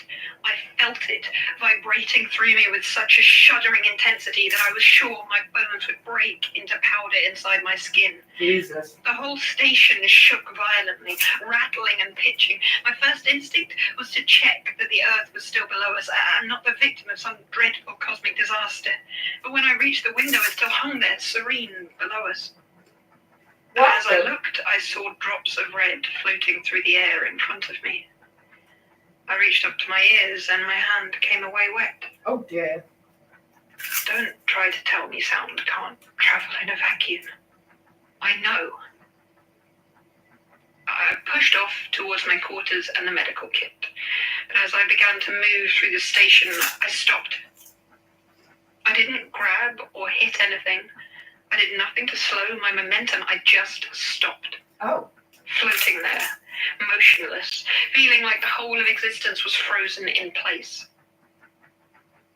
Then, slowly, carefully, I went to grab one of the handles, to pull myself out of this zero-gravity limbo. But I couldn't reach. The station was cramped. So cramped that I could only fully stretch out in the section used to exercise, but now, somehow, in this tiny corridor, I couldn't reach the walls. Oh, yeah. I flailed and I grabbed and I shouted, but somehow it was all just too far away. And I knew all at once that I would float there, motionless, until I died. Jesus. And I saw the pointless illusion of the station, of the planet below, all hiding me from the uncaring expanse of the universe in which I was now eternally trapped. The station a hollow pretense of a shell that did nothing to separate me from the void. And that cry came again, so loud and long and deep that it couldn't not be the sound of a living thing, so vast and so ancient that thinking about it made me weep. And I screamed in turn. My hand touched the rail at the exact moment that Manuela came to check on me. I was moving again. She asked if I was all right, though she clearly had no interest in the answer. She said she felt the station shake, but when I pressed, she claimed she hadn't heard anything. I claimed she hadn't heard anything. Her eyes were red, and I noticed for the first time that the tips of her fingers were burned. I don't know why I asked her, really. I knew then that she hadn't heard it, that she would never hear it, and I felt completely alone. I remember I almost envied Chilcott, because at least he had known what he was signing up for. No, he the next didn't. month passed more normally, I think. Though beyond a certain point, at the edge of everything you've ever known, the word normal loses its meaning. Manuela became more and more withdrawn, more focused on her own research, whatever it might have been, while I more or less stopped doing mine entirely. I got no new instructions. I would find myself staring out into space for a few minutes, and then when I checked the time, hours would have passed. Damn. I don't remember if I slept. Mm-hmm. I honestly... I feel like she would have quite enjoyed to hear his story. I think she would have been like, oh shit, so we were all just fucked over. Okay. Great. I can't remember if going out to work on the solar panels was repair work, or if I'd finally been given a new task that required going outside. I just remember sealing the bulky EVA suit and stepping into the airlock, pushing myself out into the nothing. The tether coiled out behind me, spooling meter after meter after meter, but I wasn't going towards the solar panels. Why? Where was I going? I floated slowly off into the empty, unending space, and the tether line just kept on going. The station drifted Manuel, when's your turn? further away. I could feel myself falling up, falling out, falling off of everything that could be called a world. The station was gone, as was the planet of my birth. Everything that gave me my existence. It shrank as I watched until it became less than the smallest dot. I couldn't have been that far away. It's impossible. But I was. I was so far from all existence, surrounded by the vacuum of everything. I could feel my soul trying to expand, to fill the never-ending absence. And it hurt. I bet it fucking did. I don't know how long I was floating for. Fairly certain souls aren't meant to do It was that. less than 1 billion years, which is barely a heartbeat in the life of the universe. So how can it really be said to matter? It probably didn't, mate. The stars began to wink out, one by one, and I thought, perhaps for a second, perhaps for 100 years, that I had reached the end of time. I was watching the gradual fading of the universe. And then I realized the obvious. I could not see the stars because something was blocking them. Oh! It moved and flowed across my vision. Every motion seemed to snuff out more light.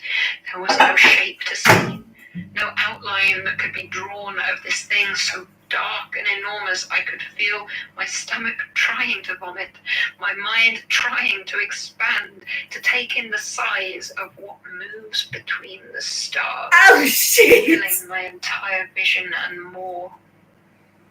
I knew that if it chose to cry out, it would have destroyed me utterly.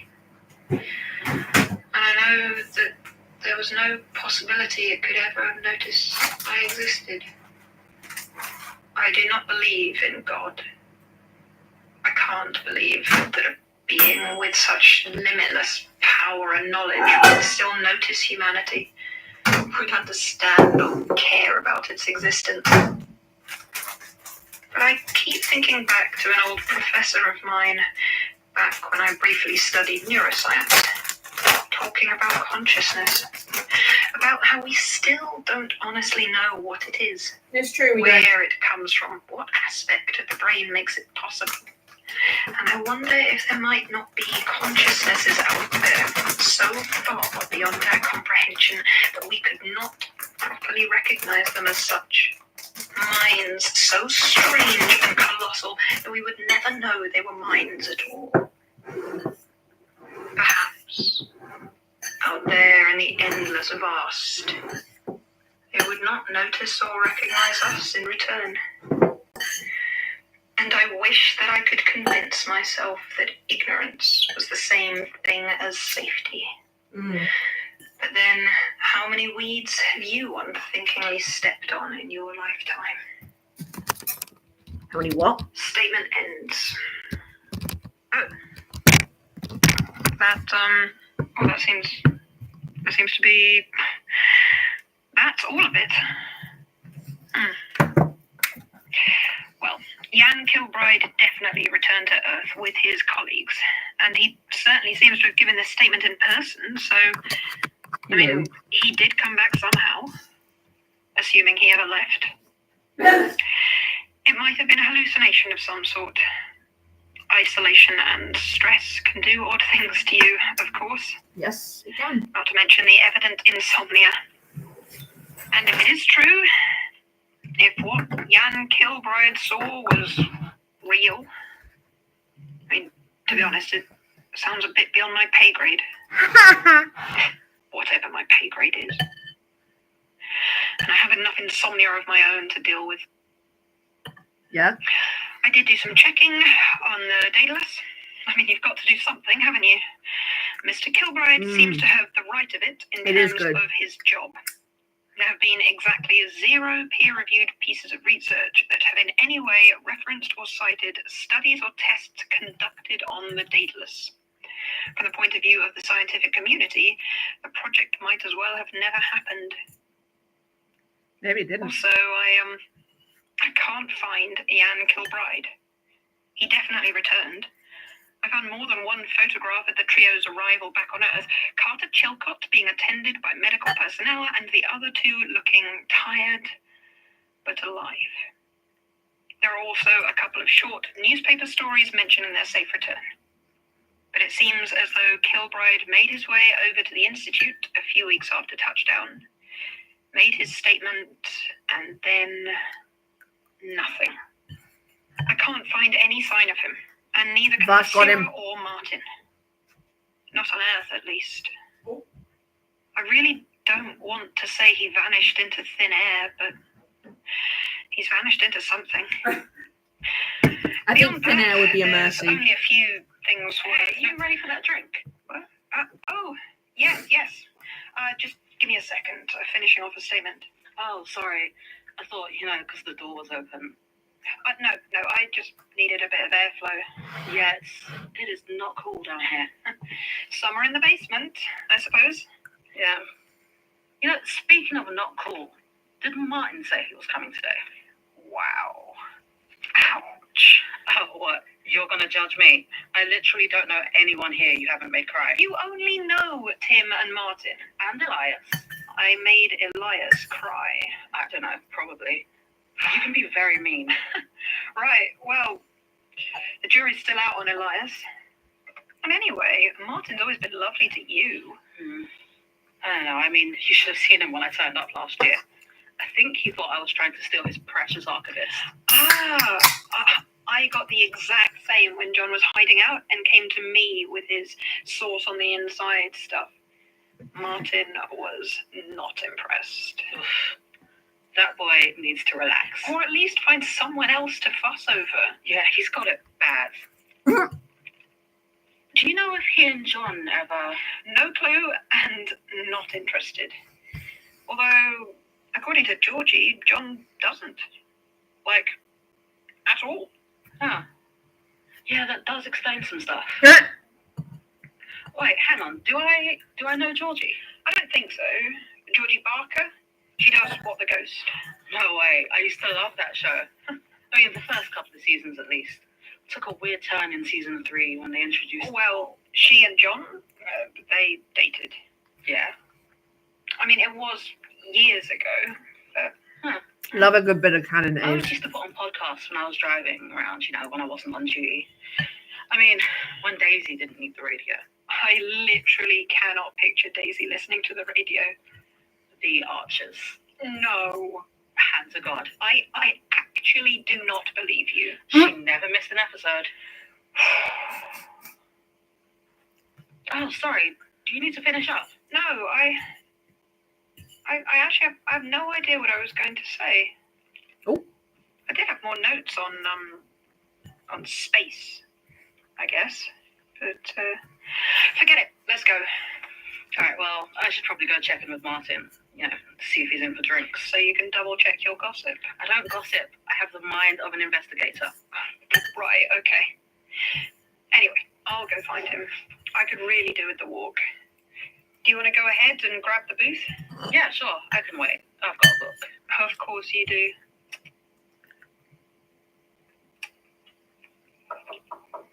Come in, Melanie.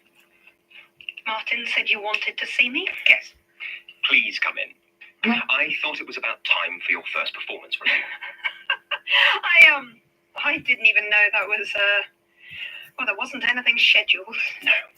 Well, given the recent tensions in the office, I thought it probably best if you weren't aware of it in advance. Right. Less time to prepare. You understand? Right. So, have a seat. Mhm. You've been with us a few months now, I believe. Yes. And how are you finding it? Is that a joke? Aside from the obvious, I mean. Oh, well, I suppose it's been unstructured. Without John around, and with you being sat up here lurking, there's not been a lot of useful direction. I see. I mean, you pick out a statement occasionally, and John might phone in to ask after some scrap of information, but to be honest, no one's even really told me what an archival assistant is actually supposed to do. That's a good point. So how have you been occupying your time? Reading, mostly. Doing some of my own research. Into what? My own projects. Of course. And plotting my demise. When I get a chance, yes. I suppose that doesn't look very good on my review. Quite frankly, no. Well, if you need to fire me, I won't make a scene. No, I'm afraid not. Sure. I wish I knew the words that would make you believe me. What? That you are a literal dead man's switch? No. Goodness sake. If that was the only issue, I could have simply placed the knowledge in your mind. What? You already have doubts, though. You've been talking with Tim and have convinced yourself that even if I'm telling the truth, I'm too dangerous to live. Well, whatever I'm planning needs to be stopped, even if it costs a few lives, including your own. Well, that's not A even... rationalization, of course. A lie about your own selfishness. Ooh. That you would rather be dead than trapped without the self-determination you prize so highly. I wish I knew the words to convince you it's for the best. Are we done? God damn! Too deep. I can see almost anything I care to, read knowledge from someone's mind or place it there, but I just cannot change the nature of a person. And I am struggling to think of what could rid you of this misguided rage. So let me go. Or kill me. You know, that is the second such ultimatum I've heard in as many weeks. But no, there are always other options. And I am not above threats. Ooh. Threaten, then. I've got nothing. That's almost true. Oh. Your life is indeed shockingly absent of any meaningful connections. Woo. That's actually one of the reasons I chose you for this job. Go. God damn. Your father was your last real anchor, wasn't he? That's none of your business. Perhaps. 5 years is plenty of time to grieve. It's a real tragedy, isn't it? Dementia? Especially so early. But he always remembered you, didn't he? Little moth. Shut up. At least you got him into a decent care home. Hard to afford on an irregular income like yours, but your mother's life insurance held plenty.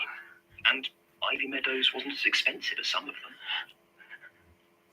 It's a shame about the fire. Wait, hang on. I had to turn off the fucking tab. It's a real tragedy, isn't it? Dementia? Especially so early. But he always remembered you, didn't he? Little moth. Shut up. At least you got him into a decent care home. Yeah. Hard to afford on an irregular income like yours, but your mother's life insurance held plenty. And Ivy Meadows wasn't as expensive as some of them. It's a shame about the fire. But I'd have thought it would offer something of a relief. What are you talking about? Oh, of course. They told you he died in his sleep, didn't they? Smoke inhalation. A real tragedy, but at least he didn't suffer. Do you want to know what really killed him?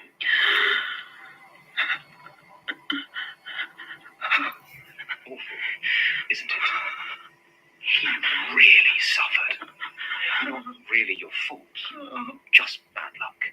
But that doesn't comfort you, does it? Take it back. Take it back. I'm afraid that's not really something I can Not to make it worse, though. What? No. You know how your father really died, and I am sure that is unimaginably painful for you. But be aware, if I choose to, I can make you see it. No. If you try to interfere with me again in any way, I will drive that image so deep into your psyche that even if you are right, even if you live, it will be there every time you close your eyes.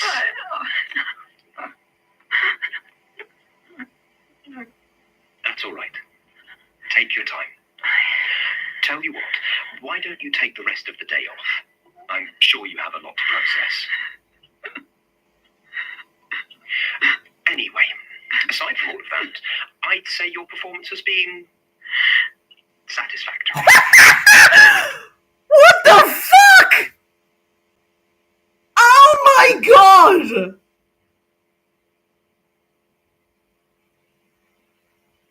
Holy shit! Holy shit.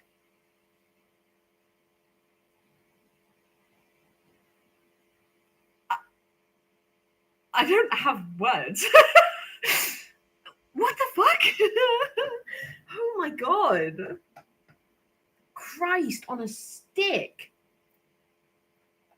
What the hell?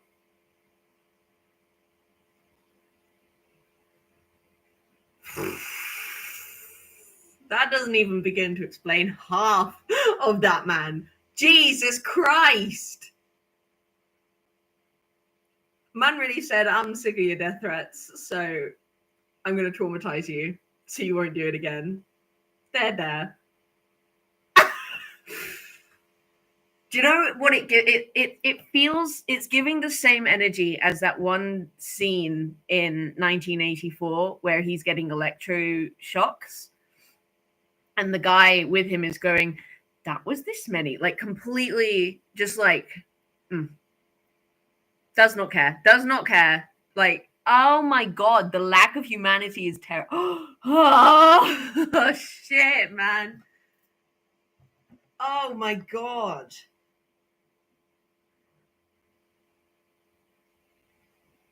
Oh, poor Melanie, man. That being said, she probably should have stopped poking the eldritch horror bear. You know, I get what she was going for. You know, I really do. And I get that at the time it seemed like a really good idea. Clearly, it wasn't. Jesus.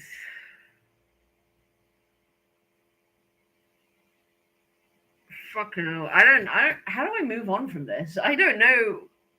Rule 1, ignore the pit. Rule 2, don't mess with the lion, bitchard. For real. And it's more important, yeah, you're right. It is more important to ignore the pit. Always ignore the pit. And if you have time, don't fuck with bitchard. Sweet God. I just, wow. That was a lot. That was so much. So much just happened. And also, there was something about her whimpers that was so like heartbreaking.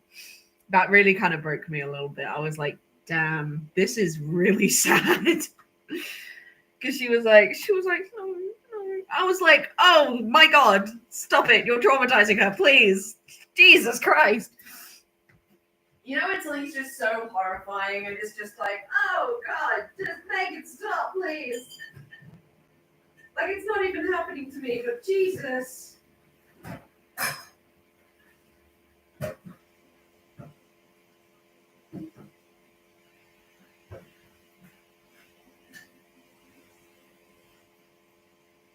The one thing I don't like about pesto is how fucking oily it is. Because the oil just gets everywhere and it makes it really... You have to scrub like every inch of everything that you've used during the process. Because oil just clings, bro. It just clings to everything. Okay. Whew. Well, I am full of pesto. Before we continue with the next one, I need to choose a snack. Maybe I don't. I'll pick a snack later. Yeah. I mean, I get that the whole point of it is that it's oily because it's like garlic and shit. Like that is kind of how it works. But good God, it is so oily. And the oil gets everywhere. It just sticks to everything. Like you can't escape pesto pasta without, like, I'm pretty sure I've even got like a little smudge of oil somewhere on my table now. And I can't see it, but I know it's there. Oh Lord, I feel really bad for Melanie. Oh, Melanie.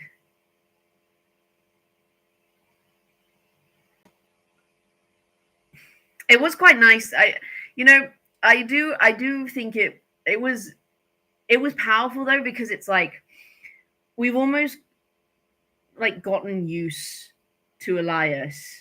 It's really easy.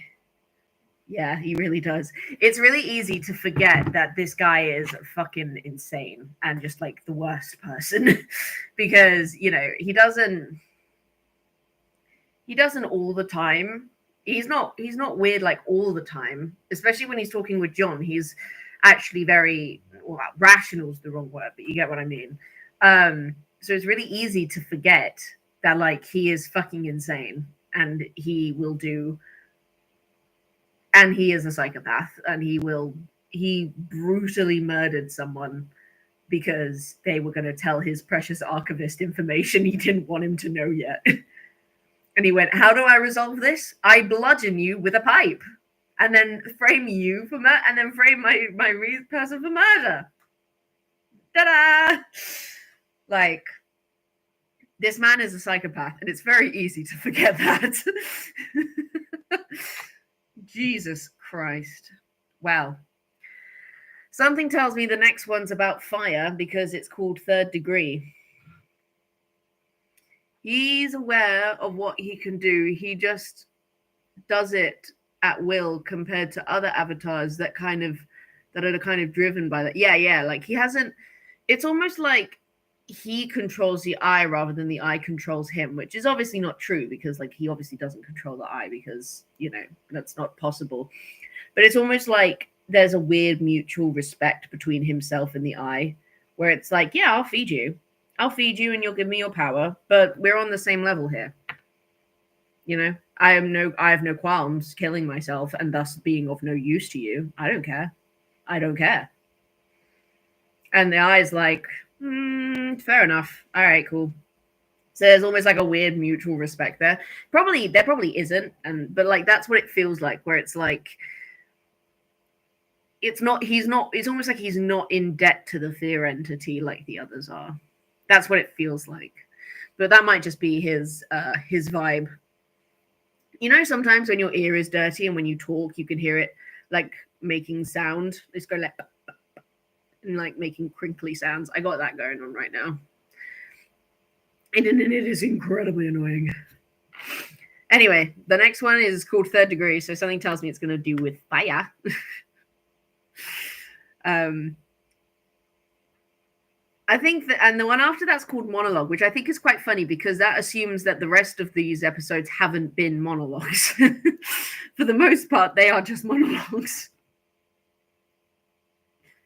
Introducing the Galaxy Book 4N. Rusty Quill presents the Magnus Archives.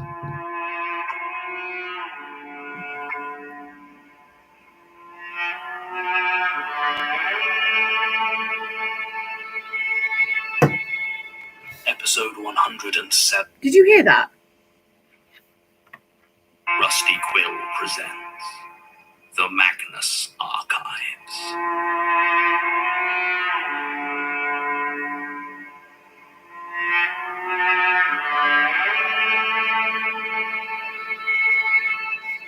there that time. Episode 107. It sounded like quick. That was really what the fuck? I didn't like that. It went like quick, and I was like, what the fuck? What is that? Horrid. Third degree. Oh god.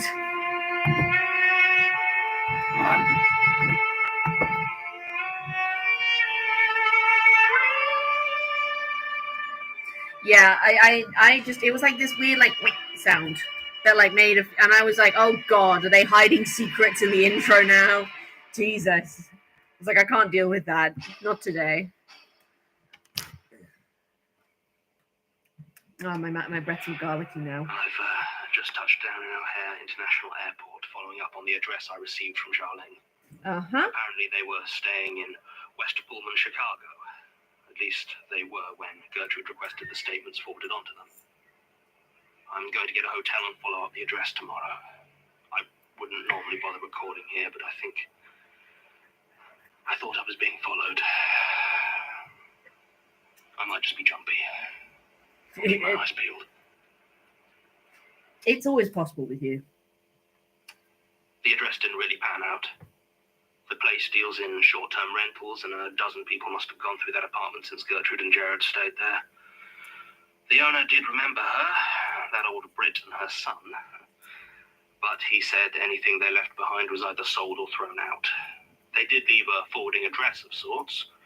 Anything that came was to be sent on to the Usher Foundation in Washington, D.C., who I assume would send it on to the Magnus Institute. I asked him about services around at the time, and he said he didn't remember there being one, but a few nights while Gertrude was there, he had heard music like one of those little organs coming from West Pullman Park. I'm planning to make the journey down to Washington. One of those little organs. Gertrude might have visited the Usher Foundation. According to our earlier emails, they don't have any record of it on file, but I did notice, however, that one of the Greyhound routes there goes through Pittsburgh. Now, according to the details Melanie retrieved a few months back, Pittsburgh is where Jared Key allegedly died.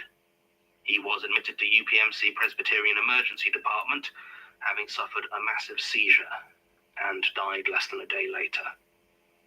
I think I might have to pay a visit and ask around.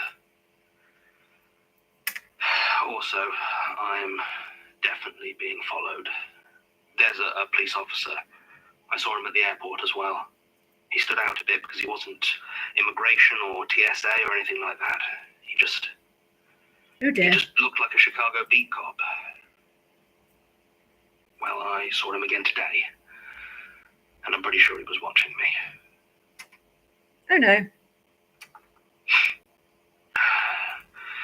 The hospital was interesting.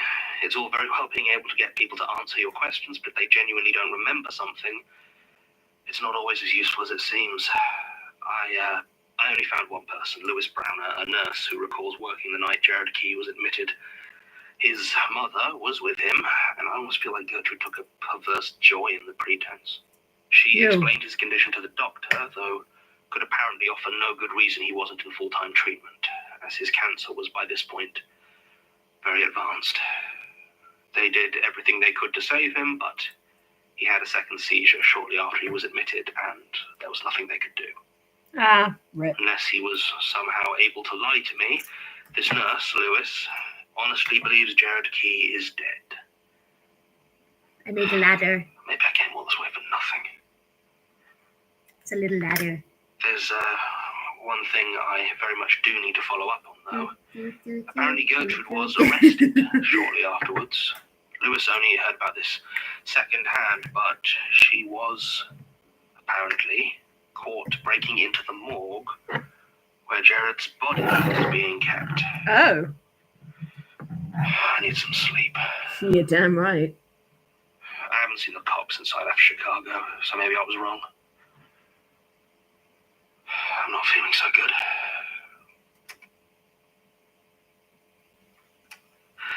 I've been looking into Gertrude's arrest. I couldn't get through to Melanie, but Martin managed to find a few details online. Gertrude was arrested for trespassing, but released shortly afterwards without being charged. I managed to track down the arresting officer, one J. Rebix, who said that she'd been found over the body of Jared Key, reading from a large, strangely shaped book. They'd been unable to determine if the mutilations on Jared's body had been done by her, and in the end she somehow Can't believe this man finally said the word sleep. Officer Rebix didn't remember what she'd said, but he did recall that she never returned for the book. Oh. It was sitting in evidence for almost a year before, as far as Rebix was aware, it simply vanished. I don't really know what to make of any of this. I'm confused, I'm dizzy.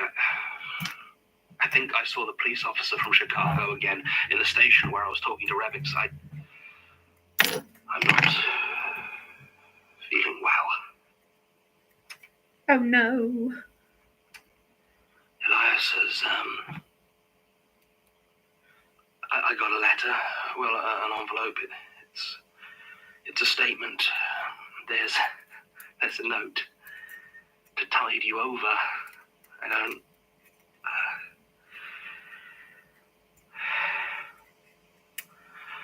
A statement of Howard Ewing regarding his interview with an unidentified member of British Transport Police. Original statement given February 1st, 2010. You know it's bad if he's saying I need Audio sleep. recording by Jonathan Sims, head archivist of the Magnus Institute. Wait, hang on. When do you get so much energy, brother? There's a note to tide you over. I don't...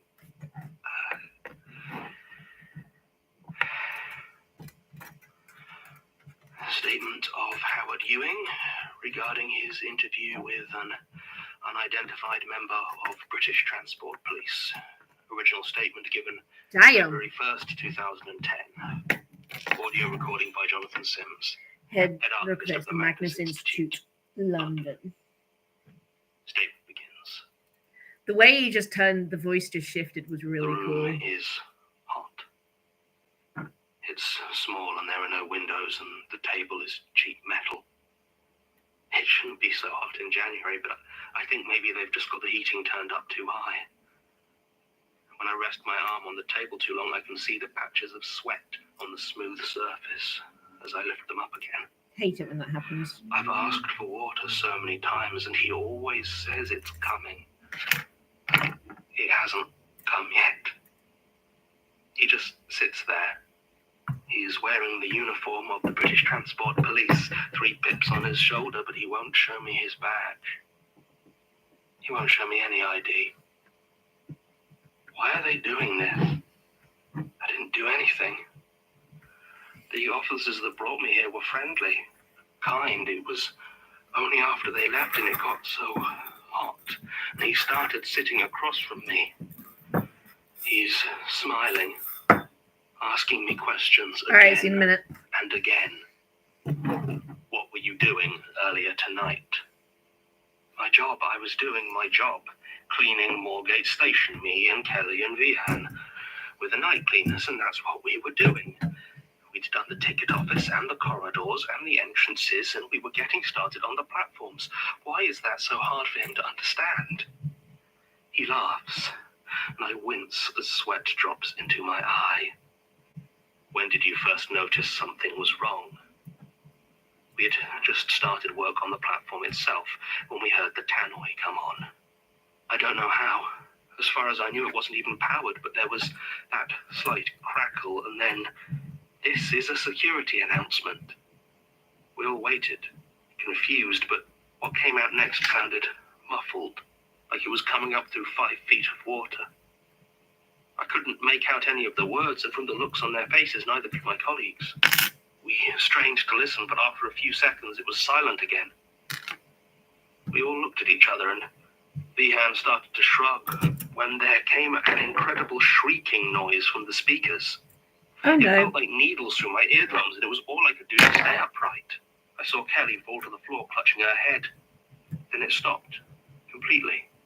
And we all looked at each other again, catching our breath, trying to figure out who to report this to and how. How did you become aware of the train?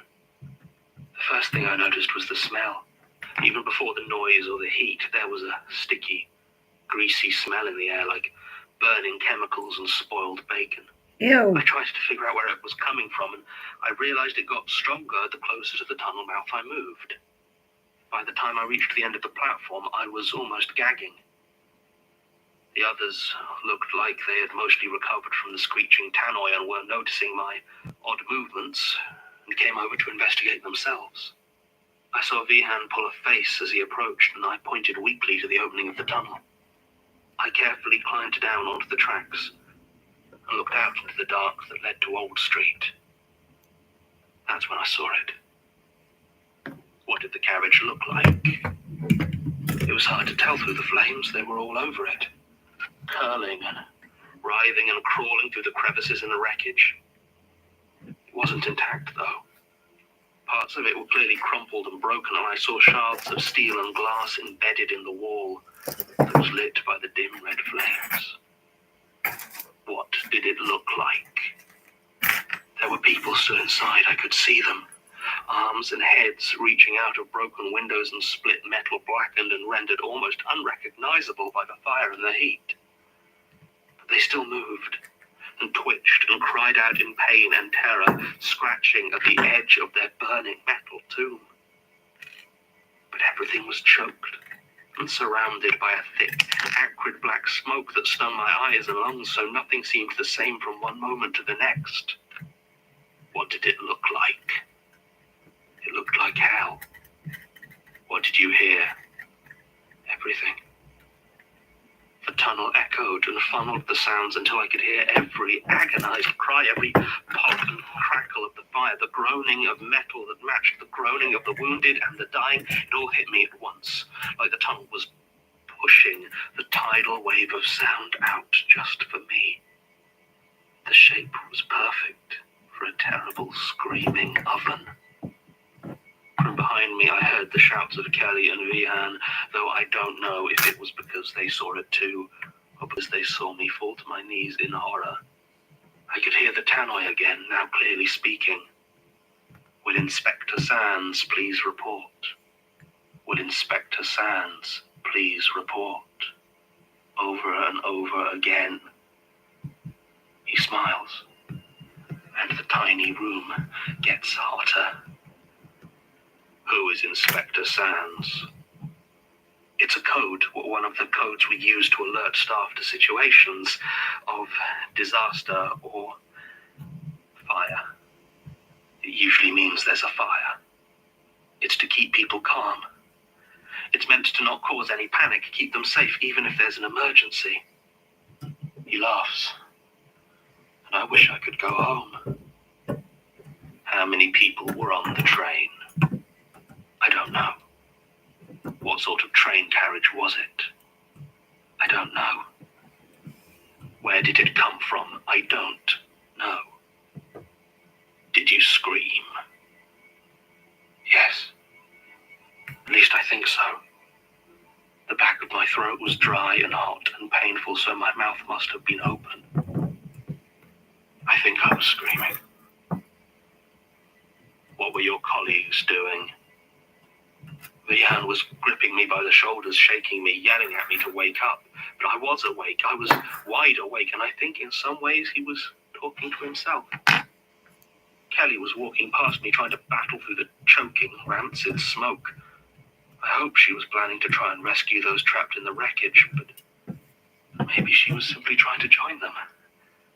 I couldn't do anything to help either of them, and I knew that if I touched them, I would burn them. He inhales, as if in triumph. And where are they now? They're dead. At least that's what I was told when the officers brought me here. They found no wreckage, nothing in the tunnels, no corpses wailing through an underground inferno, just the dead and burnt bodies of Kelly Dwyer and Vihan Prasad. What do you love most in the world? The question sends a shock through my whole body. I know this is what he wants, all he truly cares about. I want to lie, to say that I love nothing and nobody, that I am alone in the world and he'll have to look elsewhere. My tongue burns in my mouth as I try to keep it still. What do you love most in the world? My father. I love my father more than anything. Who am I? I don't answer. And he lets me leave. My father is dead a week later. A heart attack. At the age of 63, everyone is surprised and saddened, but not shocked. I try to tell myself it's a coincidence that a heart attack is the most natural death in the world. But at the funeral, despite arranging it myself, despite selecting the burial plot and the headstone, I watch as they take my father off for cremation. And nobody can tell me why. They simply say how sorry they are for my loss and hand me my father's ashes. I don't want his ashes. I know he'll be back, the policeman with 3 bright pips on his shoulder, and he'll ask me what else I love. And I'll tell him. Then he'll ask me who he is, and I won't say. I don't want to cause any panic. Statement ends. I'm going to bed. Good job, buddy. Yay. Oh. I feel a lot better. I'd love to rattle off a list of potential other reasons for this, nice rational causes of recovery, but I think we're past the point of transparent rationalizations. It looks like the recording of statements has now passed over from psychological compulsion into a more physical dependence. I don't know whether this is some sort of classical addiction or something a bit deeper, but either way, this is not the time for experimentation. I'm on a deadline, and if I need to be reading statements to stay well enough, then I suppose that's what I shall do. Attaboy. What irritates me most is that Elias was clearly aware of this, hence his sending me this, which seems to serve no other purpose but as a restorative. But as usual, he chose to keep this very useful information to himself. I think I've reached another dead end here. I've decided it's the last one. The Institute needs me there, not jetting around the world following a cold trail that may well not have led to anything useful the first time. I've a Greyhound booked down to Washington, D.C. tomorrow. I'm going to stop in at the Usher Foundation, just in case they have anything that might help. And then I'm flying home. I had a rest stop at the buses. They're giving us a comfort break, but there's a woman here in the cafe, the diner, whatever. I've seen her car. I think she's following the bus. She is early 30s, I think, dressed nondescript, hard-wearing denim, old leather. She is definitely watching me. She doesn't look like it. She's coming over, I think. Hello? Can I help you? Sure. Whatever you're reaching for, don't. What? Keep your hands on the table, and we can all walk away from this. You're English? So are you. Hands on the table. Oh, shit. Who are you? Julia, who are you? You don't know me. Should I? No, I guess. Just, I mean, everyone normally seems to. Good for you. Not really. So who are you? Oh, Jonathan. John Sims. I'm the head archivist for the Magnus Institute, London. Oh, you don't say. So what brings you down to the I-70? Pennsylvania. Look, I mean, you're the one following me. I told you we were asking some interesting questions around a few places back in Pittsburgh. And you seem to have attracted the attention of something we've been watching for a while. My bus is leaving. Not it. You're riding with me. I don't think so. Then try to run. Go on. So, kidnapped. Again. Think of it like an escort. Personal bodyguard. You're heading to DC, right? Come on. We can chat in the car. I'm sure you've got a ton of librarian stories. The might as well just fly by. Do I have any choice? If you did, you'd only make a mistake. Oof. Come on.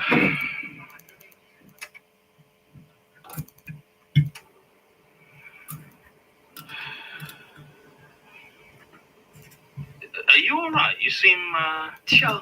Just keeping an eye out. Wait, you know. So, you're from the Magnus Institute? Yes. You know the Institute? Oh, yeah. Checked myself in there a while back. Ended up spilling my guts to this old woman about my dad. Just letting it all out. That would be, Gertrude, my predecessor. Didn't catch her name. Weirdest thing, really. Didn't mean to spell half of it, but really helped me put the pieces together. You know? I'm starting to. You still haven't told me what you're doing this side of the pond, or why you're asking around about Gerard Kay. Would you believe me if I said I was trying to save the world? Probably not.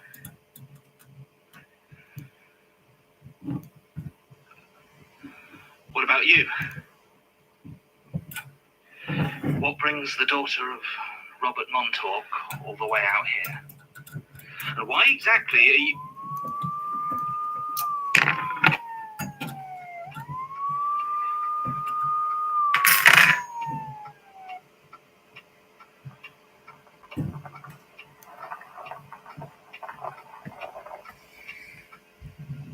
She has a very nice Hunting. voice.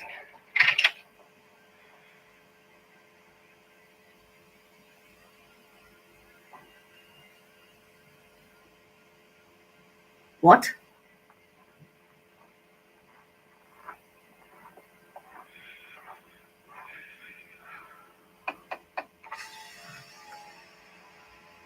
License and registration, Can I see some ID, please? of course. You British? I have my green card, Officer Musterman. And your friend? Visiting from home. Julia. Does he have his passport on him? Julia. I assume so. Can't say I Julia, asked. John? I don't think...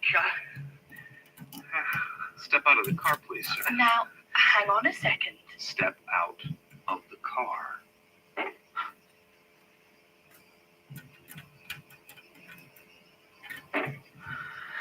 Pop the trunk, ma'am. I mean, there's nothing in there. I'm not going to ask you again. Fine. Don't move, either one of you.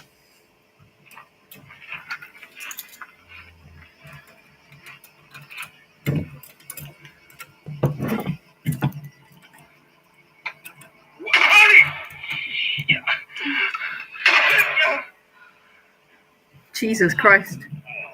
It is. It's so weird. I'm not used to it. Bloody hell, Jewel. You said he'd stop for a couple of miles. Been there an hour. Oh, look at my neck. It don't feel right. Oh, you knew it might take a while. This him then? It is. John. Trevor. Who the fuck? Trevor Herbert, the vampire killer. Julia. He works for the Magnus Institute. He's read all about us. Oh. Well, then that's something. My thoughts exactly. Time for that later. You two helping or what? This one needs its head off. You didn't kill it. We don't know what it is yet, do we? The police officer. I think I have an idea. Oh, do you now? When you get the axe. It's in the boot. I don't. Come on. Right.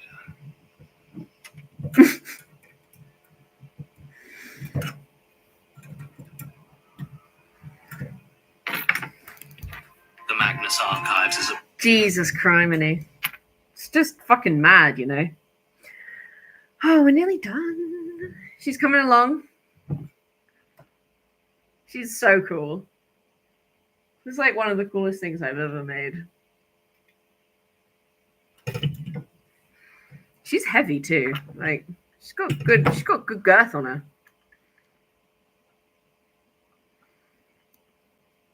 I feel like I've forgotten everything since last listening to this, because I only just fucking realized who the fuck Trevor is, and I still don't really know who Julia Montague is. I don't fucking know. But apparently they're vampire hunting now. Yay! Hi everyone, it's Kareem, the voice of Simon Fairchild, and it Rusty Quill presents. Yeah, go ahead. So long as it's not, if it's not spoiler stuff, you can tell me whatever you want.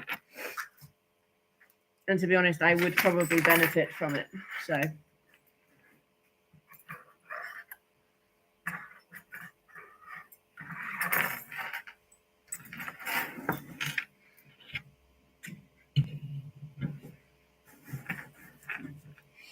Right, I've attached that.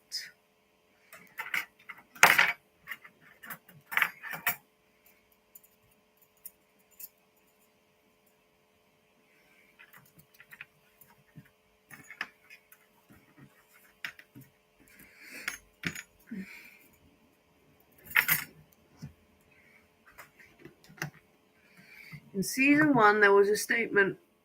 Oh! Her! The one that was like doing all the hearts and shit.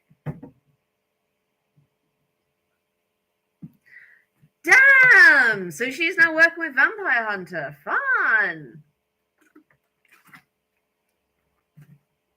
Well, isn't that just something? The Magnus Archives.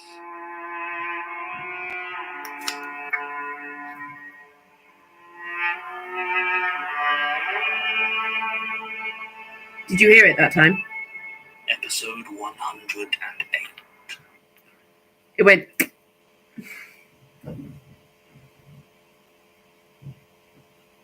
It's probably just my phone. Monologue.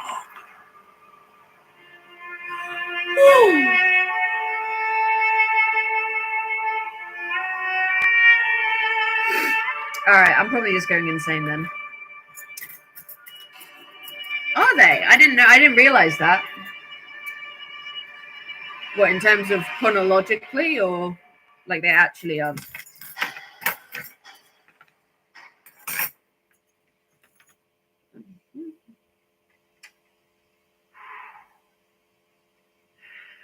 Martin Blackwood, Archival Assistant at the Magnus Institute, recording statement number 0092008. Statement of Adonis Biros, given August 20th, 2009. Statement begins. It's been so hot recently. That sticky sort of hot you only really get in the city. On the beach, watching the clear blue waters swell and recede, it would be wonderful to simply sit still and alone to experience it. But in the city, there is no stillness, no privacy. The swell is that of rank, sweaty humanity, and to press through them is to work the dirt and dust that infuses the air into your own skin. The stink is deeper than just a simple smell. I suppose I'm lucky that my work rarely takes me out during the middle of the day. I am an actor by trade, and both skilled and fortunate enough to find myself employed more often than not. I'm not sure I would say I enjoy it necessarily, but I do find a certain fulfillment in it. I remember the first time I felt the calling. I was 9 years old, visiting my grandparents in Athens, and my parents had taken me on a trip to see the great amphitheater. It was winter, not the season for tourists. My parents were off in a corner somewhere arguing, but just for a moment I had the place entirely to myself. I don't understand what I'm meant to be doing here. Strange centering. That spot at the core of everything where you and you alone speak. Your words heard by no one. And in that no one, the entire universe. Yes, I am aware that normally there is, unless something has gone badly wrong, an audience, or at the very least, other actors with which to trade dialogue. And that's fine, but that is not what I live for. I live for the monologue, when all others fade away and the light tightens on me, excluding all else. Have you ever had stage lights in your eyes? The brightness steals everything else, and if it's strong enough, you can look out into the audience and see nothing at all. Just you. I am a fine actor and a very capable physical performer, but these are simply the dues I pay to earn my way to a monologue. For the last 2 weeks, I have been performing the part of Jacques in As You Like It. You know your Shakespeare? I do. It's not the greatest production of the play, which can be very funny if done right. The director, a man named David Austin, has neither the vision nor the spark to turn it into something truly memorable, and the reviews reflect that. I don't care, though. That's not why I do it. You see, there is one part of As You Like It that almost every English-speaking person will know, and that is a monologue by Jacques. All the world's a stage, and all the men and women on it merely players. They have their exits and their entrances, and one man in his time plays many parts, his acts being 7 ages. I told you you'd know it. And for all his failings, Mr. David Austin made one directorial decision for which I cannot praise him enough. During this soliloquy, he has the other actors in the scene walk upstage, beyond the lights, and has me delivering the lines out, into the audience, alone. For the play, it's a bad decision. The scene is supposed to be Jacques performing, joking for the amusement of the Duke and his friends. So this staging makes something that should be light and energetic into a serious and soulful meditation, and it doesn't work from a dramatic point of view. But for me, declaiming, casting my voice out, surrounded by people watching me, yet completely alone, I have rarely had a part that feeds my soul like this one.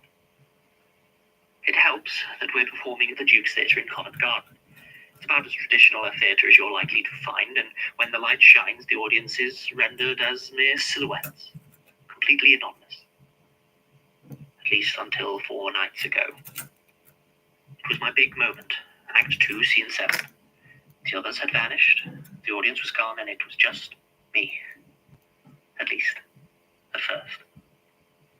I remember, it was as I began to talk about the justice, the 5th age of man, that I saw it. It was a mask, a theatre mask. Not one of the happy, sad ones you might associate with the stage, but like an old Greek chorus mask, neutral with a faint aspect of mourning about the mouth and eyes. It sat on top of a thick, black cloak draped to completely cover whoever might be wearing the mask. But I knew it was empty. Oh. It was a hollow shape of a man that had no life, no presence to it. And I saw it in the middle of the 3rd row as clearly as if it were lit by a second spotlight. I stumbled. Of course I stumbled. I don't believe anyone in the actual audience really noticed, though the other actors offered their faux sympathies over it afterwards. I did make it to the end, and pushed on through the rest of the performance, but the mask did not disappear, and watching the other actors quickly convinced me that either they did not notice the thing in the 3rd row, or they simply could not see it. Oddly, I've never feared for my sanity. I've always been superstitious, and I had no doubt that what I had seen was some sort of spectre or omen. Of what, however, I had absolutely no idea. To be perfectly honest, I still don't. This is one of the reasons I am here. Because I have this deep and gnawing fear that It's nice to hear Martin talk with such confidence. He deserves it a little bit now and then. I'm trying to make it so you have a decent-ish view of what I'm doing. It's quite hard to do. But I think I've made it work. You can see what I'm working on. I'm working in here.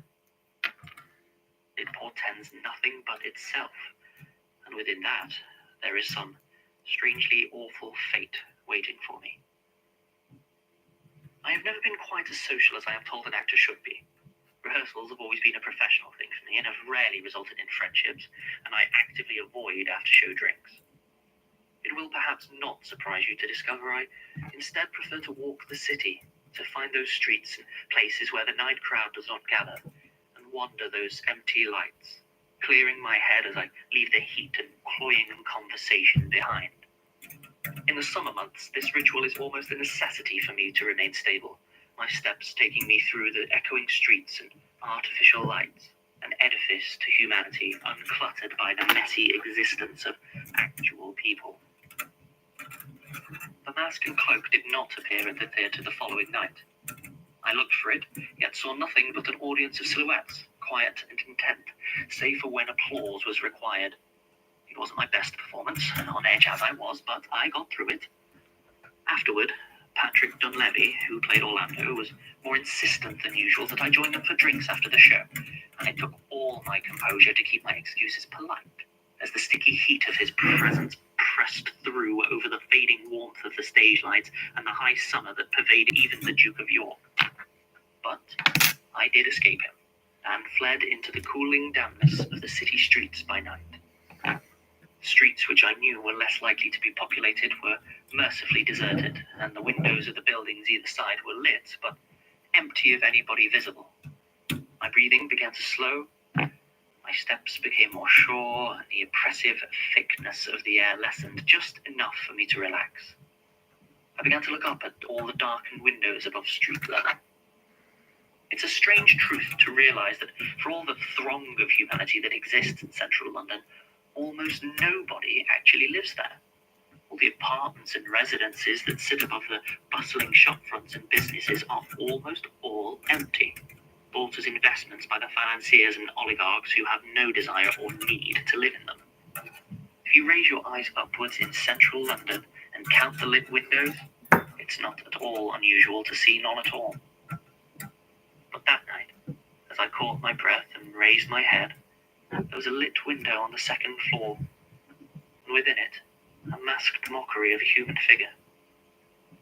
My face fell, until I had the odd certainty that my expression matched that of my pursuer, and panic began to settle over my brain, pinprick crawling from the back, inch by inch over my skull, and I knew that when it reached my eyes, I would run. The figure didn't move. Of course it didn't. There was nothing to it that could move. No will that could make it follow me. And yet, it still watched, its hollow, empty eyes drawing me into it. I ran for some time through streets I knew should be humming with drunks and nighthawks and insomniacs, but they were all silent. I was alone. Sometimes when I turned a corner at the far end, I could see it waiting for me, and I would turn away. Sometimes when I looked over my shoulder, I would see it there, following me with its stillness, its absence. Once I looked up, and the windows were full of it.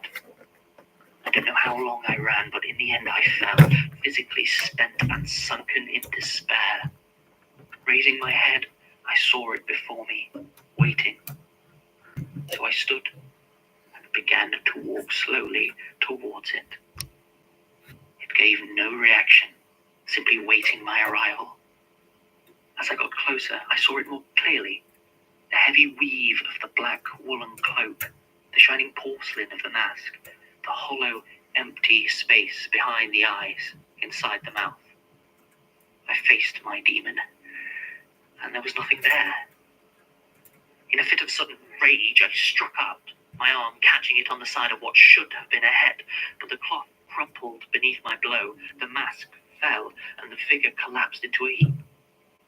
Inside was a simple wooden stick, once propping the thing up, but now fallen to the ground and lying motionless. I went home quickly, my eyes downcast and furtive, and went to bed. I only once looked out of my window at the street below. I don't think it's going to stop. Last night was the worst yet. I knew they were coming, but how do you prepare for something like that? The first was there in the audience before I even set foot on the stage. By my second entrance, there were 5 that I could count. And when I began my monologue, the whole auditorium was full of masks. All the world's a stage, and it was empty. My only company, the mocking grotesques of pantomimed humanity. The famine grows. The schoolboy, the lover, the soldier, the judge, each eliciting such a roar of nothing from them, it took my breath away. Perhaps I should have stopped, fled the stage, quit acting entirely, but it was like a lonely avalanche, and it flowed out of me in a wave. And I reached oblivion, an absence of applause that nearly deafened me. Sans everything. After the show, David came up to me.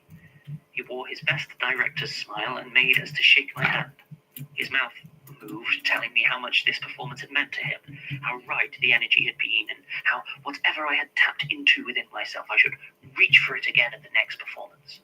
I tried to listen, to nod, but his eyes were hollow, and I knew that he wasn't really there.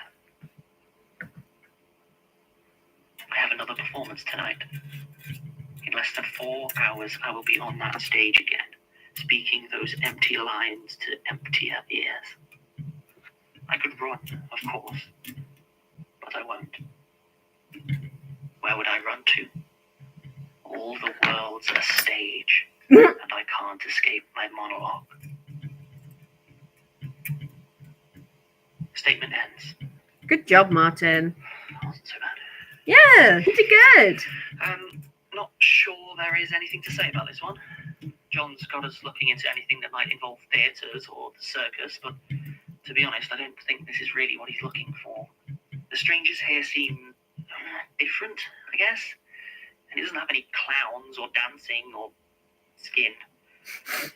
I wanted to ask Tim about it, but he hasn't been around much the last week or so. He says he's working on something, which is, I mean, it could be fine, I guess. He's just quite intense at the moment. He scares me sometimes. Truth be told, none of us are doing great, but it's actually Melanie who seems, I don't know, something's happened, I think. Yeah, she got traumatized. Kind of off lately, and any time I talk to her, she just finds some reason to leave. I asked her to look into what happened to Adonis Biros, the actor from The Statement, and she hasn't bothered as far as I can tell. John called. He's in America now, wanted her to help with something, but I had to make an excuse for her. He doesn't need that kind of thing on his mind right now. I just hope he gets back soon. You know, saying it out loud, I think I'm actually really worried about Melanie. You know what? Basira knows about it than I do. I've been too awkward to ask, but I need to. I really think I need to.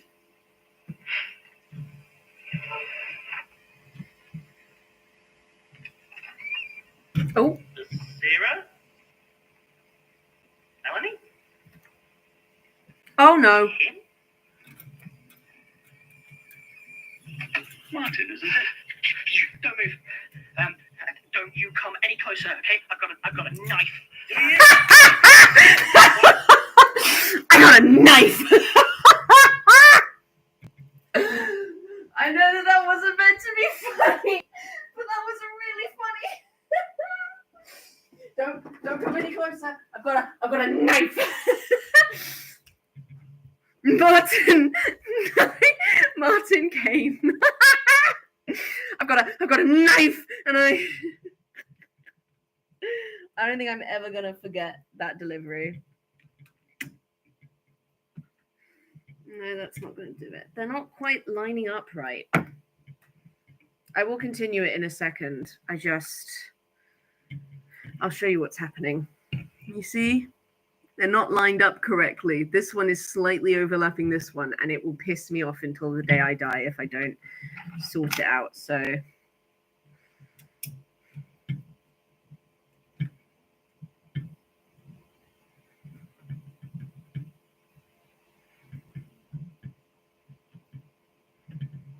ooh, did I do it?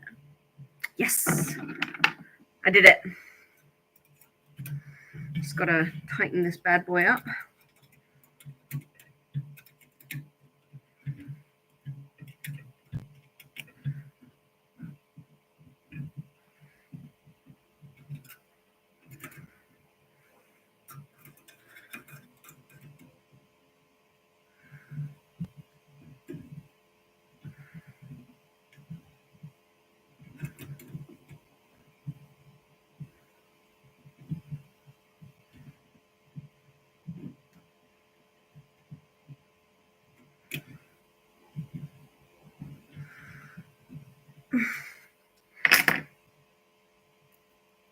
Oh, but now it's overlapping on the other side.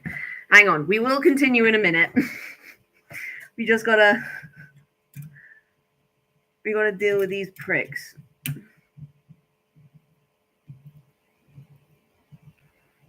There we go. There you are, nice and tight. Oh, you cunt. How the fuck did you get loose?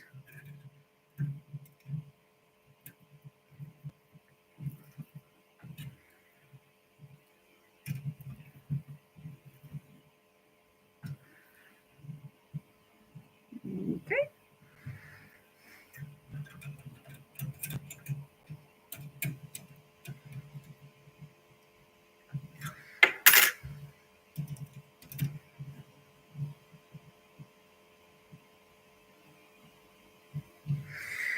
Lovely. Perfect. Perfect.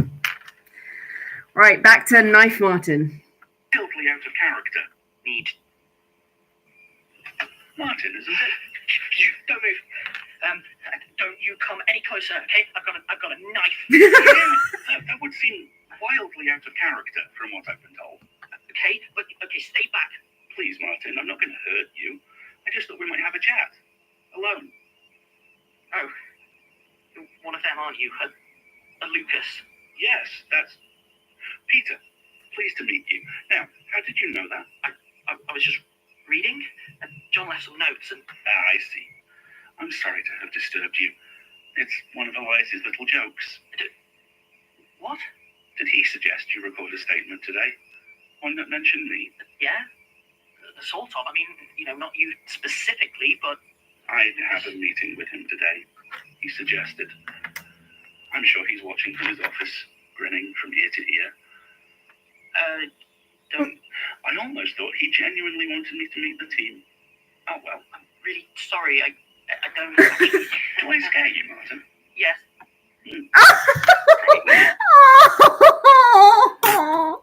Oh, Martin, that was so cute. Do I skate? Yes. Man was like, listen, I'm not above saying it. I'm fucking terrified. Oh, Martin, my baby precious boy.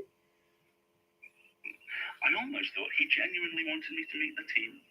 Oh, well. I'm really sorry. I don't actually... Do I scare you, Martin? Yes. Probably for the best. And what's Elias like to work for, aside from orchestrating unsettling encounters? That's a lot of it, to be honest. And that's not something you look for in an employer, I assume? Well, you've just said he's watching us. Almost certainly. How is he as a boss? Fine, I guess. I mean, not so much with the manipulation and sometimes the murder. Oh, that doesn't sound like the Elias I know. He killed people himself. I mean, I wasn't there, but that's what he said. And I did see the bodies. Elias Bouchard getting his hands dirty. Oh, well, must be the end times. So your advice would be less murder? I suppose? No, it's a good observation. I thank you for it. You're welcome. Well, I'm sure I've disturbed you quite enough for one day. Martin, I have a meeting to get to and a few things to tell Elias to his face about wasting both our time. Be seeing you, as it were. Yeah. Bye. What? Did you call me? Yeah, did you see anyone? When? Out there? Just now? No. No? No. That figures. So did you need anything, or... Does the name Peter Lucas mean anything to you? Oh, yes, actually. I've been reading a bunch of old statements. He's that creepy old boat captain, right? From the family Elias doesn't want us bothering. Yeah, well, apparently that warning doesn't go both ways. He was here. Yeah, I think so. Was he... Ooh...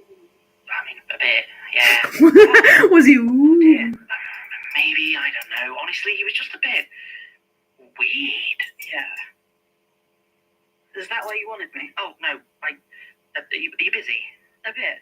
I was reading through a bunch of stuff about the Church of the Divine Host. Did you look into that statement about the chaplain in Hither Green? Because apparently right around that time there was a full solar eclipse going on in, guess where? I don't know. Near Allison. And when Natalie Annis talks about it being 300 years ago, well, how much do you know about the relationship between Edmund Halley and John Flamsteed? Haley, like the comet? Exactly. Look, Sarah, that's really interesting, but that's not why. You're close to Melanie, right? Sarah. I guess so. Closer than anyone here, I think. Yep. Is she doing okay? Why? Did she say something? No, it's just her work's been. Look, she's always been quite, conscientious, but then recently. Okay, look, I don't know what the situation is. She won't tell me. But she's not doing well. We were meant to go for a drink last week, but I think it has something to do with Elias. Elias? Oh, God. Yeah. Well, maybe we can. What? Oh, right.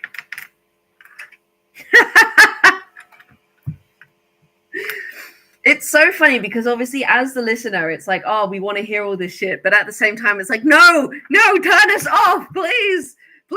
No one else can know. But it's like, if it's a recording, then it's like, trying to find a balance. We're almost there now. We're on to the last 2 steps. So Jesus, I've been here 5 hours. I should really do something with myself. I'll probably, the tapes are unstoppable. Introducing the Galaxy Book 4 Edge. Rusty Quill presents the Magnus Archive. You're damn right it does. Woo! This bit's fun. I get to make like the satellites and shit. It's gonna look really cool. Episode 109. Nightfall.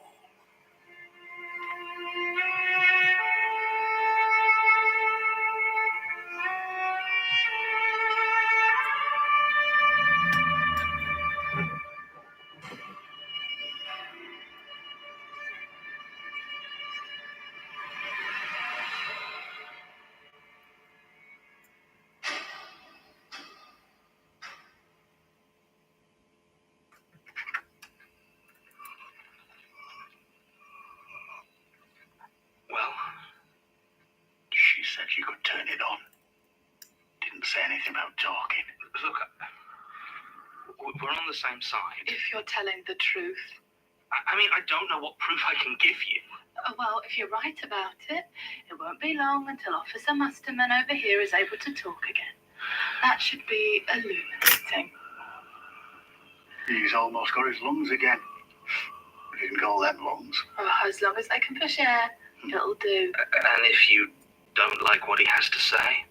Then this cabin is a long way away from anything that can hear you. Oh, Jesus. And if I run? I'm very much hoping that you do. I read your statement. You don't kill people. Only monsters. The line gets blurrier every day. What about you, Julia? Following in your dad's footsteps? It's a legacy I've learned to be proud of. There are people who'd sell us all out for things you can't even imagine. I'm happy doing what it takes to stop that. Murder? Why not? Everything dies. You think if you walk out of this cabin, you just keep going. Something gets you, even if it's just time. Mostly, though, life on this planet ends violently. It's the most natural thing in the world. And sometimes it makes the world a better place. And when something comes for you? Then I die. That doesn't scare you? Every second.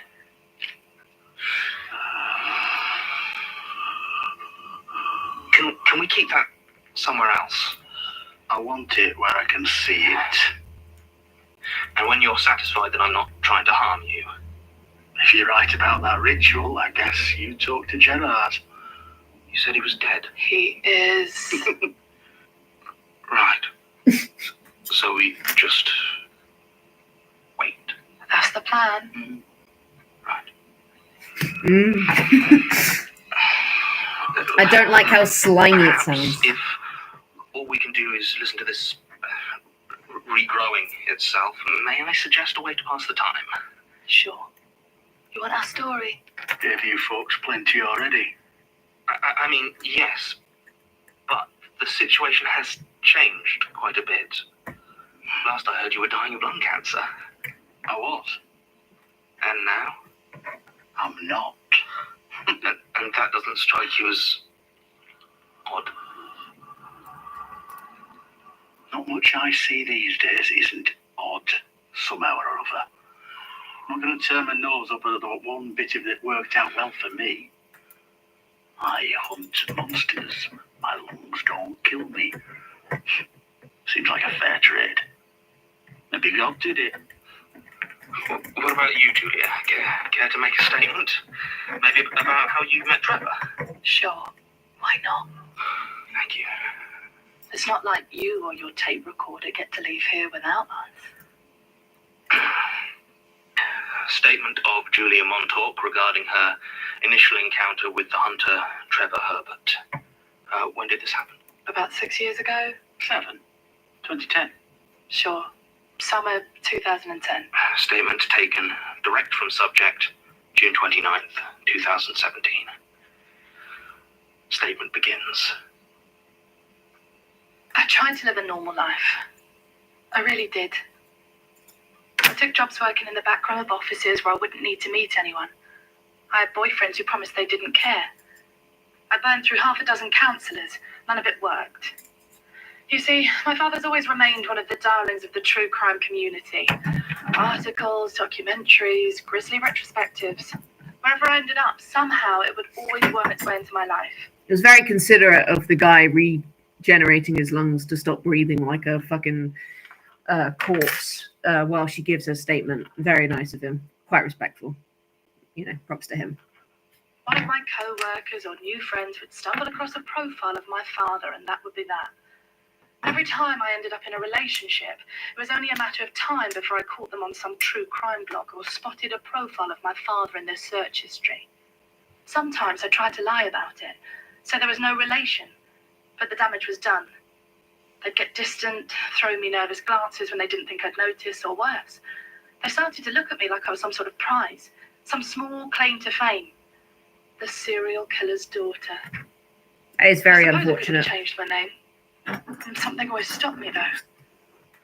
It was the only connection I still had to my dad.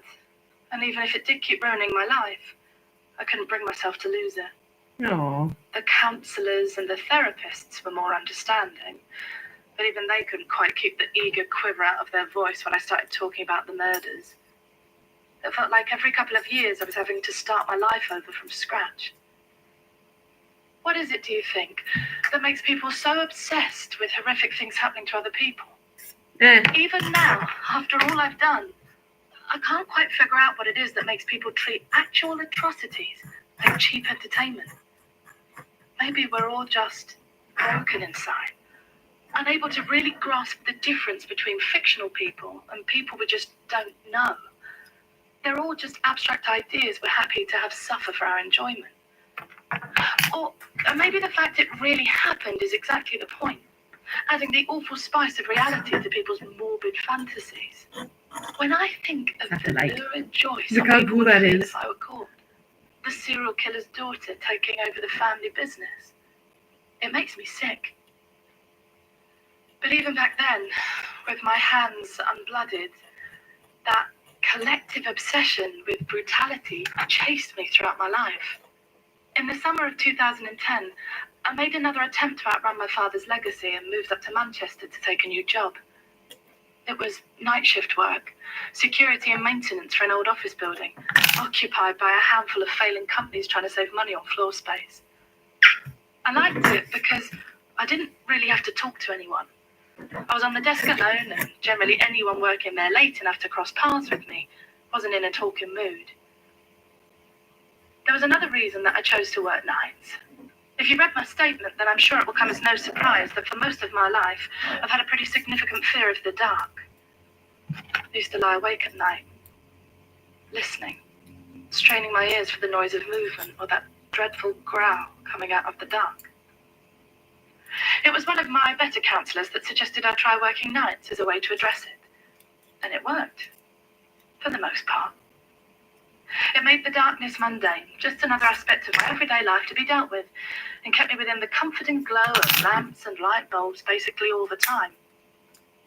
It also let me sleep during the day, and the faintest hint of sunlight that crept around the edges of my thick bedroom curtains made me feel safe enough to relax. It made dating even harder, of course, but by that point I'd mostly given up trying. It wasn't a perfect solution by any means, but it helped. To start with, at least. I never really worried about keeping track of the companies that kept offices in my building. It seemed like they came and went pretty regularly.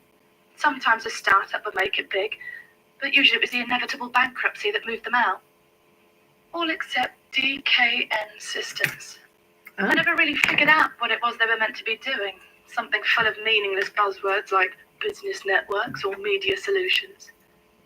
Thinking about it, it might actually have been business media network solutions. Point is, there didn't seem to be anything suspicious about them, at least not at first. I knew a bit more about them than the other people renting space, since they seemed to do a lot of work after dark, and there were a handful of their staff I knew on site. I mean, I assumed they also did a lot of work in the daytime that I just wasn't seeing, so it didn't seem particularly weird. Just another small business burning the candle everywhere they could to stay afloat. But even if the company itself didn't seem weird, the people who worked for it really did. I remember there were 4 of them normally around, and at one point I thought it must have been a family thing, because I got it in my head that they were related. I don't know why. They didn't even look that similar, but there was just something about their faces. It was the eyes, I think. It looked like they all had irises so dark that they almost seemed completely black. And they dressed the same. Not like a uniform, but they all wore black trousers, a dark blue shirt, and a brown leather belt. They also wore soft-soled black canvas shoes, which were almost completely silent when walking down the carpeted halls of the building. It made them even more unsettling, quietly wandering the corridors, never quite looking where they were going. Their attention was focused on something you just couldn't see. There was only one of them that ever spoke, at least to me. A young guy called Varden Darvish. He seemed to be the manager, at least as much as there was any clear structure. And unlike his colleagues, he seemed happy, almost eager to talk. I asked him about it once, and he laughingly told me that his co-workers didn't sign up for the quality of conversation. He'd chat with me about my job and the latest headline, which he always had a strong opinion about. We never discussed any details of his life, though, or his job. He generally came over to let me know about a blown light bulb somewhere in the building, and then stick around for a bit of conversation. I once jokingly suggested he must be breaking the lights himself for an excuse to talk to me, and he laughed, but then got kind of quiet and didn't stick around to talk. At the time, I assumed my awkward flirting had made it weird, but unfortunately not. Hopes were breaking because of what they were doing round the offices. I've been tracking Darvish for a good few weeks by then. There'd been a couple of homeless I knew gone missing round Parr's Wood, where I was keeping back then. Now, usually I wouldn't pay much mind. It was the summer after all. But there were a couple of weeks gone. So I checked in with shelters and a worker that dealt with them, but no one had the first clue. I knew Morris had at least a kid with a woman down in Moss Side, so he wouldn't have skipped town. But she hadn't seen him neither. My first thought were vampires, as they like to go after rough sleepers. But I knew by then there were other horrors kicking around, not to mention your mundane murderers. Didn't matter to me, of course. Not by then. I had a hunt on, and I was going to see it through. It weren't long after I went down. It never occurred to me that he was an avatar of the hunt. It should have, considering he hunts, but... Don't recall exactly how Darvish got on my radar. Someone had seen something that sent me somewhere that led me to him, but I don't know. Point is, as soon as I saw him, I knew he was the one I were after. There was a smell to him, something dark and sick, rolling off him in waves. Sure, he didn't smell like a vampire, but he smelled like something that weren't meant to be in this world. So I reckoned I'd best help him out of it. Took to fun with him for a couple of days. Didn't know exactly what he was or what he wanted, so I weren't keen to charge right in. He seemed normal at first, mind. Happy enough in the sun. Though he worked nights. That's how I first saw him. Didn't spot me. But if he did, he never paid me no mind. They never do. Third night, I spotted him at work, taking a delivery. It were a big truck for some company called Outer Bay. Tried to follow them up since, but didn't find much. And again, maybe I didn't know what I was looking for. I mean, to anyone else. Honestly, there is still debate about what the vampire's deal is. But yeah, Trevor is related to the Hunt, so that's why a lot of people think the vampires are... I mean, to be honest, the vampires do hunt people. So that would make sense. The box that we're unloading would have looked like nothing much. But if there's one thing I know, it's what a box looks like when it's got someone inside. Oh, shit. There's a certain shape it tends to be. And the folk carrying it have to take a second to manage its shifting weight. Might have looked like a big old flight case. But as soon as I saw it, I was certain there was somebody inside. What I didn't know was alive or dead. Looking back, I feel like an idiot. I was watching them unload that same case. It was policy to have whoever was working security present for deliveries. Something about insurance. Thinking about it, I even noticed Trevor lurking past the fence, though I didn't give much thought to just another tramp. I had no idea what they had in the box, though. They told me it was new computer servers, and I didn't have any reason not to believe them. There had plenty of similar deliveries before. Varden was there, and we talked for a while. He wanted to discuss the... He's done! I did it! It's so cool! Tell you what I'm gonna do. Oh my god! Justin! Was that you? Justin! Bro! Hi! Oh, we missed you. Do you know what's funny? Is earlier we were like, oh man, I miss Justin. I hope he comes back. Hi! It's so nice. The gang's all here. I'm so happy.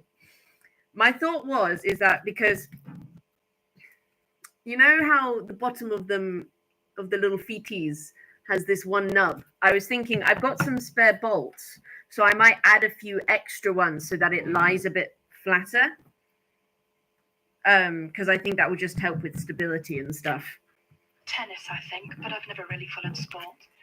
He didn't seem suspicious or weird, and I had no reason to think that this was anything other than a late delivery of normal computer parts. They took the case up to their offices, and I returned to my desk with a fresh cup of coffee, and a plan to dig in for the night with some episodes of an old radio show I was working my way through. The plan went pretty smooth for an hour or two, with the exception of a couple of DKN employees silently shuffling past at unnerving moments. Then I happened to glance up at one of the video feeds and saw that the tramp I saw earlier had managed to sneak inside the building. It wasn't as hard and all that. Didn't even need to break a window, nothing. Just waited until the last of the office weirdos were heading back inside. It was slow enough. Pretty simple to take them through before the door swung shut.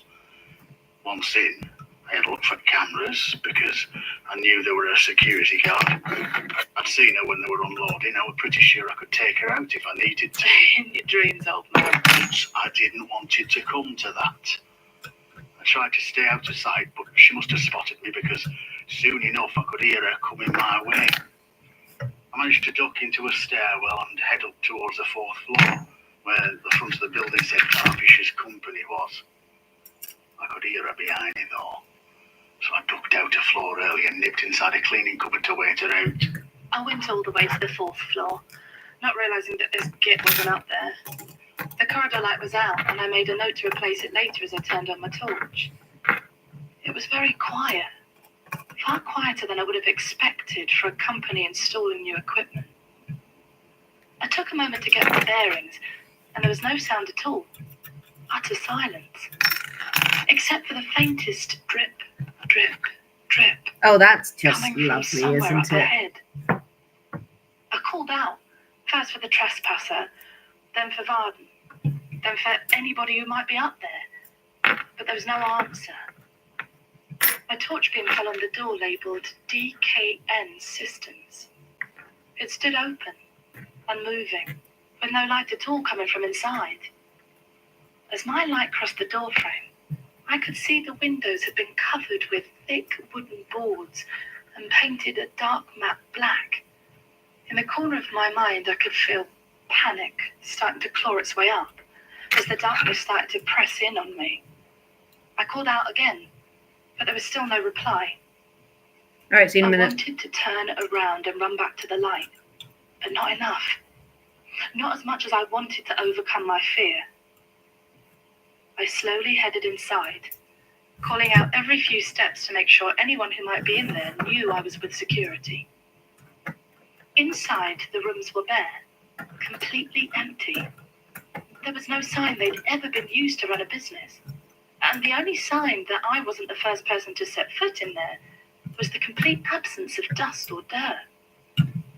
I checked another room, but it was exactly the same. The same with the third I checked, and the fourth. Then I opened a normal-looking wooden door near the back, and I froze. Once again on the threshold of something that didn't make sense. In front of me was what should have been a normal meeting room, but it was far from that.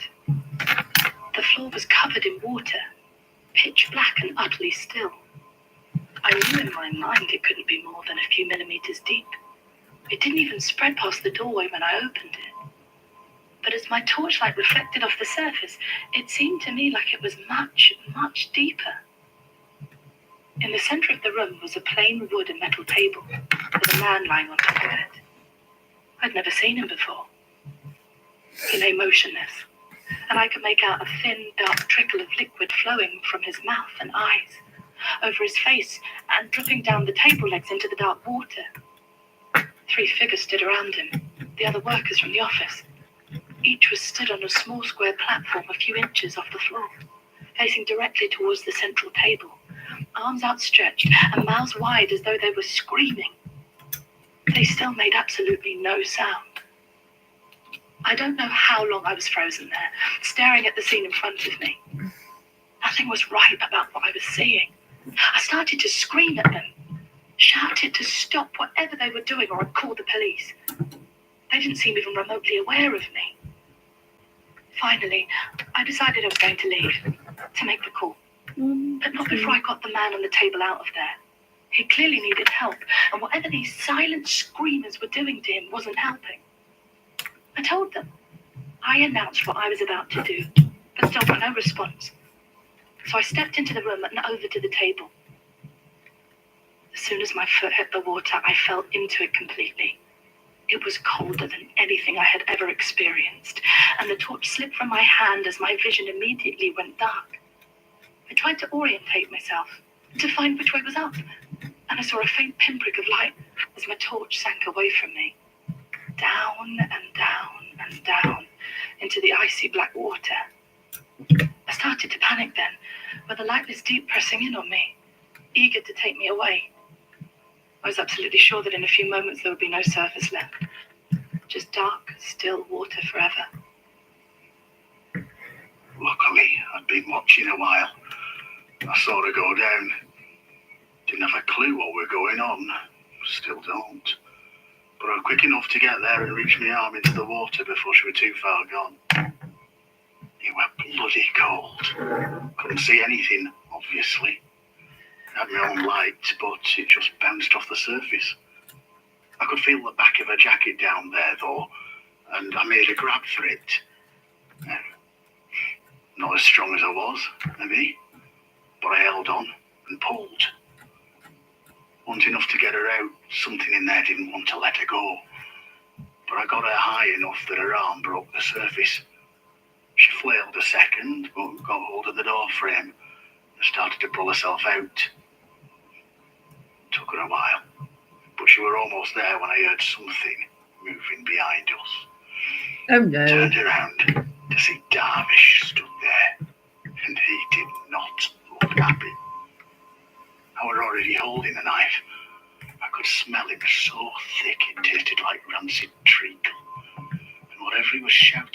quieter than the blood in my ears. It was going to be good. I got him once across the chest through his shirt, but it was a lot faster than I gave him credit for. He cracked me once hard across the face. I didn't go down, but I didn't get him with the blade again before he slammed his elbow to me gut. That time I did go down, and the knife dropped to the floor. He were on top of me, hands round my throat, and I thought that was it. No waiting for the cancer. I'm not going to lie. I was scared. I could still feel that dark water sticking to me, tugging at me, leading me to fall back into it. Just a couple of traumatized I could buddies. just about make out the homeless man that saved me. He was struggling with someone, his torch fallen to the ground next to an old pocket knife. I grabbed the light and pointed it at them. Varden was on top of him, hands around the old man's throat. I saw those eyes properly, and for the first time I realized that Varden's irises weren't dark. It was just that the pupils were so wide that they swallowed them completely. That wasn't what did it, though. That wasn't what made me pick up the struggling tramp's pocket knife and plunge it in again and again into Varden Darvish's throat. No. What did that was the tattoo. Huge and dark on the chest beneath his ripped shirt. The closed eyes sigil that was as familiar to me as the nightmares of my mother. I have never felt rage like I did then, and I have never felt anything as wonderful as the satisfaction of ending his life. Damn. There was a shiver in the air as the floor behind me dried in an instant, and the three silent screamers dropped down dead. Well, I suppose they might have just been unconscious when they fell, but they were definitely dead by the time we left. The man on the table had never been alive to begin with. I just knew that. I never even had to explain anything to her. She just gave me back the knife and we left together. Wasn't any question as to who I was or what I was doing. We just clicked. And we've been hunting together going on 7 years now. She ain't too bad at it. He's starting to slow down a bit, though. It's just the lack of respect that gets me. And he's going a bit senile, which is a shame. At least I'm not so soft. I need a feather bed. Beds are a good thing, old man. I keep telling you. So are baths. You see what I've got to put up with, Mr. Sims? Yeah, it's, what do you do for money? Sorry? I doubt roaming around killing things pays all that well. What do you do to support yourself? I don't know. We find ways. When you're out here, the odd bit of robbery or trespass doesn't really faze you. And why America? Tell her we're a wolf man. Old Davies down in Plymouth swore blind his brother had seen one on the Pacific Crest Trail. I told Trevor he was a liar, but here we are anyway. Have been for a couple of years. Hey, now, no wolfman sure, but there are plenty out here that will need killing. True enough. Plus, it's hard to leave. We're not exactly here legally, and trying to get a flight home would get us noticed by authorities we'd rather avoid. I keep telling her we could hop a boat. And I tell him I'd rather stay hunting here than try myself on a boat for 2 weeks. So, what have you... Shut up. Hey, look who's talking. You could have at least chopped my ears off, too. You people just won't shut up. How am I supposed to get the lungs lined up right when I can't even concentrate? Happy to chop them off again if you need the practice. Do it. You're the ones who want to talk. Why were you looking for me? Why do you think? Out here, exposed, unaware, on your own. At least I thought so. Thought it was a good chance to get you home and get you ready for the dance. Is this that unknown dance? Yeah.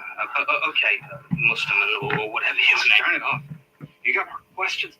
You turn that thing off. I don't think you're in any position to make demands. Maybe not.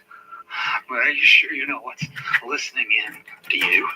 No, but I don't like it. What's he mean, listening? No, I'm not. I knew this was a bad idea. Turn it off. No, it's fine. It's Turn it off. Oh, damn, it actually just stayed off. The Magnus Archives is a podcast distributed by Rusty Quill and licensed under a Creative Commons Attribution Non-Commercial Share-alike 4.0 international license. Terrifying. The Magnus Archives is a podcast.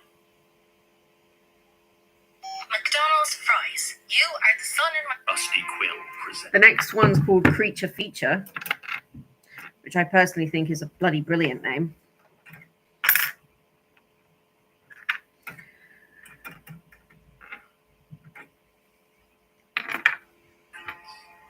The Magnus Archives.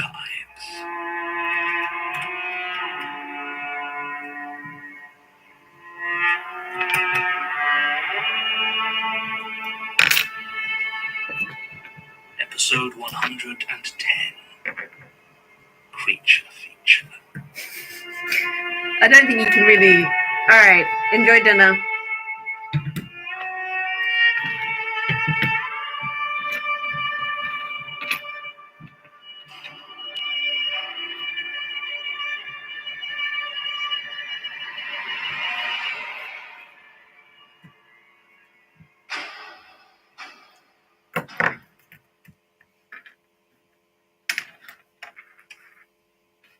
Martin Blackwood, archival assistant at the Magnus Institute, recording statement number 01214003. Statement of Alexia Crawley, given March 14th, 2012. Statement begins. Ain't she pretty? I love her. She's so pretty. She's not perfect, but you know what? She's mine. And I love her anyway.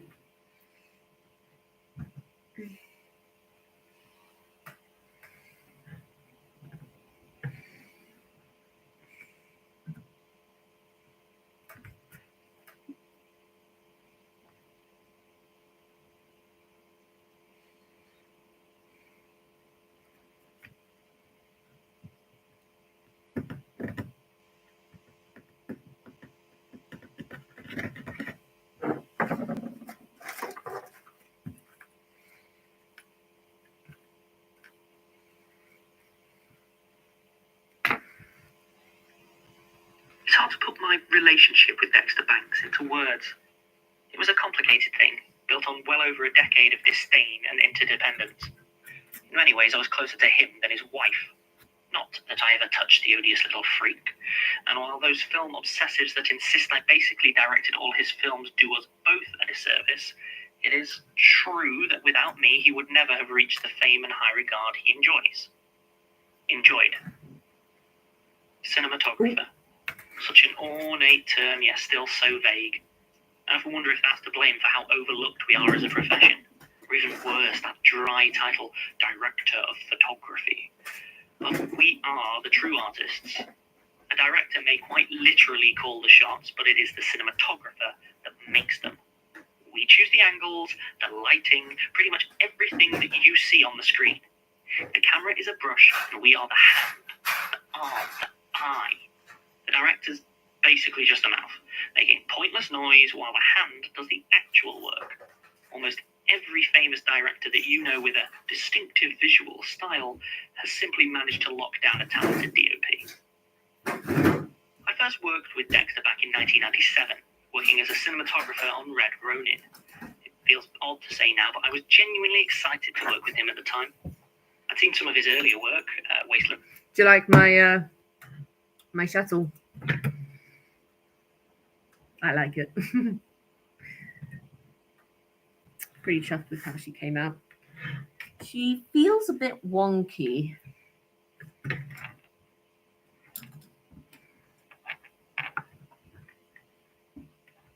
There we go. That's a bit better. Oh, thank you. I'm glad you like it, Justin. My personal favorite bit is the little satellites. I think that they're so cute.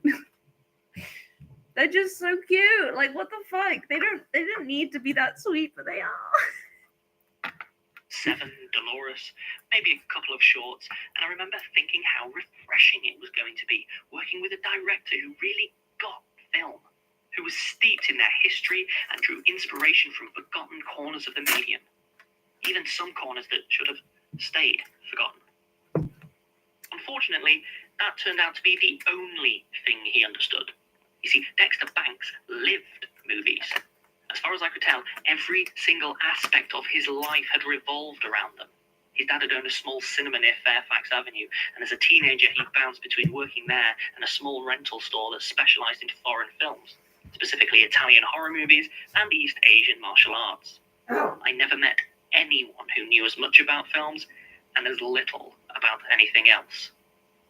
Working with him, it soon became clear that all he was interested in doing was recreating things he had seen, taking scenes and music that he loved from those old, obscure corners of cinema, and then constructing whatever patchwork narrative would allow him to shoot his own versions of them. Whatever dialogue he didn't repurpose and had to write himself was stilted and slow, trying to mirror the stylization that surrounded it, but failing utterly. I once mentioned to him the idea of working with a writer. I didn't do it again. Red Ronin, for instance, was based on a Japanese film from the early 70s called Blade of the Avenger. It hit on the same dynamics and scenes as the original, but was set in modern-day Arizona, following a nihilistic ex-Marine in the fictional town of Funnel. It wasn't strictly a remake, though, because Dexter would constantly call me into the screening room to show me some other samurai or western that I'd never heard of, before jumping up at the appropriate scene and shouting, "That was it, we do that." And I did. I'm very good at my job. I've been doing it almost 30 years now, 5 at the BBC before crossing the Atlantic, and I know exactly what I'm doing. Turned out that I have a talent for capturing the feeling of older movies, mirroring them whilst still keeping the shots fresh. Who cares if it bored me to creative tears? It was exactly the sort of bull that critics love, and Red Ronin was the first of Dexter's film to get an Oscar nomination, though it ended up losing out to The English Patient. Not really surprising, it was too genre for the Academy anyway. I didn't realise it, but by that point I was already locked in with Dexter. I'd held some ambitions about directing myself one day, but it soon became obvious that that wasn't going to happen. Maybe if I'd got a feature under my belt before I was outed as trans, it might have been different, but as it was, that revelation burned too many bridges, and when the dust had settled, it was made abundantly clear to me that I was never going to get a movie of my own. That And is it was either very cinematography unfortunate. or nothing. Oh, that sucks, man. So I I'm stayed. sorry. I was in a bad place for the next couple of years and blindly accepted the DOP position on 2 more of Dexter's films, Hell's Company and Leroy Slake. Both were big hits, and by the time I properly felt myself again, I had ended up with my career so tied up in Dexter's that chasing other gigs wasn't really an option. I still have no idea how intentional it was on his part, but he was definitely aware that it was my work that elevated his films above simple homage. His periodic bouts of petty jealousy and snide bitterness had made that abundantly clear. 5 years and 3 movies in, it was clear that we needed each other almost as much as we hated each other. I don't know when he first mentioned his spider film. It didn't bubble out into a full obsession. Anything to until do 2 with years spiders ago, never but fucking I goes know well. he talked about it plenty before that. Whenever arguments over a project would last late into the night, and if he was very drunk, he'd get kind of quiet, and then he'd ask me, yet again, if I'd ever seen Kumo ga tabete iru. I think that was the name anyway, something like that. He was normally slurring quite badly when he said it. He thought it translated to the spiders that devour, but a Japanese friend once told me it was actually closer to just spiders are eating. According to Dexter, Kumo was an old Spiders are which he eating. believed had come out sometime in the mid to late 60s. It was about a spider, just the one, despite the title, that grew to a colossal size and terrorized a small unnamed island off the coast of Kagoshima. What struck him about it, though, was the utter absence of anything resembling a hero or protagonist. No one fought against the monster, and although there were vignettes in the lives of those under the spider's shadow, they all ended the exact same way, with the character in question marching slowly and calmly into his waiting jaws. Whenever Dexter described this, his eyes would widen and he'd start trying to recreate the sound that they made as they were eaten. He always claimed he wasn't doing it right, but the noises he ended up making were unsettling enough. As far as either of us could determine, the film never existed. At least, not in any form that left a traceable record. Dexter had folded it up in a lot more detail than I had ever bothered to, and had checked with collectors of obscure film paraphernalia and long-defunct Japanese production studios. He actually showed a pretty surprising aptitude. Unfortunately, I'm going to have to take the little extra support thingies that I put on the feet because I just realized I meant to put these on and I missed them. So I need 4 of these, which means I'm only going to have half the amount, which means I suppose I could just put it there instead of having 2 on each one. That'll still look good, right? Probably.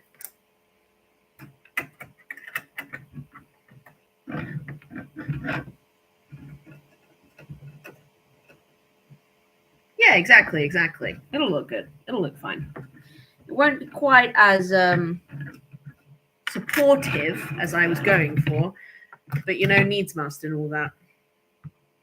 For the language, but it was just dead end after dead end. I ended up watching half a dozen different giant spider movies with him over our time together, and none of them were right. He'd just watch, muttering under his breath, no, and chewing on the back of his thumb. It wasn't something I ever really minded. Out of all the many and varied quirks of Dexter Banks, his minor obsession with a Japanese spider movie that may or may not have ever existed was one of the least unpleasant. At least, until I got the call about his final project. He told me over the phone that he was producing a new film, that it was going to be his masterpiece. Then he started to describe it, and I don't know how much of what I felt was deja vu and how much was just dread. I asked if he had found a copy of the film or a script, but he just laughed. Better, he said. I found the book it was based on.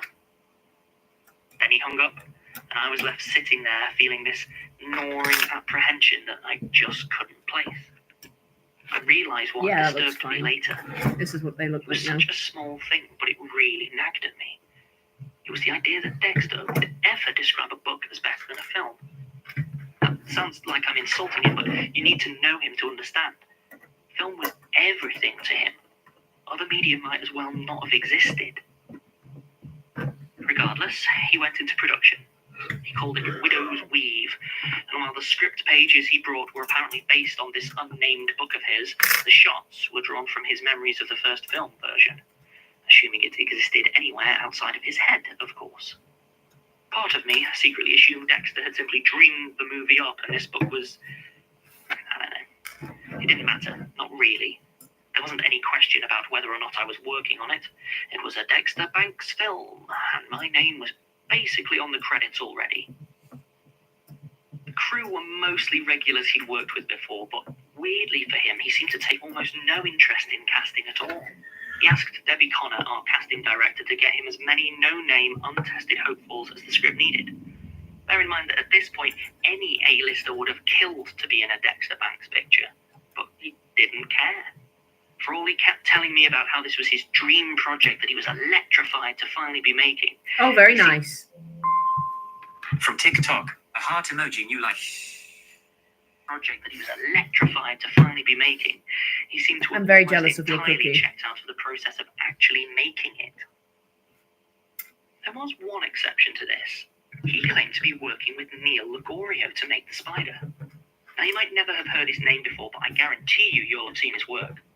From the mid-70s right into CGI, Ligorio was the name in practical creature effects. Suit work, stop motion, animatronics, whatever the method, he was the Animatronics, master. you say? If you've watched any genre films at all from before 2005, there's basically no chance you haven't seen one of his creatures. His early work was strictly horror, but in his prime, he worked on basically any blockbuster that used practical effects for monsters or aliens. I'd had the pleasure of working with him way back in 1989 on Orbit, a medium-budget sci-fi vehicle. We did just talk about FNAF yesterday. Neil was working on a 12-foot-tall animatronic robot that They're featured listening heavily to in the us. climax. The picture was, unsurprisingly, a flop. But I still remember his work, how he brought a lump of wood and steel to life. The huge, intricate mechanisms that allowed his crew to puppet it into motion that was so natural you could forget that the back of it was completely hollow. Out of all of the odd changes to Dexter's behaviour, his excitement over working with Neil Ligorio was the one thing that I shared with him. Not that I got a chance to do anything with that excitement. Once production started, Dexter became secretive and jumpy. He told us he'd set up a workshop for Ligorio and his team in one of the larger empty spaces on the lot, but no one except him was to go inside or make any contact with the practical effects department. It was odd, but everyone knew better than to argue. Once Dexter had an idea in his head, he would throw you off the set for trying to change it. When it really needed to happen, people generally looked to me to do so, since I was the one they considered unfireable. And this time, I did, saying that I'd worked with Neil before and would love a chance to catch up with him. Dexter curtly explained that Neil had become reclusive in his retirement and had only agreed to work on this picture on condition of absolute privacy. I didn't push the issue. It didn't seem like the battle to waste my energy on.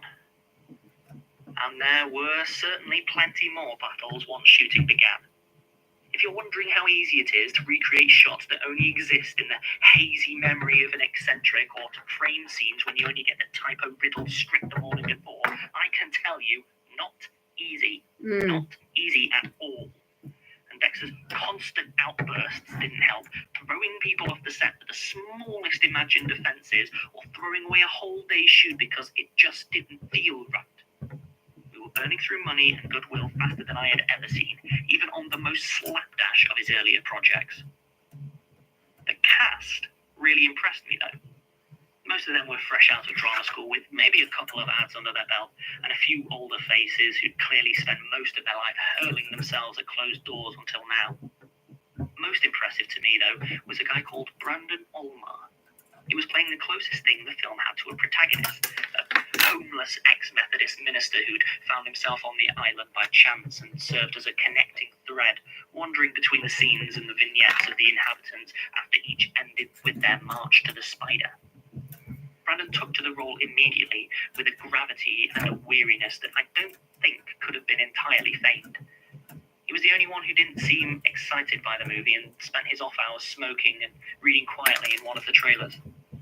It was a shame because, for whatever reason, he also seemed to be the only one that Dexter would listen to. I only saw them talking once or twice, but every time Dexter would be rapt, nodding at whatever Brandon might have to say. Of course, I never really had time to think on it. I was finding it an almost impossible task to get even the most basic of shots, with Dexter constantly demanding the whole setup be changed for no reason. Like I said, I'm excellent at my job, but giving him what he wanted from the camera work relied on him actually knowing it himself. There was a frenzied, nervous energy to his instructions, and if I didn't know any better, I might have even said that he wasn't just afraid the shots might not work, he was afraid of the idea. And so it was for the first few weeks. Dexter clearly wasn't sleeping. He had insisted on using old equipment and avoided digital almost entirely, to the point where several of the crew were using pieces of kit they'd never even seen before.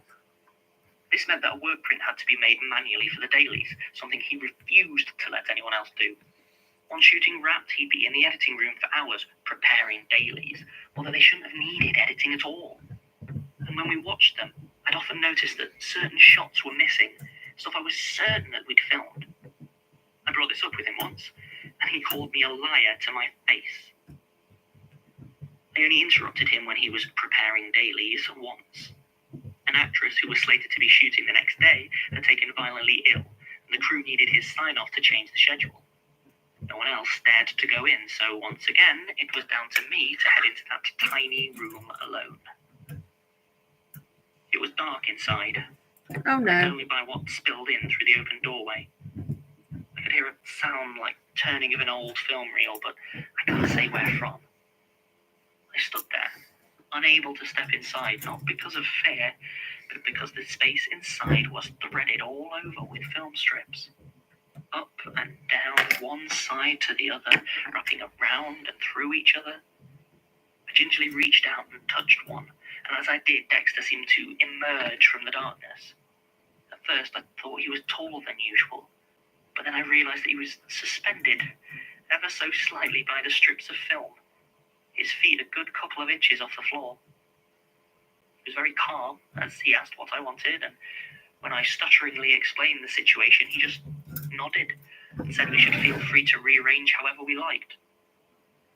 Then he closed the door and I left, trying very hard to convince myself that he had only had 2 arms.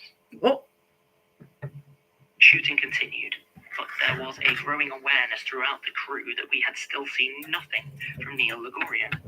No one had met him on set, or spotted him or his team entering or leaving the workshop where the spider was supposedly being constructed. No one had heard the sound of work being done in there, and the rumour was that Dexter had finally lost it, and the workshop was empty. We had run through all the scenes that could be done without it, and everyone was getting really impatient. Finally, Dexter announced it was time for the unveiling, for the spider, for Kumo to make its appearance. We were all excited as we assembled outside the workshop, but there was a nervous energy in the air that day. It was about as cold as it ever gets in LA, but the shiver that passed through us when he told us it was time was something else entirely. Dexter told us the actors would see it first. He gave no reasoning for this, and silenced the outcry from a couple of the crew with a vicious glare. He then gathered up the cast and, with Brandon leading them, took them through a small door in the side of the workshop, and they disappeared inside. I thought back over those minutes so many times, trying to decide if I'd heard or seen anything that might have explained what happened inside that building. But in the end, I have to admit that I didn't. Minutes passed, and half an hour as we waited impatiently for Dexter or the others to return. Anything to do with spiders is It just seemed like a sick yikes. cosmic joke that was the day the press broke the news of Neil Ligorio's death. What? Half an hour after the cast walked into that building, one of the grips stumbled across the news story whilst idly checking his phone. Ligorio had been privately suffering from Parkinson's for almost a decade and had been bedridden in his Connecticut home for the last year. Oh my god. We knew then that whatever was going on inside that building, it was not Neil Ligorio debuting a new animatronic creation. Oh shit. Once again, all eyes turned to me. Still not entirely sure what I saw on the other side of that door. Oh no. I probably saw nothing, like the cops who arrived shortly afterwards. The place was entirely empty after all, just as the rumours had always said. But I wouldn't be here talking to you if I thought that was true, now would I? Because I remember that first moment, that instant of looking up when I first entered. I saw it, perfectly interwoven, with 100 cocoons writhing and dangling, stretching out far above me. Jesus. And in its centre, those black and shining eyes that focused on my entrance, the legs that worked so fast as to be a blur, the fangs that dripped their poison onto Dexter Banks. Then, in a moment, it was all gone, scuttling up and into nowhere, pulling its impossible web behind it. Ew. I never knew how to describe my relationship with Dexter, and I still don't. How he was complicit. The spider one's just simply caught in his own neuroses and fears, I don't know. I know he didn't deserve what happened to him. I found the book, by the way, and I burned it. And if I ever track down the man who used to own it, I might just burn him too. Statement ends. You might not have to. How you feeling, buddy? I think Alexia might be a bit too late for that. I mean, I think it sounds like a Jürgen Leitner book about spiders. Glad John didn't have to read this one. Anyway, I know he's not a fan. Although this one wasn't too bad, actually. Anyway, this is, I suppose, one explanation for the disappearance of Dexter Banks, along with almost 100 cast members back in 2012. There's not a lot I can really add that hasn't been already dissected by 100 different tabloid magazines and mystery shows. Even the arachnid angle has been covered, as it seems that when we weren't a lot of help, Alexia Crawley told her full story to the press. Oh dear. She was not treated kindly and refuses to discuss the events any further. Poor thing. But Basira did manage to get hold of a few things from recent LAPD files that haven't been released to the public yet, so she's a bit cagey as to how she got them. Apparently, over the last 5 years, every February, a corpse is found washed up on Redondo Beach. It'll be a shriveled husk with all moisture and internal organs apparently removed. These corpses are usually unidentifiable, but the one that washed up last year was confirmed to be Chadwick Fraser, an aspiring actor who went missing in 2012 and whose IMDb page lists a final credit for Widow's Weave.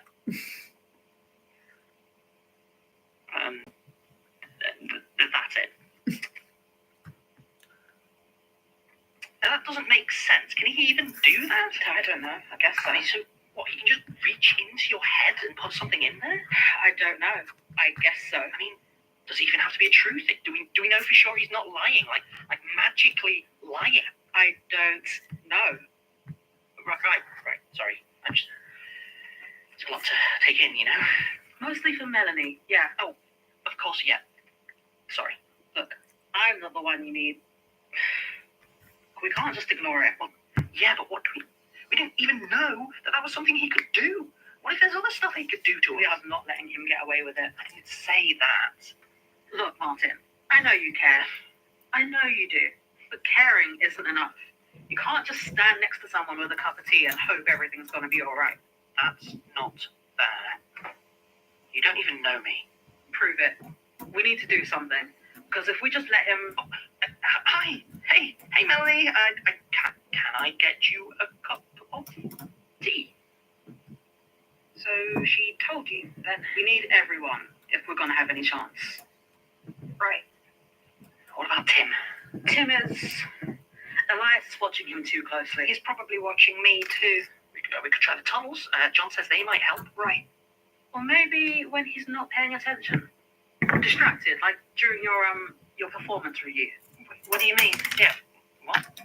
Well, I was heading out and Martin, you remember you knocked over that huge stack of papers? They shouldn't have been there in the first place. Besides, I cleaned them up. But not in the right order. And when I brought them up to Elias yesterday, he asked why they were messed up. You didn't tell him it was me. It's not the point, Martin. The point is... He wasn't watching you. He was busy. Yep. Hang on. Not here, the tunnels. Right. Melanie, I'm really sorry I'm sorry. Yeah. Jesus. Also, Basira coming for his tea making. I will literally skin her alive. She better shut the fuck up, you know. I'm a very nice person, but I've only got so much patience when you're coming for my boy and his tea, all right? Let the man make his goddamn tea.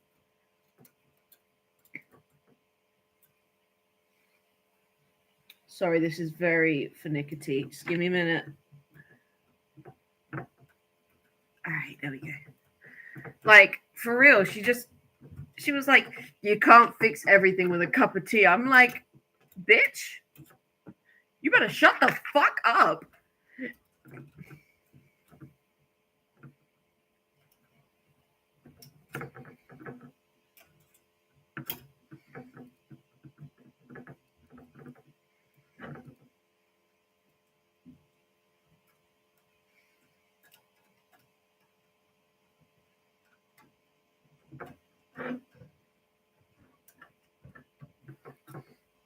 No shade to Martin's tea, though. It's great.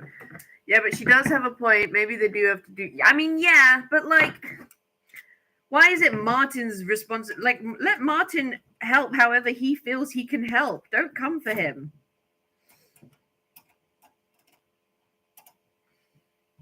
Not everyone can be as badass. Some people have to be the emotional support.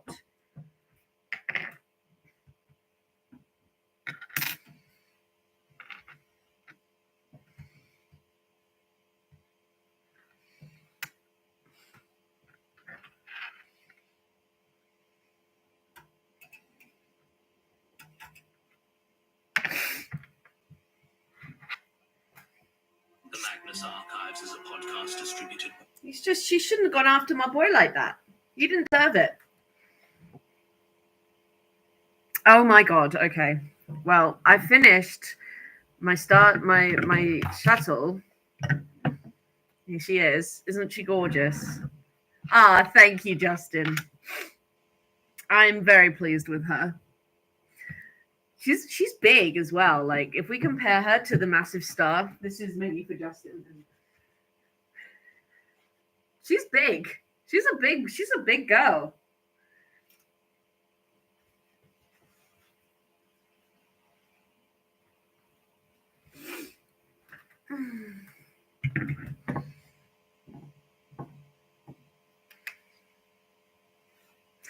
I just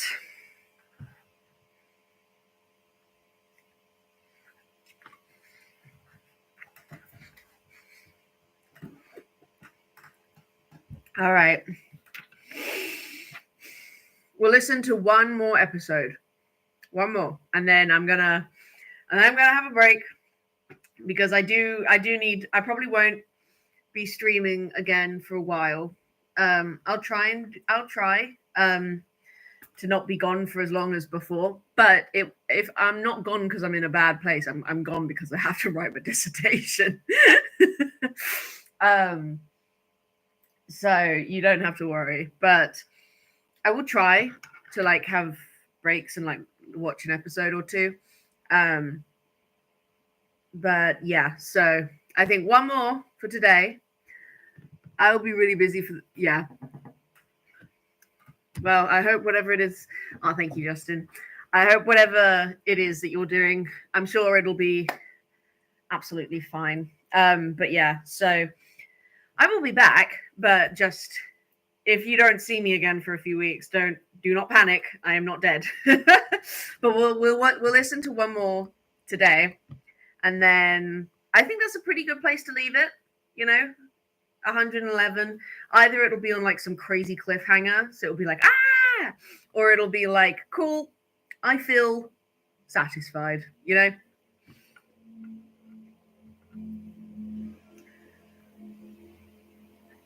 Yeah, that's good. So 111 is a good place to end. That's good to know.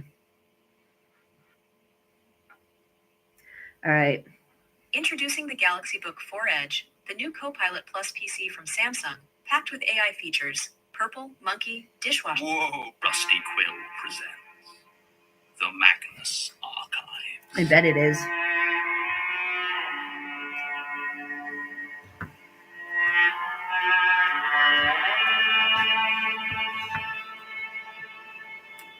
Episode 111. Oh. Family Business.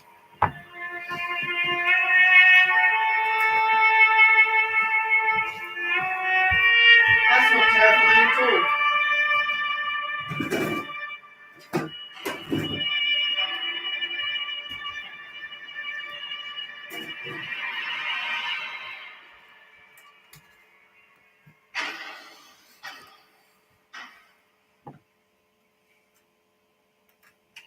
Right, so I just read it. Here's the last page. Good luck, I guess. You're not staying. Keep an eye on me. It's not a... Trevor doesn't like using the book. I don't either. Makes me feel off. Dead should stay dead. So, why keep it around? Oh shit! Wait, what are they doing? Stop you joining them. Come on, Julia. Just give us a knock when you're done. Sure.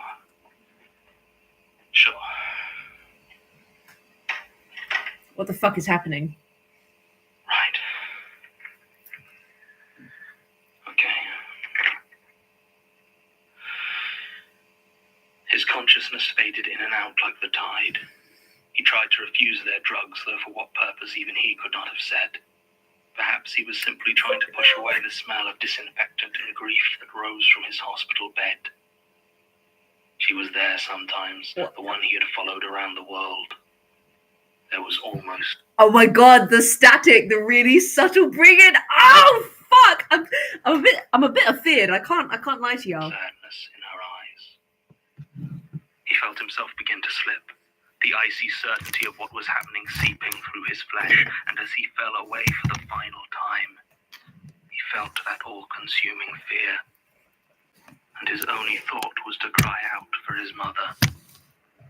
But with the last vestige of his stubborn will, he refused. She would not claim his last moment. Oh, she. He was silent.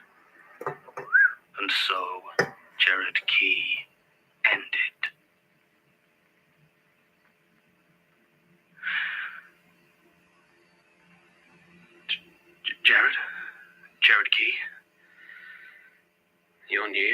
Oh shit!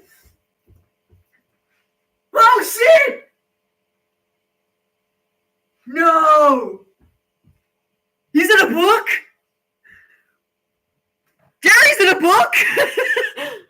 What the fuck?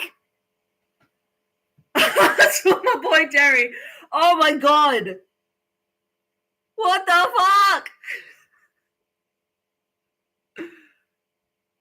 Oh fucking shit.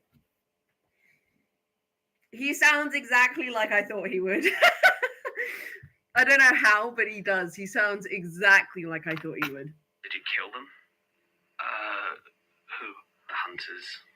They had this book. Are they dead? No. Then piss off.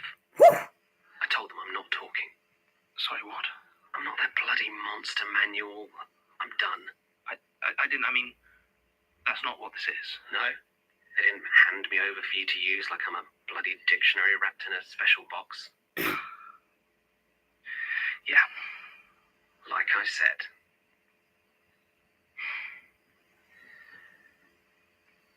You got a cigarette? Oh, yeah. Here. Can you smoke it? I guess not. Yeah. Nice lighter. You a spider freak then? What? Oh, no, I never really thought of it. I'm John. I'm with the Magnus Institute. I'm the archivist. When did she die? About a year after you did. Was it peaceful? No. Good. What? Don't think she would have wanted that. I thought it was gonna be like, fucking bitch. Just like, did she die peacefully? No. Good. Fucking bitch.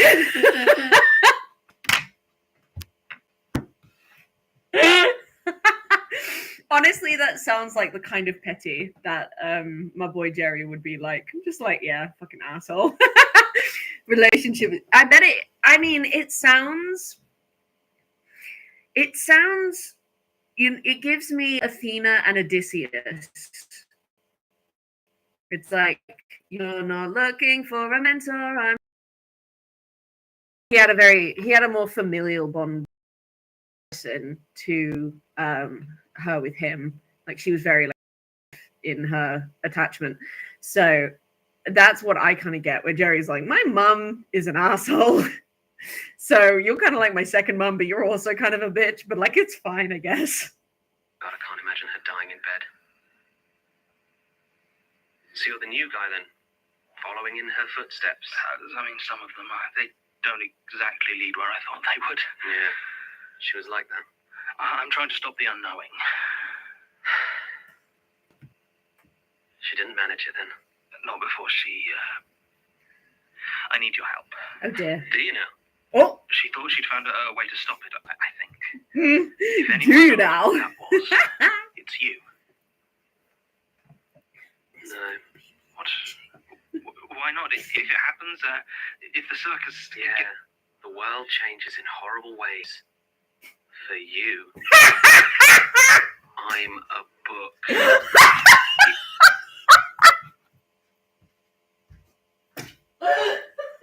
Man really said that sounds like a you problem, sir. Man really doesn't give a fuck. Holy shit. Man went, yeah, that sucks. For you.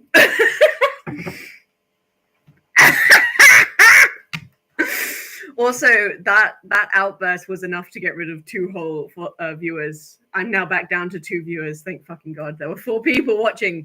4! That's too many. I mean, honestly, I love that. Speak your truth, Justin. I'll be serious. But that is so funny. He was like, yeah, for you. Jerry doesn't give a shit. I'm dead serious. It hurts being like this. Oh, shit. And it's not like any pain you can feel when you're I'm a book.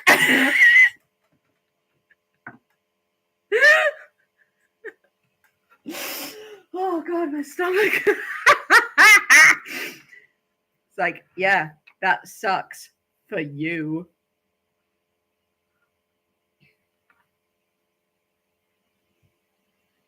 She thought she'd found a way to stop. I need to listen to it again. It's so funny. If anyone knows what that was, it's you. No. What? Why not? If it happens, if the circus... Yeah, the world changes in horrible ways. For you. I'm a book. You can't be serious.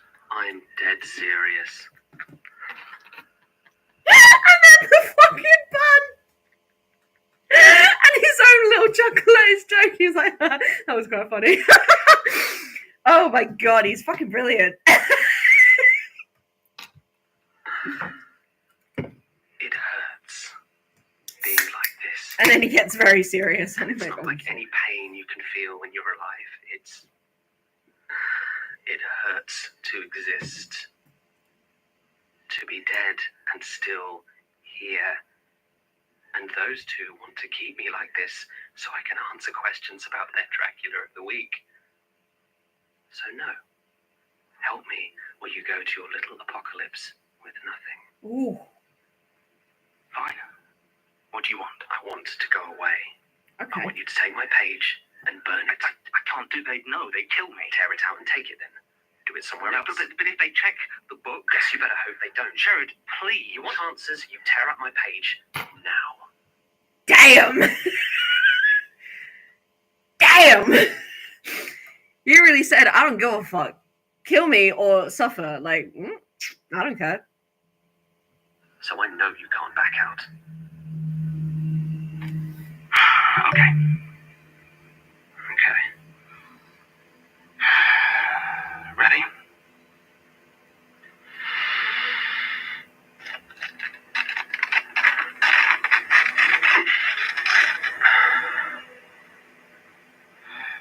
There.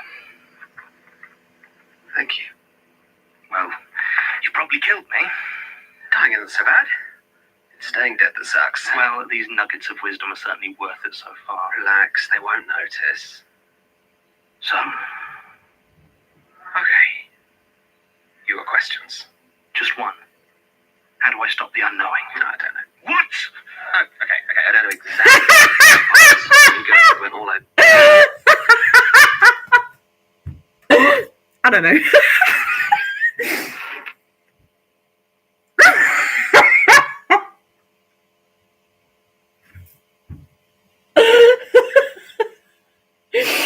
Oh my god.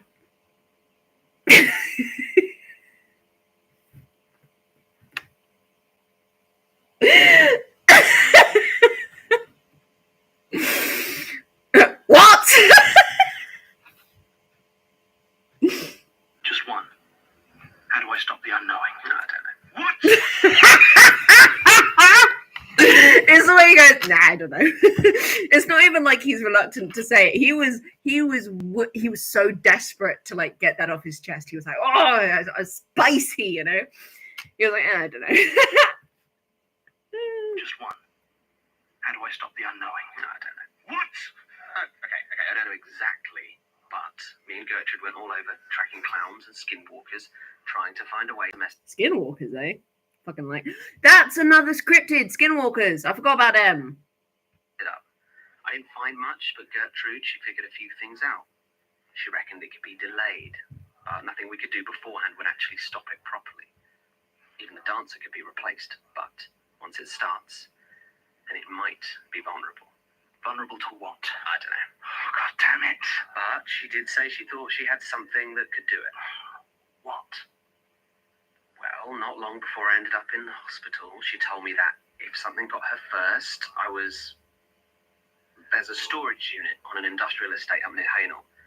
She said she rented it under the name Jan Kelly and hid a key for it somewhere in the archives. I think I found that. Well, it's in that storage unit. Whatever she thought might disrupt the ritual, stop the unknowing, that's where it'll be. But you don't know what it is. No. When I asked her, she said she'd show me when we got back to London. Mind you, she had this weird look in her eyes, like it was some kind of joke. I mean, it wasn't. What was it? A joke? I don't think so. Gertrude didn't make jokes. No. Well, worst case scenario, I suppose I continue to have nothing. I guess.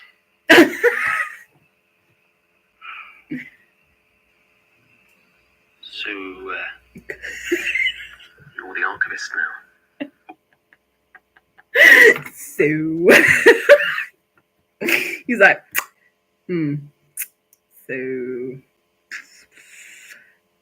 he's so awkward. He's probably like one of the most human people we've had in this so far. He's just like, I don't know. I understand why Justin is dashing them hearts left, right, and center. Jerry's fucking brilliant. I've only known him for like 3 minutes, and I would die for Jerry, even though he's already dead. Like, he's funny as hell, man. Whatever that means. Can't help you much there. Gertrude was always kind of cagey about it. She never showed any abilities or talked about, I don't know, destiny. Like she was becoming something. Well, she could make people tell her stuff sometimes. They suddenly get really talkative and lay out whatever she needed. She didn't do it often, though. I don't think she liked it. Oh, I can do that too. Do you like it? I don't know. I never really thought about it. Yes, I suppose I do. Did she read statements? Sometimes. If she was getting shaky. They perked her up, I think. Feeding the eye, you know. I'd sometimes hear her through the wall, just reading into the air, feeling it all. She didn't use a tape recorder? When I was with her, she travelled light. Left things behind. Kind of sounds like you didn't trust her. Yeah, I didn't. I wanted to. I really did, but it was always the work. Sometimes she just reminded me of my mum. Did you ever meet her, my mum? Not in person. It was only by reputation. For real, they sound like they'd be really good friends. Because you got like John, who kind of has a stick wedged up his ass, and then you got Jerry's hand. I don't fucking know. Jerry just doesn't care. It doesn't even sound like he cared when he was alive. He's just like, I don't fucking know. They'd get along so well if it weren't for, you know. Yeah, I think I do know. And absolutely, I think they'd be buddies. Well, she was also goal-orientated, ruthless. But at least Gertrude tried to do something worthwhile with it. My mum only had her ambitions. She'd never even admitted it, though. She was too proud for that. She saw herself as real working class. Always said the occult was just a club for rich boys playing politics with things they didn't understand. Reckoned her tradition was less the academic and more the village witch. You sure you don't know her? Yeah. But deep down, what she wanted wasn't all that different from the Ivory Tower idiots she hated. You know, I think secretly she dreamed of starting a little mystic dynasty of her own. With me. Like the Lucases or the Fairchilds. Well, Fairchilds is just a name. They're not really family. The Lucases, though, yeah. Thing is, it's harder than it looks. What's out there don't care about blood. Well, I mean, except for the vampires. Yeah, obviously, except for the vampires. They care about choices. Tower idiots she hated. You know, I think secretly she dreamed of starting a little mystic dynasty of her own. With me. Like the Lucases or the Fairchilds. Well, Fairchilds is just a name. They're not really family. The Lucases, though, yeah. Thing is, it's harder than it looks. What's out there doesn't care about blood. Well, I mean, except for the vampires. Yeah, obviously, except for the vampires. But they care about your choices, your fears, not your parents. Families are just useful because they can push you in the right direction. Obviously, the vampires. Very good at that. And I imagine they're not reluctant to remove any members that might put that legacy at risk. Right. You know, for a group that worships the power of loneliness, they never seem to have any problems breeding or finding spooky singles to marry them. Just one of those things, I guess. But most times you try to put your descendants on the path to worship, it doesn't go great. Just takes one stubborn heir to freak out about the truth and the whole thing comes crashing down. And that was you. Yeah. Turns out not everyone grows up caring about power and knowledge like my mum.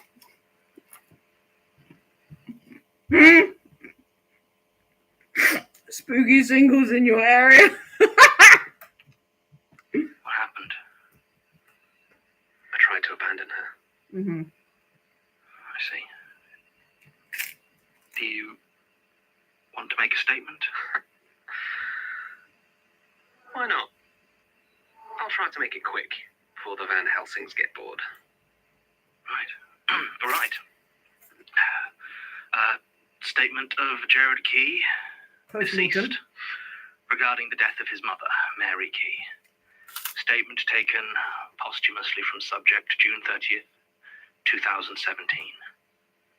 Statement begins. My mum spent her whole life feeling cheated. She used to tell me with a kind of sneer that destiny is for lords, and I think in her own way she actually believed that. You know, she felt we weren't important enough for a destiny, but she never forgot that she came from a noble house in von Closen, all wrapped up in mystery and power. At least that's what my mum believed. I was never able to find much on them, at all. Nothing that would say there was anything special about them, except, you know, maybe their connection to the Magnus Institute and Jonah Magnus. But she'd never accept that. To her, her ancestors were these powerful sages of terrible gods, and their destinies stolen from them by an idle dilettante. At least that's how she told it to me. I remember that Jürgen Leitner was the first man I ever really hated. I'd never met him, but that was the name on the books that my mum spent all her time reading. And half the time when she actually looked at me, it was to teach me about one of them. She idolized him, I think, almost as much as she despised him. She thought he'd managed what she always dreamed of, using these entities without being bound to them. I think she saw him as some kind of sorcerer. So she studied those books that she could find, but she always came back to this one, this unnamed catalogue of the trapped dead. It was her first, she always told me, and would probably be her last. I never knew my dad. Not really. He worked in the archives like you, but quit once I was born. I think he wanted to help raise me. But Mum didn't need the help, and after me she wasn't able to have kids again, so she killed him in his sleep to practice her bookbinding. Jesus. I guess she failed. I always thought he was in here, but when I eventually got hold of it, there wasn't a page in there. She did her best to look after me and bring me into this world she inhabited, but she wasn't a caring mother or a skilled teacher. Jesus. My struggling at her lessons infuriated her. I mean, looking back now, I can see that her knowledge was basic at best. I was a kid. I only tried to avoid her temper and learn my weird lessons. Oh, writing Jerry. out nonsense and pretending I understood paradoxes that most adults couldn't handle. Oh, Jerry. We travelled a lot. I'm sorry, Between bud. her day job as a rare bookseller and her vocation, it wasn't often we stayed in London for more than a month. We met with things that almost made me throw up. I was so afraid. And she talked to them like old friends. It was awful, but I suppose in many ways it worked. Whenever I tried to run away, the real world seemed so ignorant. I could never be a part of it. So I did my best to find my place within my mum's world. As an idiot teenager, I hunted Leitner's books with the best of them. I even found a few. I'd bring them home and watch her eyes light up. But it was always the books that she was happy to see. Eventually, Tell me about your I grew mum. old enough and wise enough to see therapy. I feel like a therapist. I'm like, tell me about your mum. Session for what it really was. Hubris. She lived just carefully enough not to be destroyed by the things she studied, but that was it. The things out there, they weren't like taming fire. They couldn't be contained or used for light or warmth. The best you could hope for from them would be that they don't spot you. And instead my mum chased after them, obsessed with others who were trying to stare at them without being blinded. You know, Flamsteed, Smirk, Leitner. Idiots who destroyed themselves chasing a secret that wasn't worth knowing. And the worst thing was she marked me as a part of that, without my understanding. or consent. Oh. Our relationship, such as it was, quickly went downhill, but I never managed to leave. I just couldn't bring myself to finally cut that cord and abandon her no matter what she said. And I think she knew that. I think she knew she had me trapped. But it was a hollow victory. She also knew that I wouldn't continue her work, that whatever destiny she had tried to write for the Von Closen line died with her. I think that might have been what finally pushed her to do it, to try and take full control of the book. I remember the smell when I came back to the shop that day. The heavy blood smell. She'd just finished writing on the third sheet. She'd hung on that old fishing wire laced between the shelves, and she was on the edge of passing out. She wouldn't stop there. She wouldn't give in. She thrust a razor blade and a marker pen at me and begged me to help her finish. Everything was red. Every possible shade of dark and wet and dry crimson.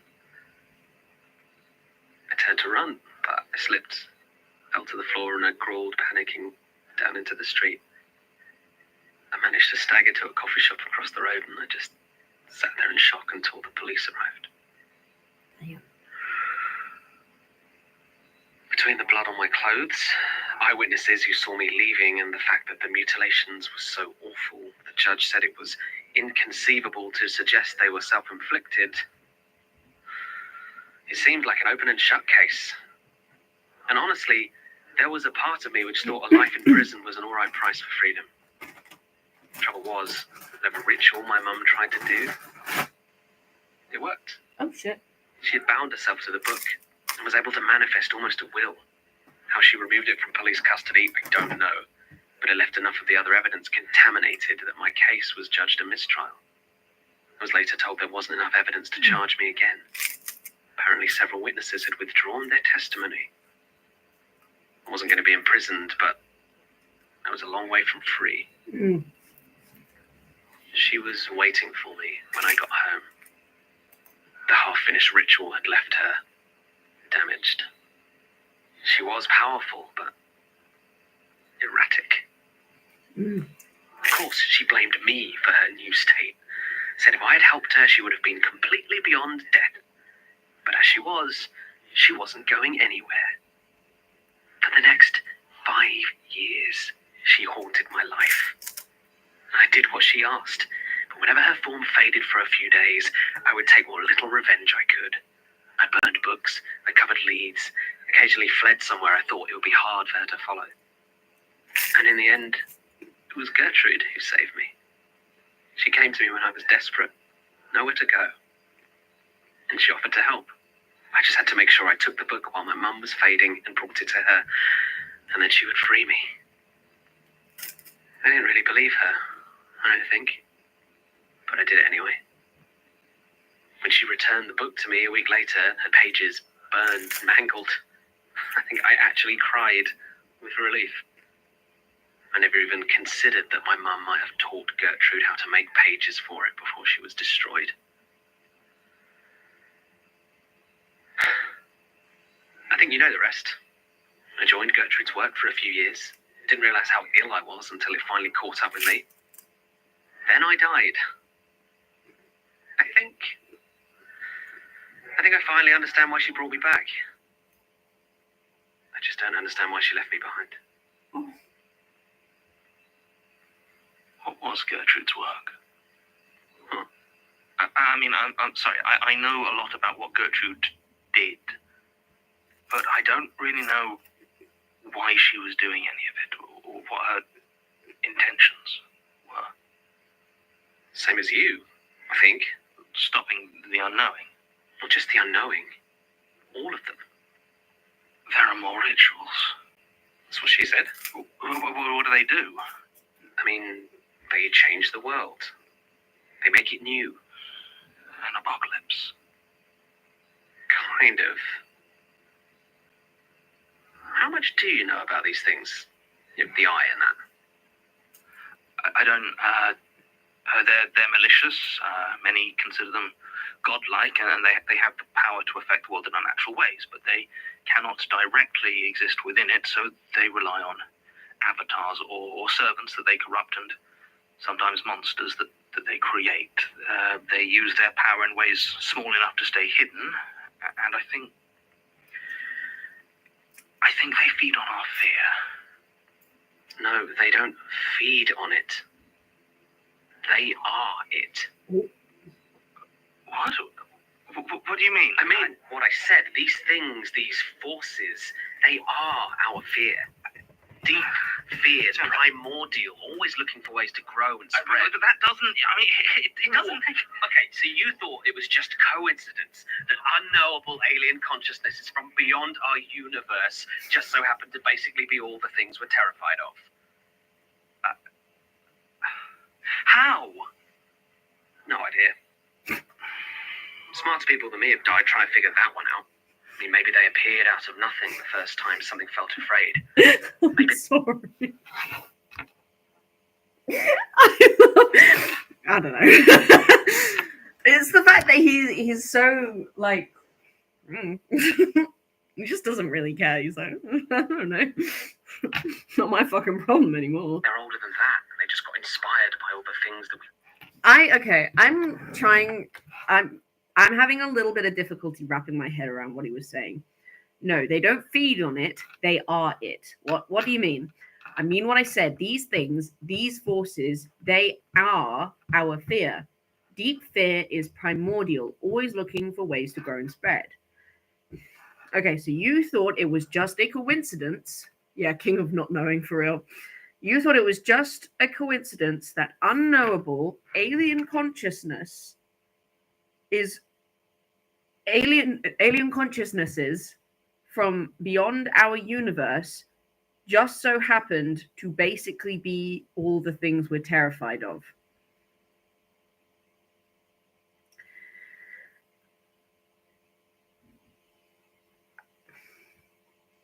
I'm having a really hard time wrapping my head around that one. I can't lie.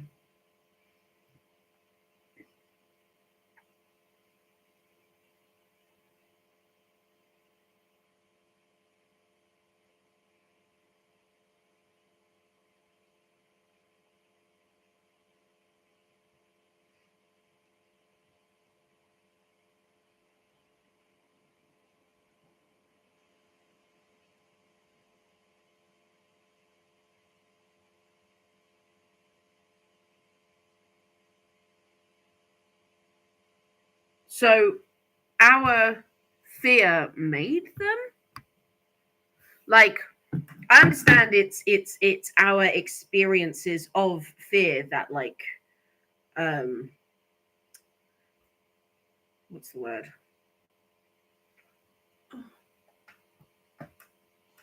That like help them. I don't know, give them energy.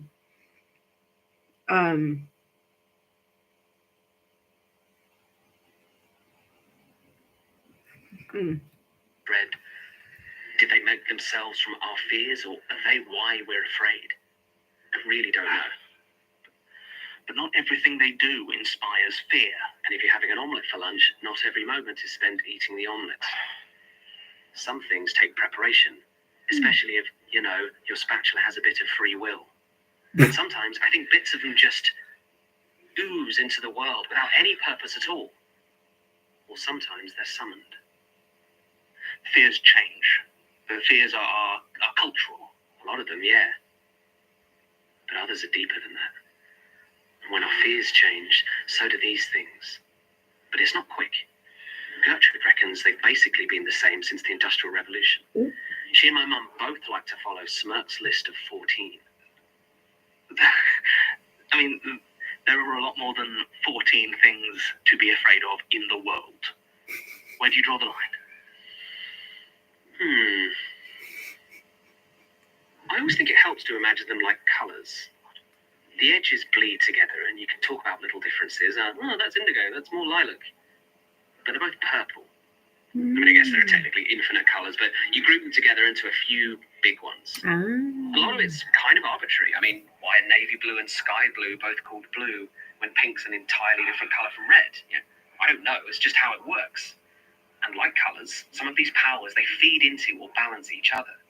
Some really clash, and you just can't put them together. I mean, you could see them all as just one thing, I guess, but it'd be pretty much meaningless. You know, like trying to describe a shirt by talking about the concept of colour. Of course, with these things, it's not a simple spectrum. You know, it's more like that amorphous blob of terror bleeding out in every direction at once. Now you're getting it. Colours. What if colours hated me? Got it. Christ, I need a cigarette. Yeah, well, you can wait. I don't know how much longer we have. Hang on. If these entities are all based on our fear, then what about the rest of that? No. There aren't any godlike powers of hope or love or indigestion or whatever. At least not that I've seen. Just fear. I don't know why. That sucks. Fine. So I know a few, but what are they, these 14? Robert Smirk divided the beings into 14 distinct powers, each comprising a variety What about the power of some direct and practical, some more abstract. Yeah, yeah. It's a good fucking point. Being watched, right? Being watched, being followed, having your deepest secrets exposed, needing to know, even if your discoveries might destroy you. The feeling that something, somewhere, is letting you suffer just so it can watch. Is that me? Yep. Is that what I do? You're the archivist. You tell me. Nope. The spiral is the fear of madness, right? That worry that your world isn't right, that your mind is lying to you. Yeah, pretty much. And the end is fear of death. Simple, but always there. The stranger is the unknown, the uncanny. That kind of creeping sense that something's not right. The guy you saw that might be following you, might mean you harm. Isolation. Smirk called it the lonely. Ooh. The feeling that you're just alone. Maybe there's no one else there at all. Maybe you just can't connect. Then there's burning, the lightless flame. The desolation. Fear of pain, fear of loss, fear of unthinking or cruel destruction. Does it watch over war as well, or is that the end? I mean, they both get a lot out of war, but you're thinking of the slaughter. It's not cruel exactly or unstoppable like the end. It's just pure violence. Not targeted or premeditated, just unpredictable violence. Yeah. John has cursed as all of us. He has modified the thought process of like an entire generation. What a cunt. You don't know when or if it's even coming. Sometimes it's aggressive, like a frenzy killer, but sometimes it's calm, like an army firing shells into a village. The slaughter's not that common in peace, but, well, you know, there's always a war somewhere. Right. And then there's vertigo, the fear of falling. The vast. Vertigo, agoraphobia, the dread of deep water, of our own insignificance before the universe. And on the other side, claustrophobia. The buried. Small spaces, crushing, you can't breathe. If you would have told me you could categorize horror into 14 boxes, I would have laughed at you, but no. Vast mention! Vast! Oh god. I don't know why you're screaming vast at me, Marie. I'm very stupid. And my eyelid is folded. There we go. It had folded the wrong way. Oh, it's your favorite. Okay. I think. Ooh, what's my favorite? I gotta hear the whole list. You're at the center of everything, and it all pushes down on you. If the vast is like losing yourself in too much space, the buried is being trapped without enough. Darkness. The dark, yeah. That's an old one, and one of the deepest. I mean, who isn't a little bit afraid of the dark? Or what might be in it? Yeah. That's fair. And there, I think Filth. It's disease, but also insects. The corruption was a nasty one, that one. Just disgust, rot, decay, infection. That feeling of your skin crawling or itching, being touched by something that might burrow inside you. Ew. Swarming and hollowing you out, leaving you full of holes. Not spiders, though. No, they belong to the web. Which is spiders and control. Your will not being your own. Yeah, being manipulated or puppeted. The worry you're caught in a trap you can't see. What about meat? How does that work? The flesh.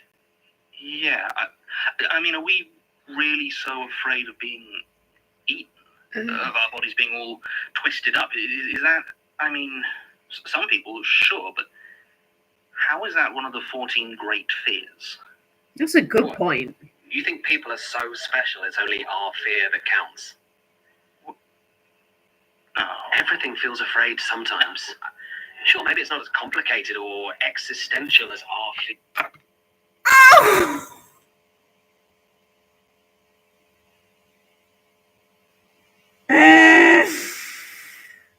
What? Wait, so fuck. So like all the animals feel fear. Go crazy just. God, you tickle me. Fuck, that's so like, oh my god. Jesus Christ. It didn't occur. Of course it didn't just occur to, of course, because I'm a human and I think I'm so important. Jesus. Jerry's right. Yeah, but it's real. And there's what, 20 billion chickens in the world? A few billion pigs, cows? How many of them are dying of old age? All that terror, it has to go somewhere. So it does. And when something formed out of an animalistic fear of the slaughterhouse reaches out to people, things get weird. Ooh. Yeah. It gets all mixed up with human neuroses, bodies, gore, that nagging worry that deep down we're all just electrified meat squeezing air at each other. Ew. What the fuck? I think it's quite new. Jerry, don't make me sad about animals now. Ascendance, when Smirk labelled it. I think it's quite new. Only just beginning its ascendance when Smirk labelled it. Before that, there just weren't enough animals for it to be a fear of its own. Damn. Back then, I think the only animal fear was the hunt. The hunt is also animals. Yeah. Been a long time since humans had any proper sense of our place on the food chain. I mean, we haven't been prey for what, thousands of years? But I mean, hunting, killing each other, that's just how wild animals work. It's natural. So's death. But we're still afraid of it. I suppose. And again, when an animalistic fear touches a human, you get the predator's granddad out there. Predator's granddad! I don't have time. Tell me about the ritual.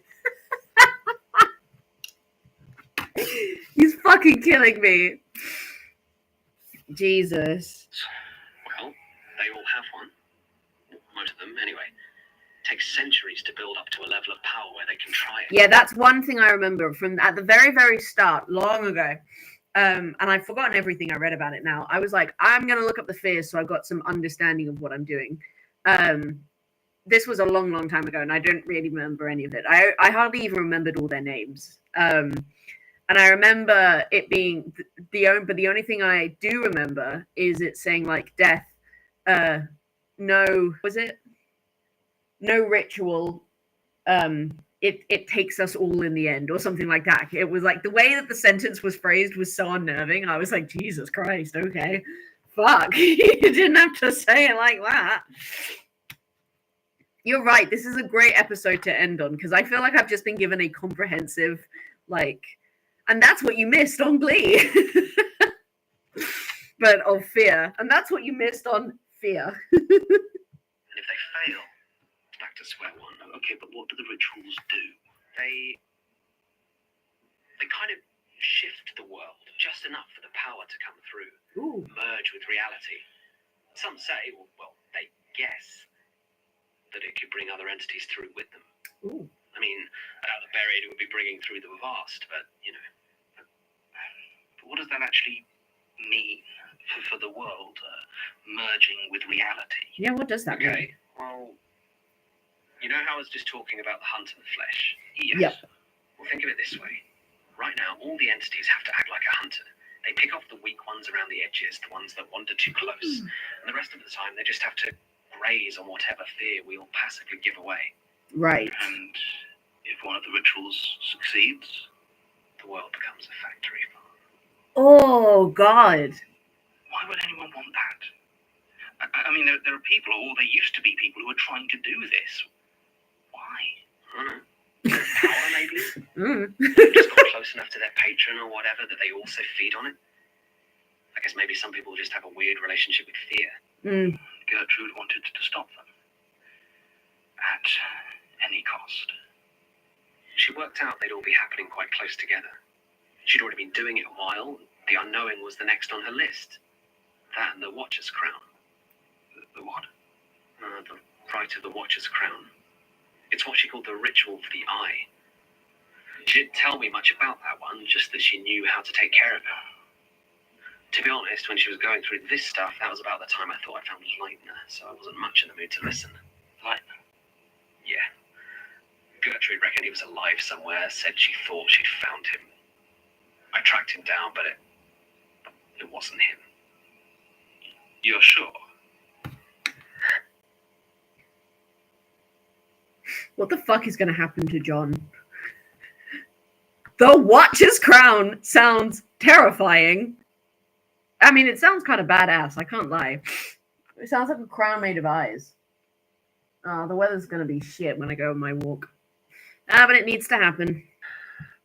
You don't want to know. Oh, no. Oh, God. Don't say that, Marie. I'm sure you're right, but I will eventually. Also, don't worry, Jerry. We Elias took care of Jurgen for you. That motherfucker is dead. It was just some pathetic old man. Couldn't have been him. He was so scared of me. I just let him go. Are you all right? I think I'm ready to go. Oh. I'm done. Hide my page, and when you're out of here, burn it. Please. I will. Thank you, Jared. Jerry. What? Jared was what my mum called me. I always wanted my friends to call me Jerry. Thank you.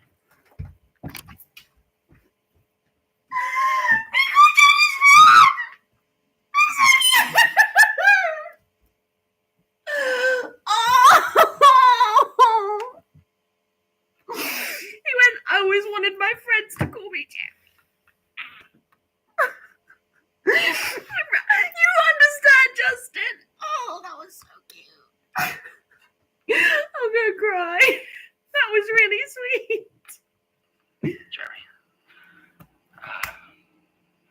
I just miss you.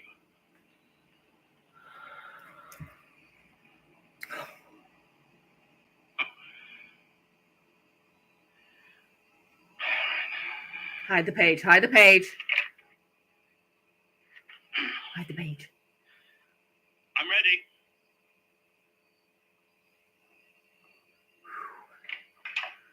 All done? Yeah. I think so. I'll get it back in the box. Did he tell you what you needed? I don't. Maybe. He told me a lot. Yeah, he does that. I mean, I feel like I knew most of it, but... Hearing it all laid out, right? Like a punch to the gut. Yeah. You need a drink? Yeah. You find anything out about the stranger? Stopping that... the unknowing? Oh, I think so. hope so. So, what's our next move? Well, mine's a flight back to London. I think you said that would be a problem for you two. Yeah. To be honest, if this thing is as soon as you think it's going to be, and back in England, well, I'm not sure how much help we can be. You've already done so much more than enough. Yeah, well, you brought us Max Masterman's head.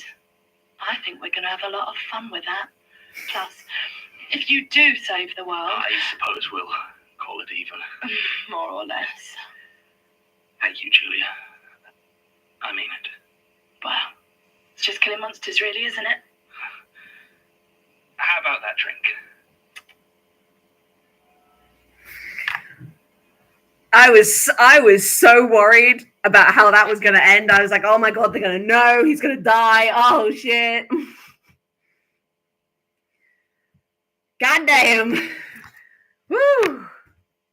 7 hours stream as well. Shit. I didn't realize how long I've been sat here. It's evening.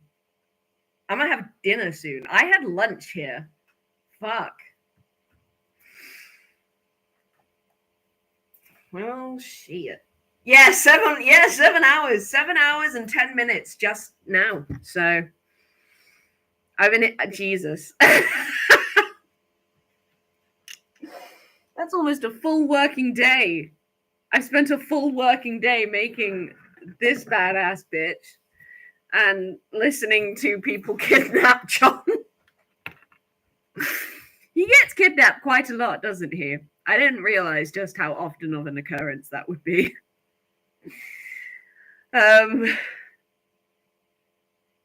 This is my type of 9 to 5. Oh, I can change the name of the stream now because I actually know how many episodes I watched. To 111. Save. There we go. I need to do that for my other streams as well, but I just can't be bothered. Plus, it's not really like anyone's watching, so, and you guys are here, so you obviously know what we're on. It's more for my own peace of mind, because if there's just question marks, it's going to annoy me, because I'm going to be like, oh, god damn it. My thing. Well, that was a very good episode to end on, definitely. That was, wow. That was a lot. That was a lot. Wow.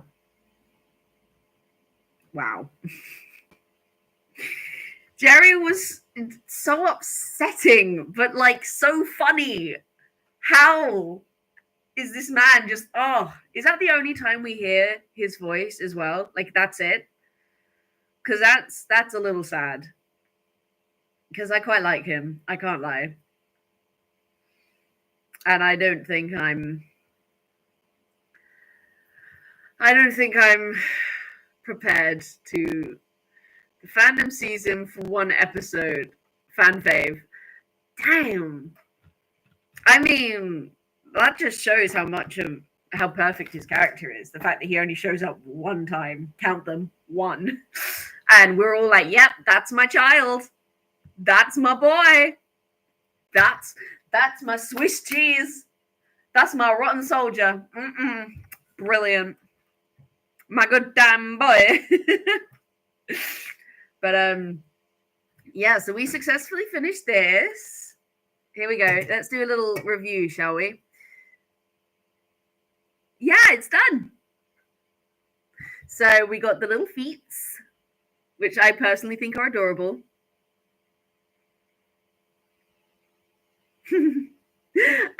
We got, look at the little ladder that they would climb down. Oh, thank you, Justin. We got this thingy on the side. I'm not really sure what this is, but what I do know is that this is one of the thingies, like the things that like gets the signal, as well as these, like it's the battery and shit. We got the satellites. We got this, which I imagine was like additional ladder to go up to it. And it's just so cool. Look at it. I fucking love the satellites, man. They are my favorite bit. I mean, look at them. They're so perfect. Oh, this was the best £18 I have ever spent because I got 2 days of joy out of this bad boy. And I'm very happy. Thank you, Justin. I honestly, this is what I should do is I should try and find like more things like this, and I just do these. Like I either do really long streams where I make shit like this. Although I suppose I kind of did that with the large star. I definitely will make another large star, but it'll have to be the next time I have a big break. I'd like to think that aside from when I'm screaming, these are pretty good background. Because that's how Lom used to listen to them. They would put me on in the background while they revised. I just like all its little bits. I just think it's so cool. Like I just love how it's come together. Like I'll do a spinny. I'll do a little spinny spin. Here we go. I like the little ladder as well. The little ladder is amazing. I love it. I also like the yellow thingies. They're fun. And then that thingy. Little satellites. She's just beautiful. I just love her. And now I've got to find a place for her. It is. It's really shiny. She's so perfect. I love her. I'm very pleased with this. But I now have to try and figure out where I'm going to put her because I already have quite a lot of things.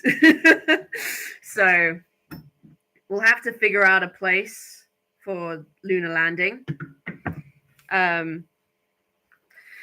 But yeah, I am so desperate for the toilet. It's been 7 hours since I peed. That is, wow. That's quite impressive. I'm probably going to end up with a bladder infection. I'm joking. I won't. I'm fine. But yeah, I think I'm okay. I promise. But I do think I am going to go. And I don't know when I will next be streaming. I promise. I promise I won't get a bladder infection. I will try and not disappear the whole time. But that being said, there is quite a lot of content regarding this particular series that you are welcome to watch. Especially the first few ones are particularly good in my opinion because no one was watching, so I was just unhinged. I was just saying where I was talking as if the only person who was ever going to see it was Lom, because I was like, that's the only person that's ever going to see it. Clearly I was wrong. But that's where we're at. Anyway, yeah.